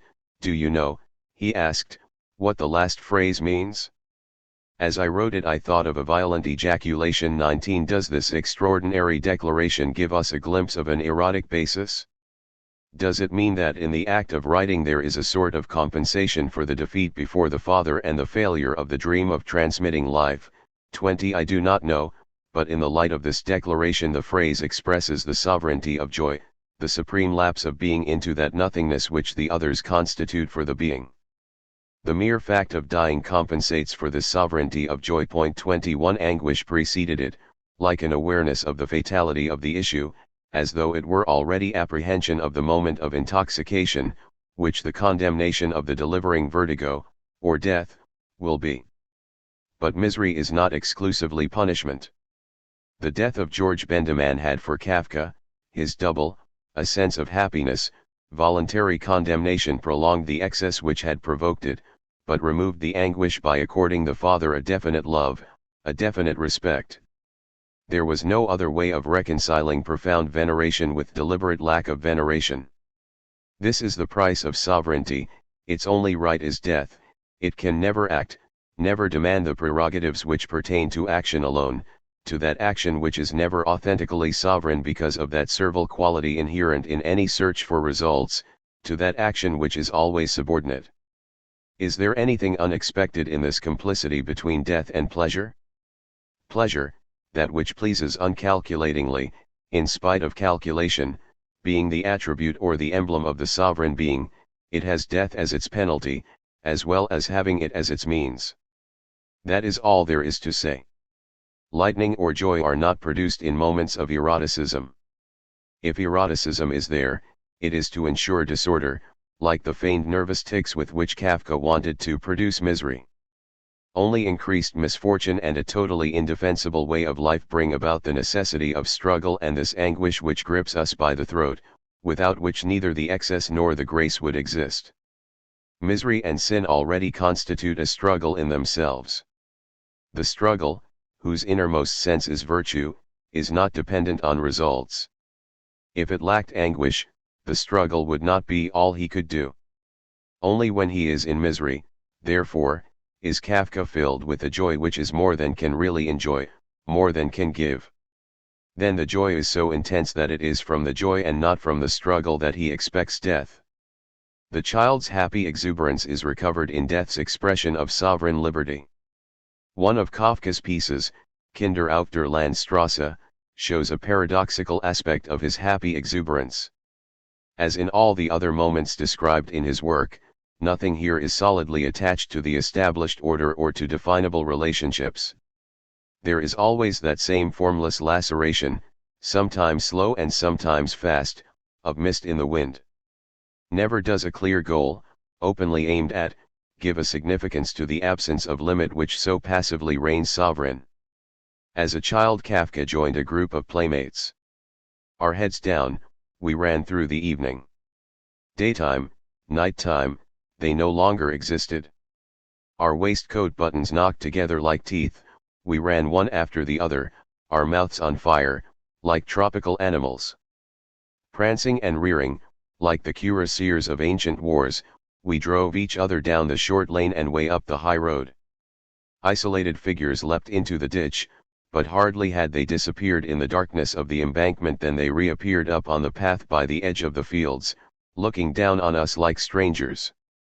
This contrary, just as the sun is the contrary of the impenetrable mists, of which it is also the veiled truth, may help us to understand Kafka's seemingly sad work.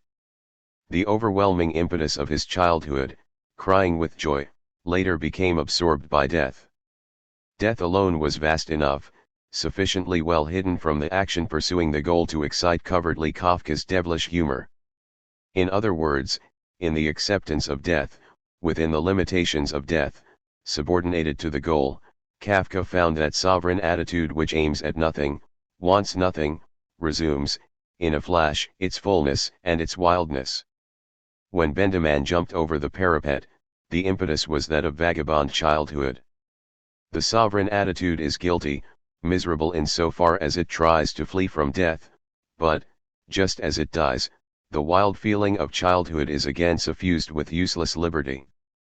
The living, which was irreducible, refused what death accords. Death alone yields to the full authority of action, but it does not suffer from it. Justification of communist hostility. In Kafka's work we can distinguish a social aspect, a familial and sexual aspect, and finally a religious aspect. But such distinctions seem slightly superfluous to me.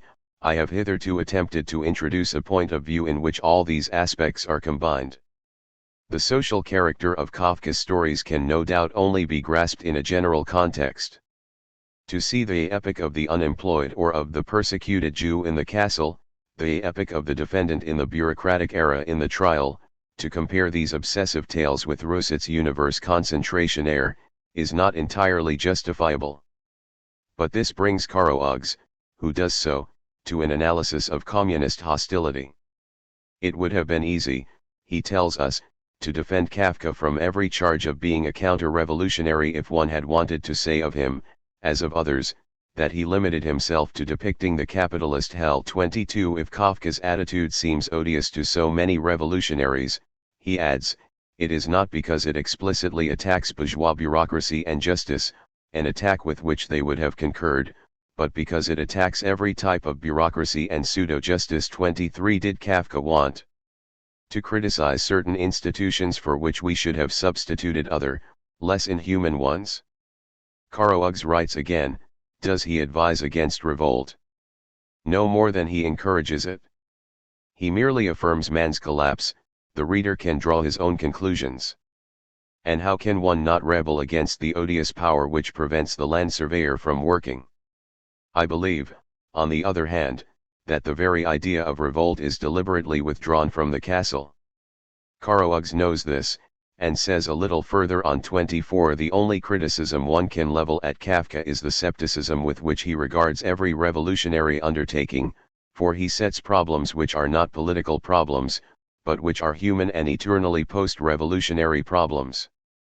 But to talk of skepticism and to give Kafka's problems a significance with regard to the words and actions of political humanity, is not going far enough.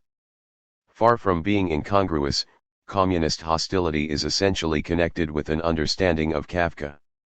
I shall go still further. Kafka's attitude towards his father's authority symbolizes hostility towards the general authority which stems from effective activity. Effective activity, elevated to the discipline of as rational a system as that of communists, is apparently presented as the solution to every problem. Yet it can neither totally condemn, nor tolerate, in practice, a truly sovereign attitude in which the present moment is detached from those that follow. This is a difficulty for a party which respects reason alone and which sees those irrational values where luxury, uselessness, and childishness occur, as masks on the face of private interest. The only sovereign attitude permitted by the communists is that of the child, but in its minor form.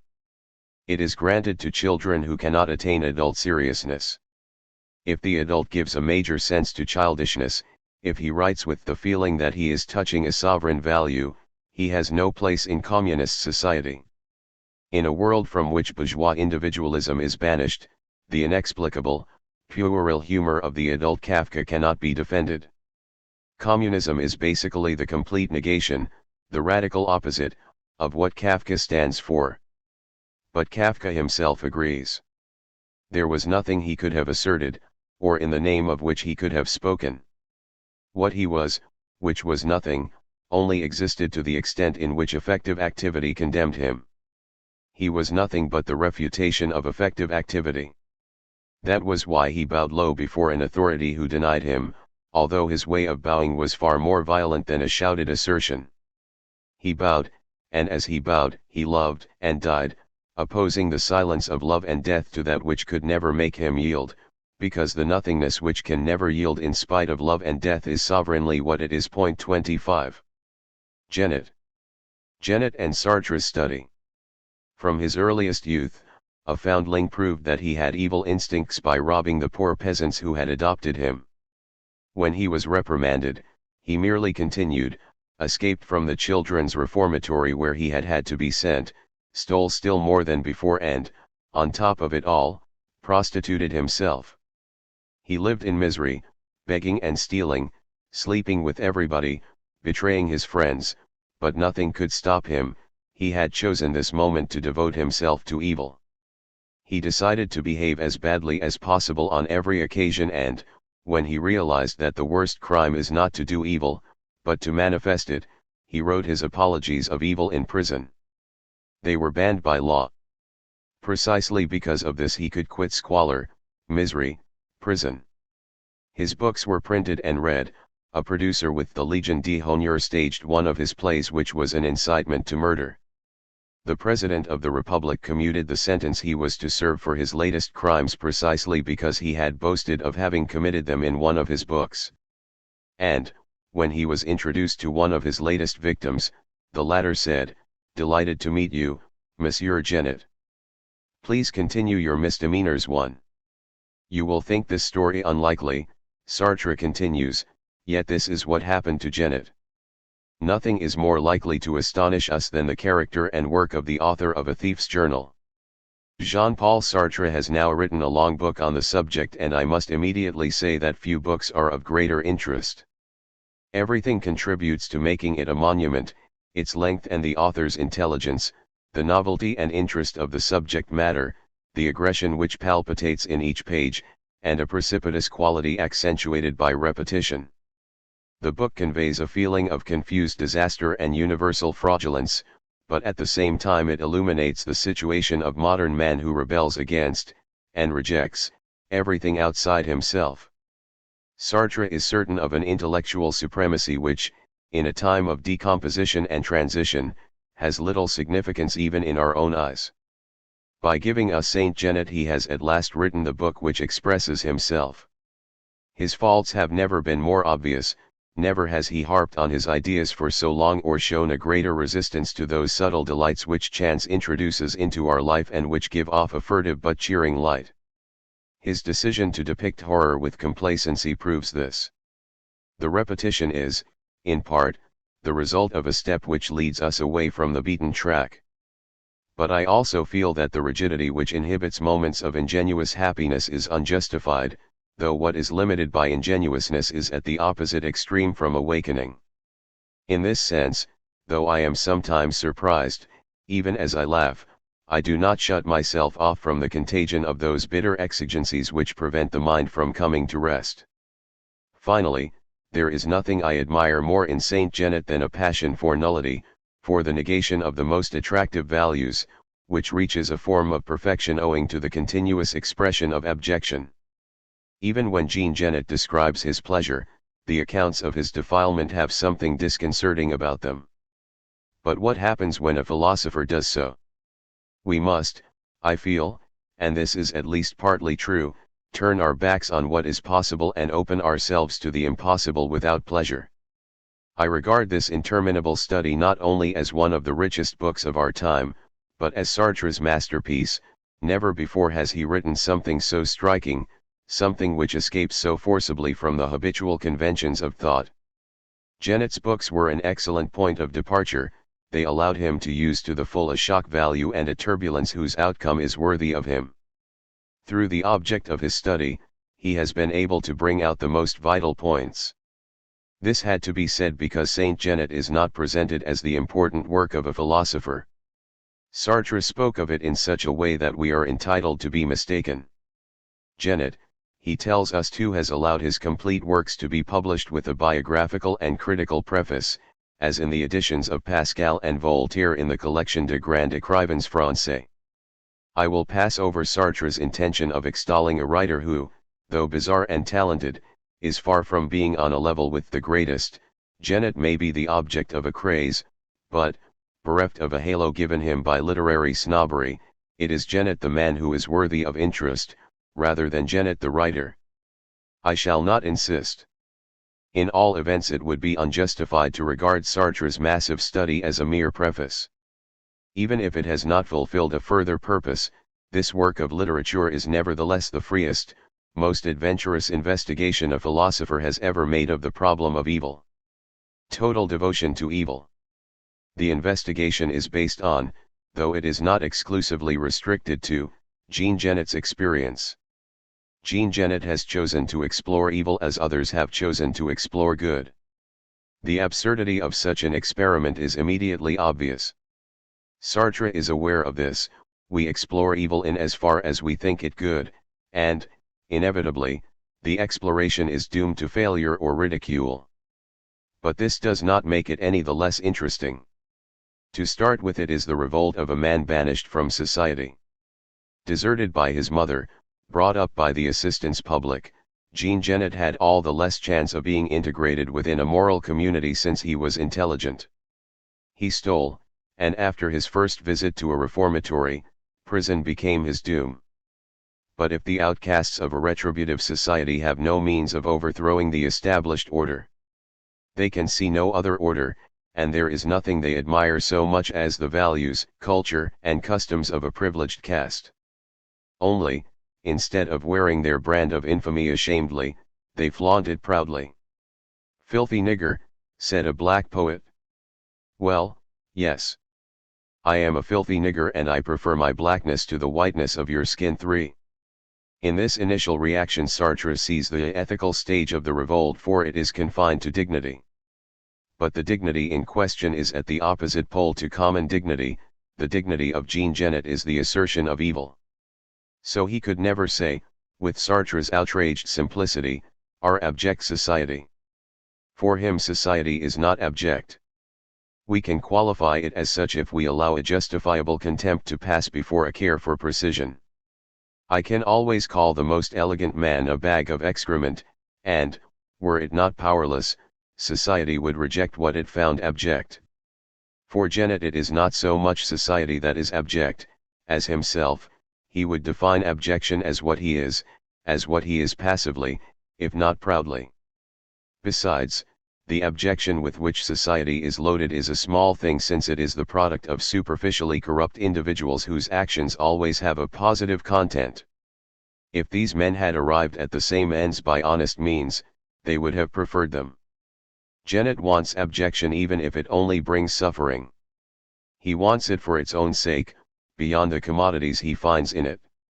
He wants it because of a vertiginous propensity towards an abjection in which he loses himself as completely as the ecstatic mystic loses himself in God.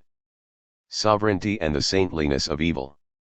The association may be unexpected, but it imposes itself to such an extent that Sartre, after quoting a phrase of Jean Genet, exclaims, "5 Surely these are not the laments of a mystic in moments of aridity." This corresponds to Genet's fundamental aspiration towards sanctity, a word of which he says, mingling the taste for scandal with the taste for holiness, that it is the finest in the French language. It accounts for Sartre's title, Saint Genet. The commitment to supreme evil is indeed connected with the commitment to supreme good, both being linked to each other by the stringency to which the other aspires. We cannot be mistaken about this stringency. Never did the dignity or sanctity of Jean Genet have any other sense. Abjection is the only path to them. This sanctity is the sanctity of a clown painted like a woman who delights in being the object of derision. Genet represented himself as wearing a wig and prostituting himself, surrounded by figures who resemble him, and decked with a baroness's tiara of false pearls. When the tiara falls and the pearls spill, he takes a set of false teeth out of his mouth, places them on his head, and exclaims, his lips sagging, "Well, ladies, I shall be queen all the same." 6. The fact is that aspiration to a horrible sanctity is allied to the taste for a supreme decision. This exasperated desire of evil appears by revealing the profound significance of holiness, which is never greater than when it is reversed. There is an element of giddiness, an ascesis in this horror which Genet himself has tried to explain.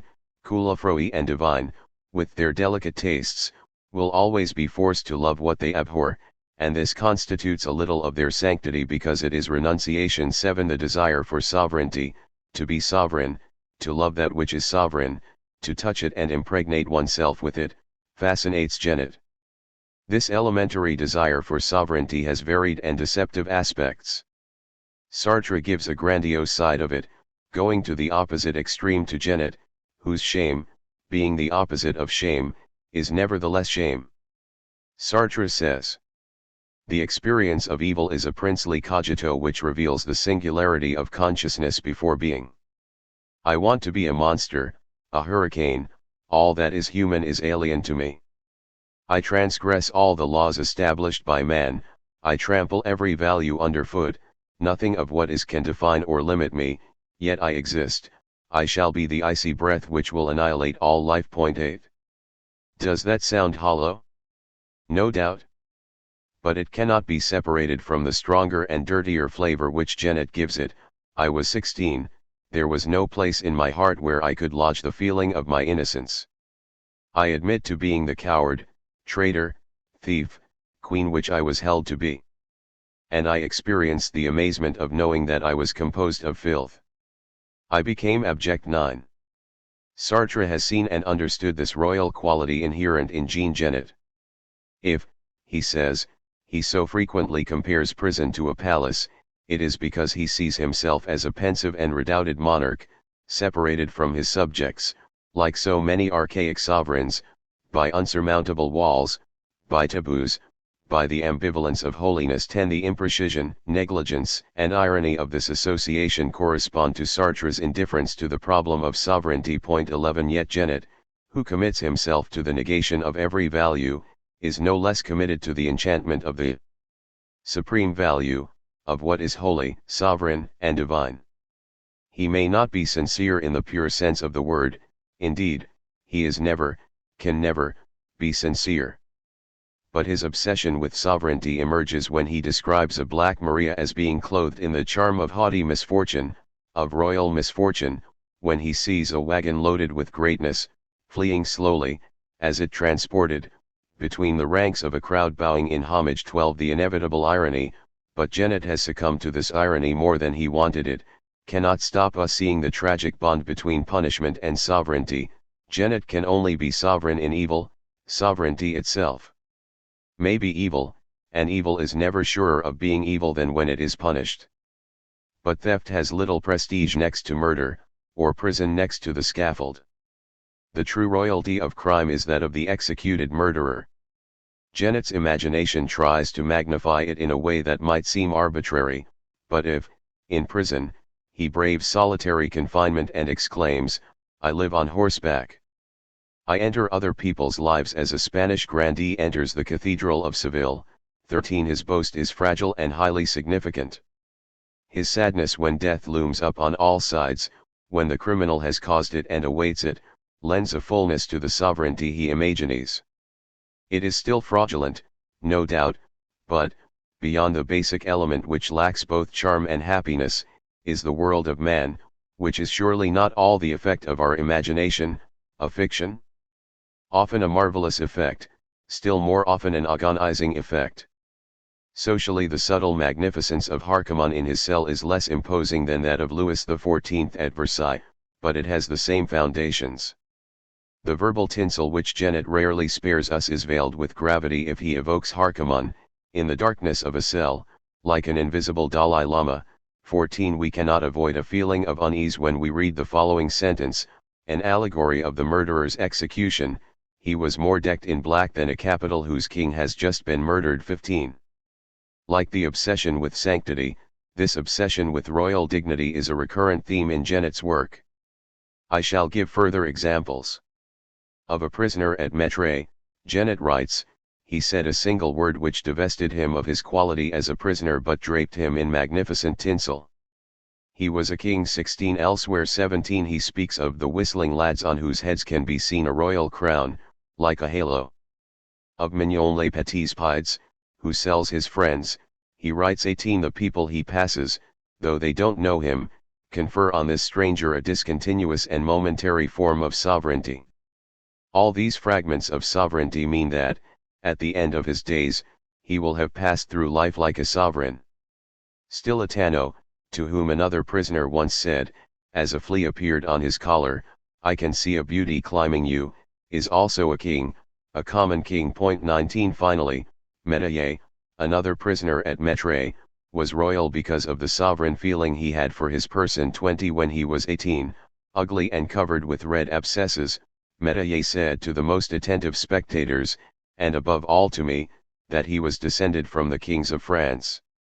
Genet adds, "Nobody has studied the idea of sovereignty in children.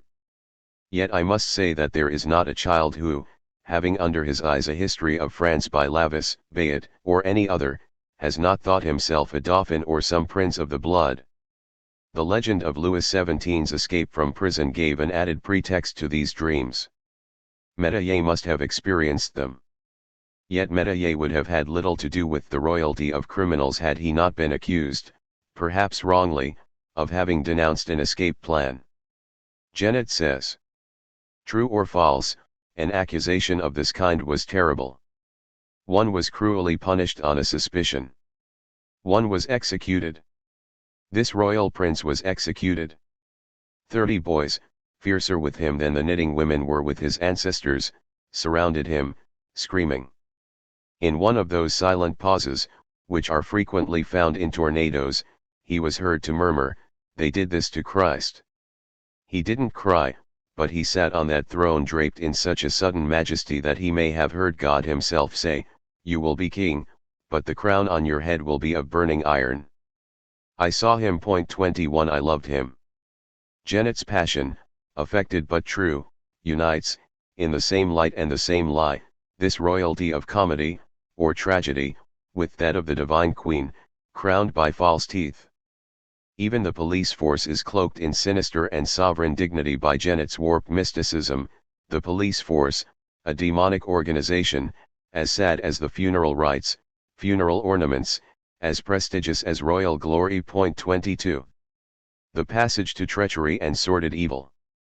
The key to these archaic attitudes, archaic, but only to the extent in which the past, which is apparently dead, is more alive than modern appearances would indicate, is to be found in the most perverted part of the thief's journal, where the author talks of a love affair which he had with a police inspector.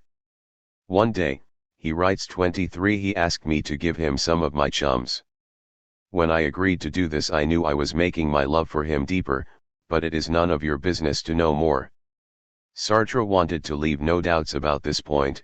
Genet loves treachery, he sees in it the best and the worst of himself.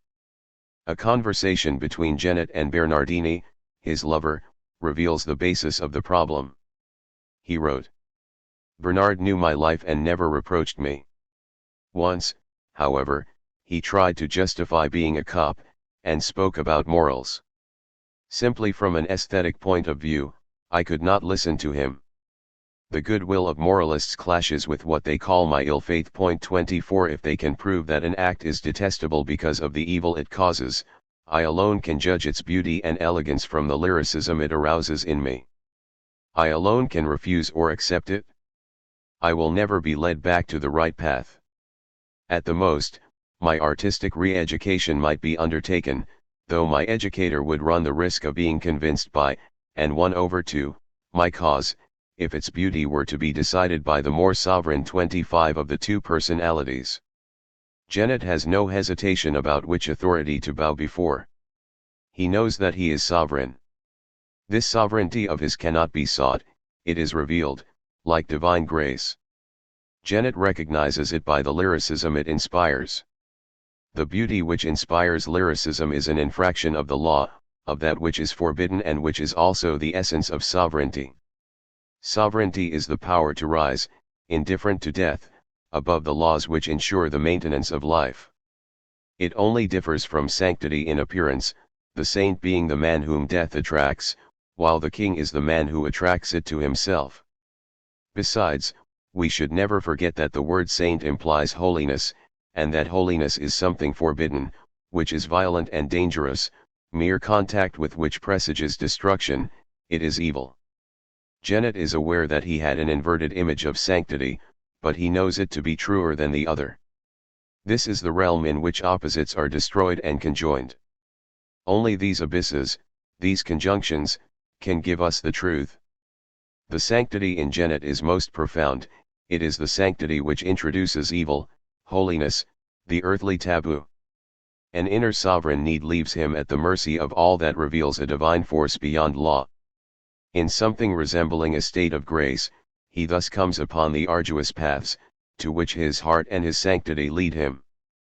The paths of sanctity, he says, are straight, that is to say that we cannot avoid them, and when, by some misfortune, we have taken them, we cannot return. One becomes a saint by force of circumstance, which is the force of God. 26 Genet's morals are connected with a feeling of the heat, of the sacred contact given him by evil. He lives enchanted, fascinated by the ensuing ruination. In his eyes nothing could compensate for the sovereignty and the sanctity, radiating from himself and others. The principle of classical morality is connected with the survival of being, that of sovereignty, or of sanctity, with the being whose beauty is composed of indifference to survival, of attraction, we might almost say, to death. It is difficult to catch Genet out in this paradoxical position. He loves death, he loves punishment and ruination. He loves those sovereign gutter snipes to whom he gives himself, and he loves their cowardice. Armand's face was false, cunning, surly, evil, brutal. He was a brute. He laughed little and perfidiously. In himself, in his sexual organs which I imagine to be elemental, but of solid tissues and beautiful variegated shades, in his hot and generous bowels, I thought that he elaborated his desire to impose, apply and demonstrate hypocrisy, stupidity, wickedness, cruelty and servility, and to abstract from them the most obscene domination over his whole person. This detestable figure may have fascinated Genet more than any other. Gradually, he writes, Armand became the almighty of morality. 27 Robert tells Genet, who prostituted himself to old men and robbed them, call that work? You attack old men who can only stand up thanks to their false collars and sticks. But Armand's reply had to contain one of the boldest moral revolutions.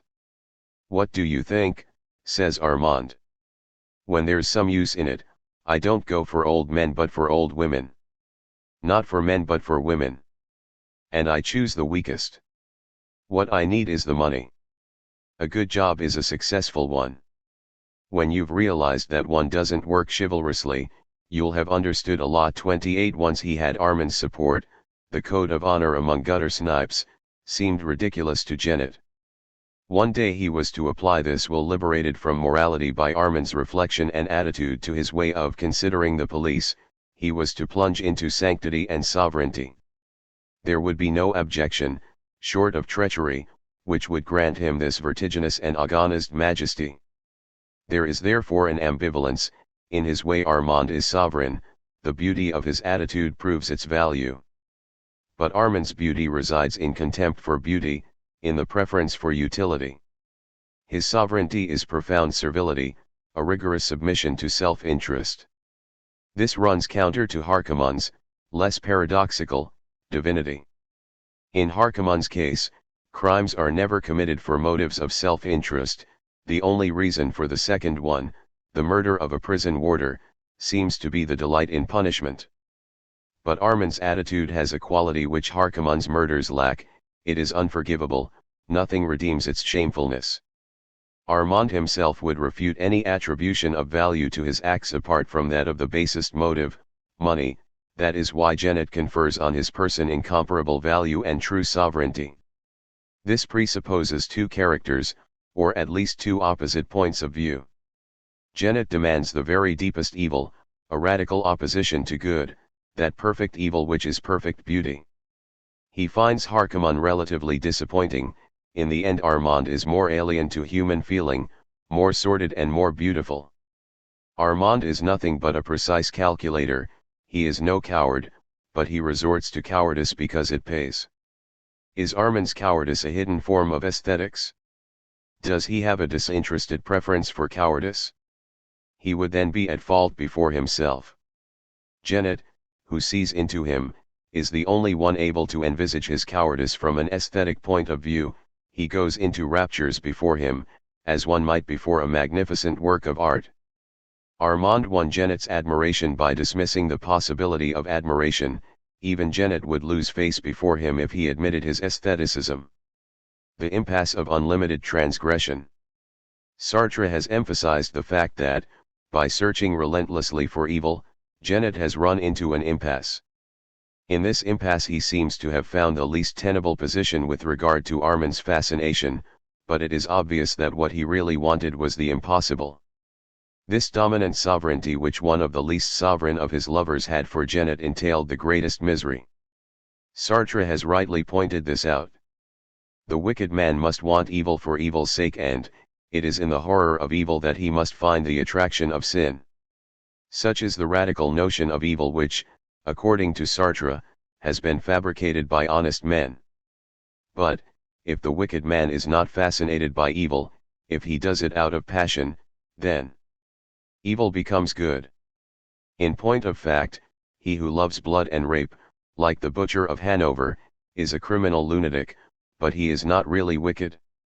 I personally doubt whether blood would have had the same taste for the butcher if it had not been the blood of a crime, forbidden by the basic taboo with which law-abiding humanity opposes the lawless animal.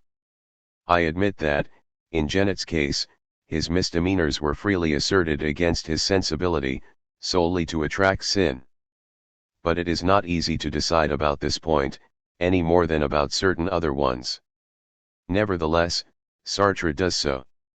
Genet has experienced the climax of the forbidden, a delight that is familiar and elemental and yet closed to modern thought. That is why he has to draw his reasons from the horror that him with and from his basic love of good. This is not as absurd as Sartre thinks. It is not necessary to stop at this abstract representation. I can take any example, the taboo against nudity which regulates social life today. Even if one of us pays no attention to this form of decency, his partner's nudity will excite his sexual impulses.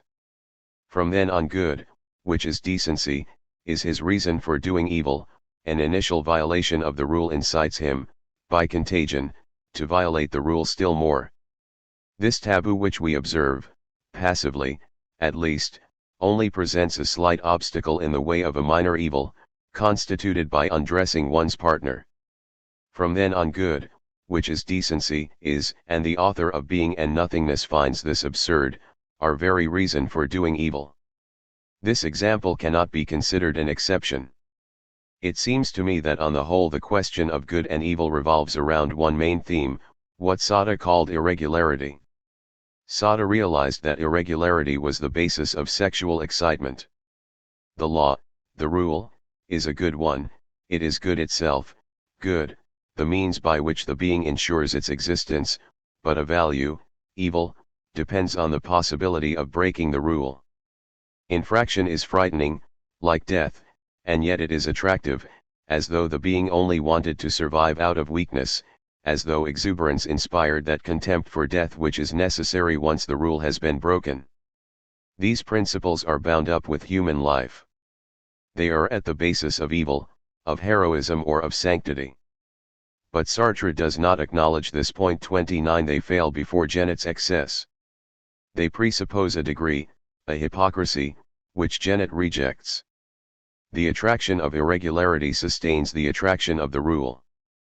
But, in that Armand seduced him, Genet deprived himself of both, self-interest alone remained.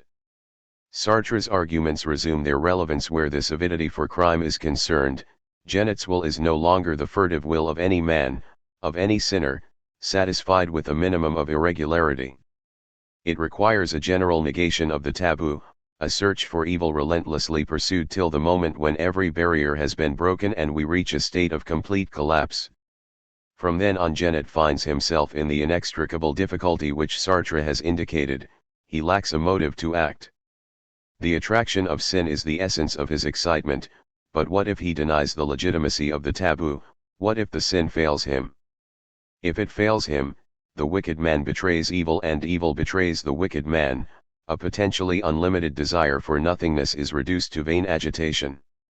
What is vile is glorified, but evil becomes pointless. That which wanted to be evil is no more than a form of good, and since its appeal was dependent on its power to destroy, it disappears in fulfilled destruction. Wickedness wanted to turn as much of being as possible into nothingness. But since its action is realization, nothingness is transposed into being and the sovereignty of the wicked man turns into slavery. 30. In other words, evil becomes a duty, just as good does. An unlimited weakness becomes evident, its affect disinterested crime and the basest calculation, open cynicism and treason. No taboo gives Genet the sensation of a taboo anymore and, with numb senses, he finally founders. Nothing would remain unless he lied, unless a literary artifice enabled him to validate something, whose fraudulence he was aware of, for others. In the horror of no longer being tricked he moves towards his last resort. he tries to trick someone else in order to trick himself for an instant. Impossible communication. Sartre himself noted a curious difficulty at the basis of Genet's work. Genet, the writer, has neither the power to communicate with his readers nor the intention of doing so. His work almost denies the reader. Sartre saw, though he drew no conclusions, that in these conditions the work was incomplete. It was a replacement, halfway from the major communication at which literature aims. Literature is communication, a sovereign author addresses sovereign humanity, beyond the servitude of the isolated reader. If this is the case, the author denies himself. He denies his own peculiarities in favor of the work, at the same time as he denies the peculiarity of the reader in favor of reading. Literary communication, which is such insofar as it is poetic, is this sovereign process which allows communication to exist, like a solidified instant, or a series of instants, detached both from the work and from the reading of the work. Sartre knows this.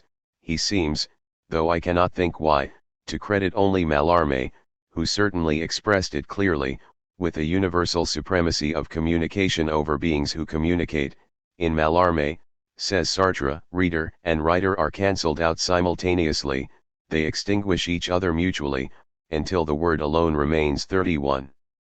Instead of saying in Mallarmé, I would say whenever literature really appears. However this may be, even if an apparent absurdity results from this process, the author was there to suppress himself in his work, and he addressed the reader, who read in order to suppress himself, or, if we prefer, to render himself sovereign through the suppression of his isolated being.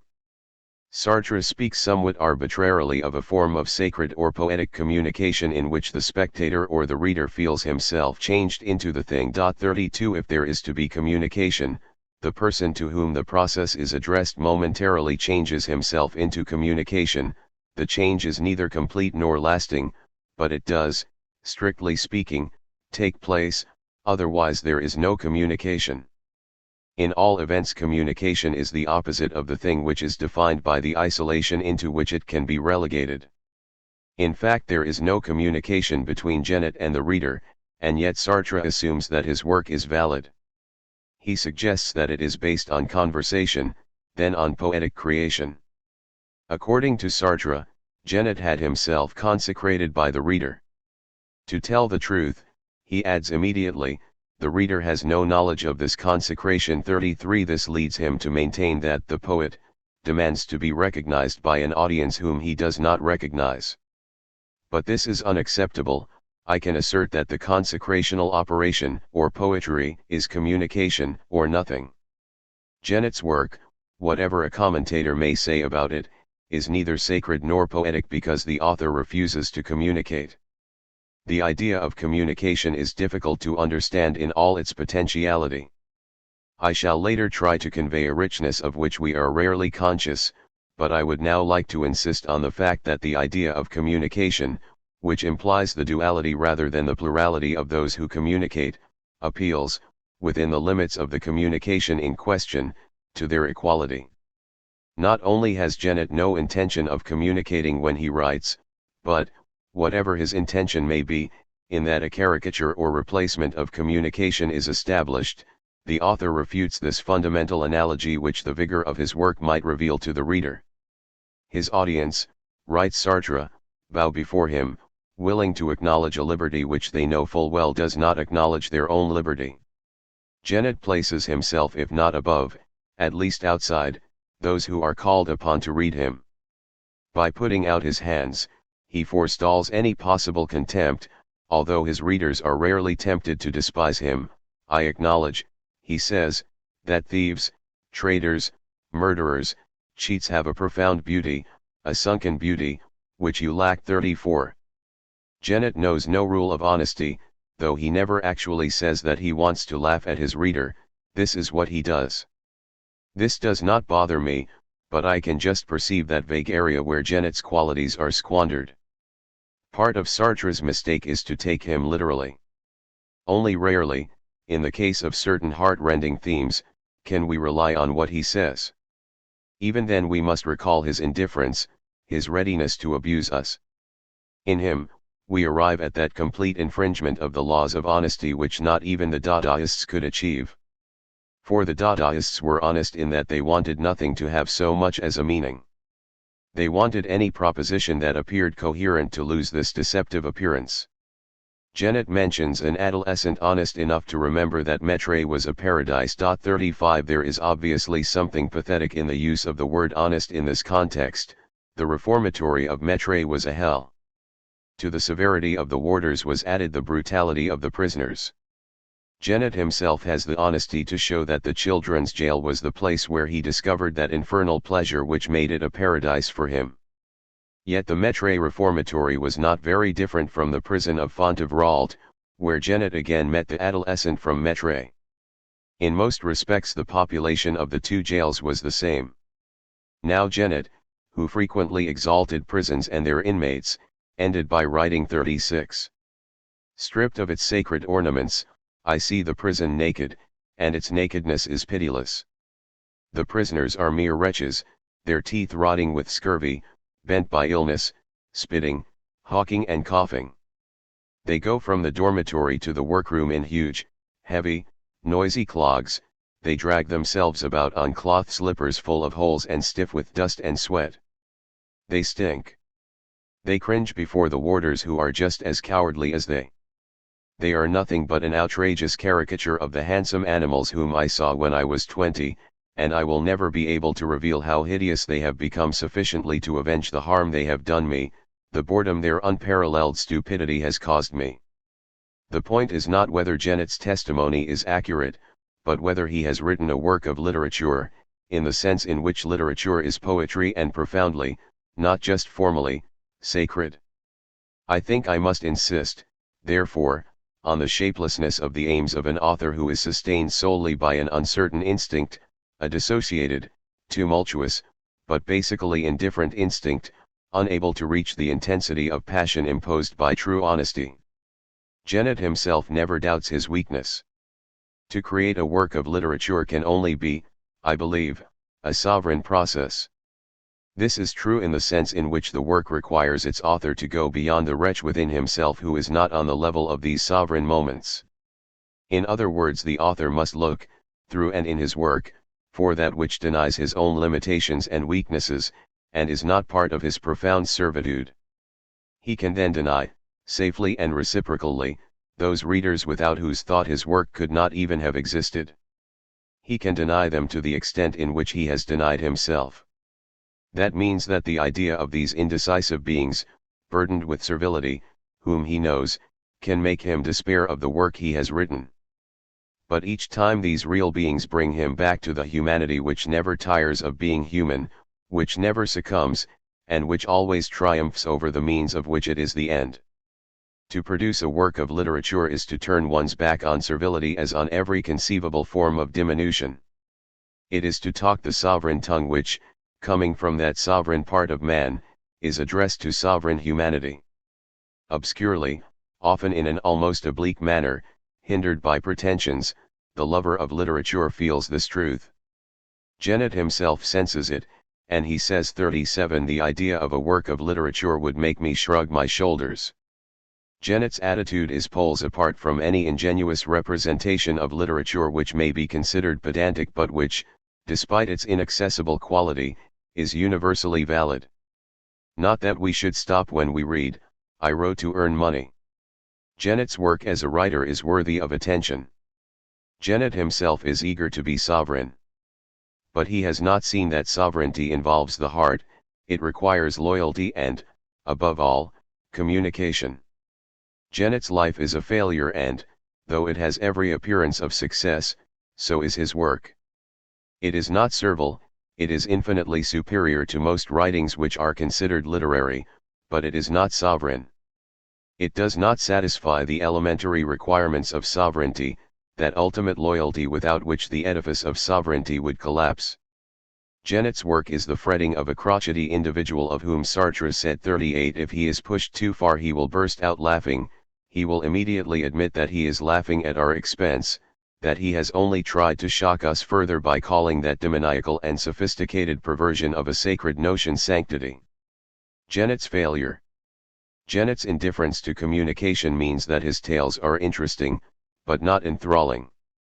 There is nothing colder, less moving, under the glittering parade of words, than the famous passage in which Genet recounts Harkomon's death. 39 It has the beauty of a piece of jewellery, it is too rich and in somewhat cold bad taste. Its splendor is reminiscent of Aragon's feats in the early days of surrealism, the same verbal facility, the same recourse to devices which shock. I do not believe that this type of provocation will ever lose its powers of seduction, but the effect of seduction is subordinated to the interest in a purely external success, to preference for a deception which can be immediately appreciated. The servility of the quest for this type of success is the same in the author and the reader. Each one, author and reader, avoids the pangs, the annihilation of sovereign communication. They both limit themselves to the prestige of success. This is not the only aspect. It would be pointless to reduce Genet to what he managed to extract from his brilliant gifts. He has a basic desire for insubordination, but this desire, however profound, has not always corresponded to his work as a writer. The most remarkable thing is that the moral solitude, and irony, into which he sinks have kept him outside that lost sovereignty, the desire for which brought him into the paradoxical situation I have mentioned. Indeed, the quest for sovereignty by the man alienated by civilization is a fundamental cause of historical agitation, whether it be religious or political, undertaken, according to Marx, because of man's alienation. Sovereignty, on the other hand, is the object which eludes us all, which nobody has seized and which nobody can seize. For this reason, we cannot possess it, like an object, but we are doomed to seek it. A certain utility always alienates the proposed sovereignty, even the celestial sovereigns, whom imagination should have freed from all servitude, subordinate themselves to useful ends. In the Phenomenology of Mind, Hegel pursues the dialectic of the master, the law, the sovereign, and the slave, the man enslaved by work, which is at the basis of the communist theory of the class struggle. The slave triumphs, but his apparent sovereignty is nothing but the autonomous will for slavery. Sovereignty must inhabit the realm of failure. So we cannot talk of Jean Genet's failed sovereignty as if such a thing as the accomplished form of a real sovereignty existed. The sovereignty to which man constantly aspires has never even been accessible, and we have no reason to think it ever will be. All we can hope for is a momentary grace which allows us to reach for this sovereignty, although the kind of rational effort we make to survive will get us nowhere. Never can we be sovereign. But we distinguish between the moments when fortune lets us glimpse the furtive lights of communication and those moments of disgrace when the mere thought of sovereignty commits us to seizing for it like a positive benefit. Genet's attitude, eager for royal dignity, nobility, and sovereignty in the traditional sense of the word, is the sign of a calculation doomed to failure. Let us take those many individuals who still study genealogy. Genet has a capricious and pathetic advantage over them. But the scholar who imposes titles on people demonstrates the same stupidity as Genet, who wrote these lines about the time when he traveled through Spain. 40. Neither the guards nor the local policemen arrested me. The figure they saw was no longer a man, but the curious product of misery to whom laws cannot be applied. I had exceeded the limits of indecency.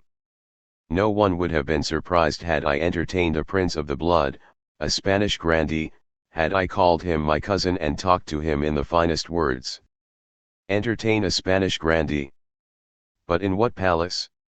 If I use this rhetorical procedure in order to show you the extent of the solitude which conferred sovereignty on me, it is because a situation, a success to be expressed by the words which should express the triumph of the century, imposes it on me.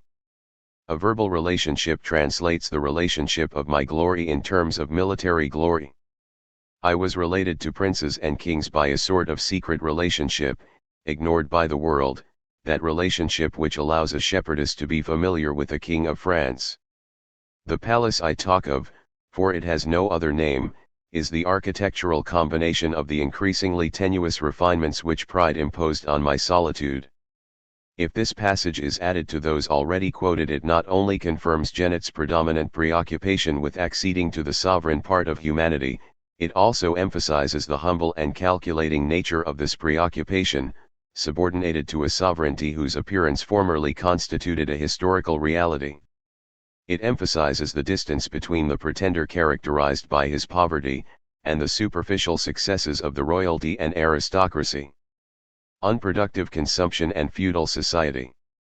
Sartre is aware of Genet's weakness, of his inability to communicate. He represents Genet as condemned to wanting to be a being, an unattainable object for himself, similar to things, not to consciousness, which is a subject, but a subject which cannot regard itself as a thing without ruining itself. From beginning to end of his study, he never ceases to insist on this point. In his eyes, Genet is connected with a feudal society which imposes itself despite its outdated values. But this last weakness, far from making Sartre doubt the writer's authenticity, provides him with a means of defending him. He does not say, literally, that feudal society alone, the society of the past, based on landed property, and war, is guilty, but he seems to justify Genet on account of this archaic society which needed him, his crimes and his misery, in order to satisfy a tendency to waste and squander, to fulfill that end which is the destruction of goods, consumption. Genet's only moral wrong is to be the creature of a society which is not dead, but condemned, which is only in the process of disappearing. In all events, it is the wrong done by the aging society to the new one, which is endeavoring to win the day politically. Sartre develops the contradiction between the reprehensible society, which is the consumer society, and the praiseworthy society, the productive society which the Soviet Union strives to establish. Although these ideas are close to one that I myself expressed in La Part Modite. La Consommation, Editions Diminuit, 1949, there is a basic difference. I emphasized the necessity of waste and the absurdity of productivity as an end. Yet I must say that Sartre is not consistent in his judgment of the consumer society. 150 pages later, he twice uses the term society of ants to designate that same productive society to which he had previously referred as an ideal. Sartre's thought is more fluid than it sometimes seems. One might as well say that good and evil are connected with the useful and the harmful. Of course, certain forms of consumption are more useful than harmful, but these have little to do with pure consumption. They are forms of productive consumption which are at the opposite extreme of the feudal spirit of consumption for its own sake, which Sartre condemns. He quotes Marc Bloch's 41 description of a curious competition of waste which once took place at a great court held in Limousin. One knight had a plot of land sown with silver pieces, another burnt church candles in his kitchen, a third, out of boastfulness, ordered all his horses to be burned alive. 42 Sartre's reaction is obvious. It is that habitual indignation directed against all forms of consumption which are not justified by utility. He does not understand that useless consumption is as opposed to production as the sovereign is to the subordinate, and liberty to servitude. He will unhesitatingly condemn all that stems from a sovereignty of which I myself have acknowledged the basically reprehensible nature. But what about liberty? Liberty and evil. To reveal evil in liberty goes totally against a conventional and widespread way of thought. To start with, Sartre will deny that liberty must necessarily be evil. But he endows productive society with a worth, before acknowledging its relative nature, yet this worth is relative to consumption. It is essentially relative to unproductive consumption, that is to say, to destruction. If we seek the coherence of these representations, it soon transpires that liberty, even after the potential relationship with good has been taken into account, is, as Blake said of Milton, of the devil's party without knowing it. Submission and obedience, on the other hand, are on the side of good. Liberty is always open to revolt, while good is as closed as a rule. Sartre himself talks of evil in terms of liberty. Nothing of what is, he says 43, with reference to the experience of evil, can define or limit me, yet I exist, I shall be the icy breath which will annihilate all life. So I will be above the essence, I do what I like to myself. In all events nobody can proceed, as Sartre would apparently like to proceed, from liberty to the traditional concept of good corresponding to utility. 44. Only one path leads from the rejection of servitude to the free limitations of sovereign humor. This path, which Sartre does not mention, is the path of communication. It is only if liberty, the transgression of laws and sovereign consumption are envisaged in their true form that the foundations of a moral code are revealed for those people who are not entirely regulated by necessity and who do not want to renounce the fullness which they have glimpsed. Authentic communication, the impenetrability of all that is, and sovereignty. The interesting aspect of Jean Genet's work does not reside in its poetic power, but in the lesson we can learn from its weaknesses. Similarly, Sartre's study is based less on a perfect understanding than on a determination to search for the areas of darkness. There is a cold and fragile quality in Genet's writing which does not necessarily prevent us from admiring it, but which makes us hesitate to agree with him. Genet himself would reject agreement if, by some indefensible error, we wanted to agree with him. Since this communication fades away just when literature needs it, it leaves the impression of a grimace. It matters little if the mere sensation that there is something lacking reminds us of authentic communication. In the depression resulting from these inadequate exchanges, where a glassy barrier is maintained between the reader and the author, I am sure about one thing: humanity is not composed of isolated beings but of communication between them. Never are we revealed, even to ourselves, other than in a network of communications with others. We bathe in communication, we are reduced to this incessant communication whose absence we feel, even in the depths of solitude, like the suggestion of multiple possibilities, like the expectation of the moment when it will solve itself in a cry heard by others. In ourselves human existence is nothing but shouts, a cruel spasm, a giggling fit where agreement is born from a consciousness which is at last shared between the impenetrability of ourselves and that of others. 45. Communication, in my sense of the word, is never stronger than when communication, in the weak sense, the sense of profane language or, as Sartre says, of prose which makes us and the others appear penetrable, fails and becomes the equivalent of darkness. There are various ways in which we talk in order to convince people to agree with us. 46. We want to establish humble truths which coordinate our attitudes and activity with those of our fellow human beings. This incessant effort to situate ourselves in the world with clarity and distinction would be apparently impossible if we were not first bound to one another by the feeling of common subjectivity, impenetrable in itself, and for which the world of distinct objects is impenetrable. It is essential to understand the distinction between two sorts of communication, but this is difficult. They intermingle in that the emphasis is not on powerful communication. Even Sartre is a little confused about this. He saw, as he insists in La Nausée, the impenetrable nature of objects. In no wise do objects communicate with us. But he has not precisely defined the difference between object and subject. Subjectivity is clear in his eyes, it is that which is clear. On the one hand he seems inclined to minimize the importance of this intelligibility of the objects which we perceive according to the purpose we attribute to them. On the other, he does not pay enough attention to those moments of a subjectivity which is always given us in the consciousness of other subjectivities, to those moments when subjectivity seems unintelligible in relation to the intelligibility of customary objects and, more generally, of the objective world. He cannot overlook this appearance, but he turns away from the moments when we too are nauseated by it because, in the instant when intelligibility appears to us, it adopts an unsurmountable and scandalous quality in its turn. Finally, what is, for us, is scandal. Consciousness of being is the scandal of consciousness, and we cannot, indeed, we must not, be surprised. But we must not be taken in by words. Scandal is the same thing as consciousness. A consciousness without scandal is alienated consciousness, a consciousness, experience proves it, of clear and distinct objects, intelligible, or thought to be so.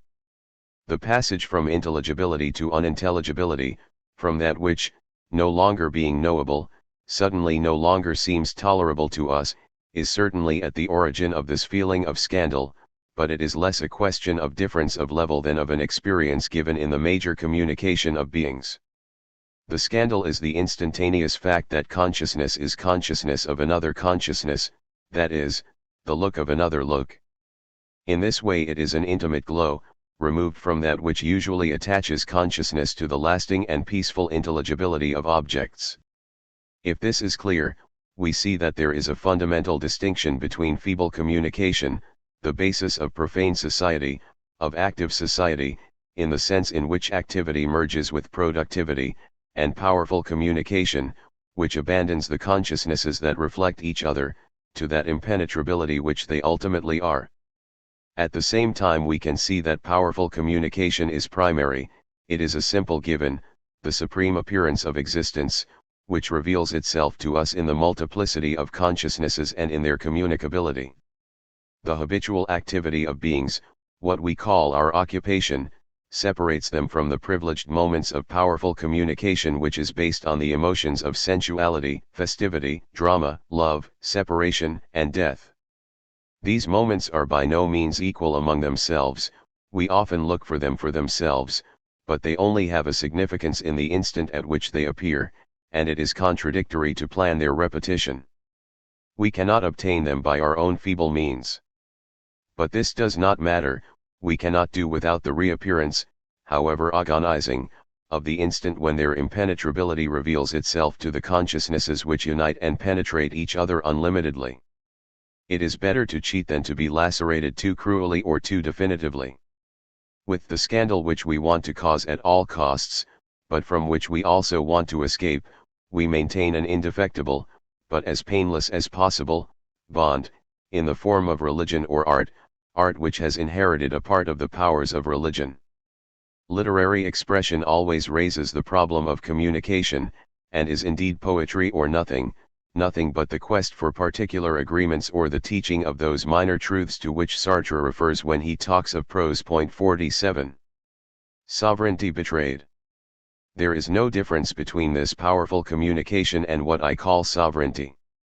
In the instant in which it occurs, communication presupposes the sovereignty of the individuals communicating with each other, just as sovereignty presupposes communication, either it is deliberately communicable, or it is not sovereign. We must insist that sovereignty is always communication, and that communication, in the powerful sense, is always sovereign. If we abide by this point of view, Genet's experience is of exemplary interest. In order to convey the sense of this experience, which is not only that of a writer but that of a man who has broken every law of society, every taboo on which society is based, I should start with the human aspect of sovereignty and communication. In as far as it differs from animality, humanity is based on the observance of taboos, some of which are universal, the prohibition of incest, of contact with menstrual blood, of obscenity, murder, and the consumption of human flesh. In the first place, the dead are the objects of taboos which vary according to time and place, but which nobody should infringe. Communication or sovereignty are given whenever life is determined by certain general interdicts, as well as by countless local taboos. These different limitations infringe to various extents the fullness of sovereignty, so we must not be surprised if the quest for sovereignty is connected with the infringement of one or more interdicts. In Egypt, for example, the sovereign was exempt from the prohibition of incest. Similarly, the sovereign operation, sacrifice, has a criminal quality. To put the victim to death is to break a law which is valid in other circumstances. On a more general level, behavior contrary to profane laws is allowed, and sometimes even ordained, during those sovereign periods of festivity.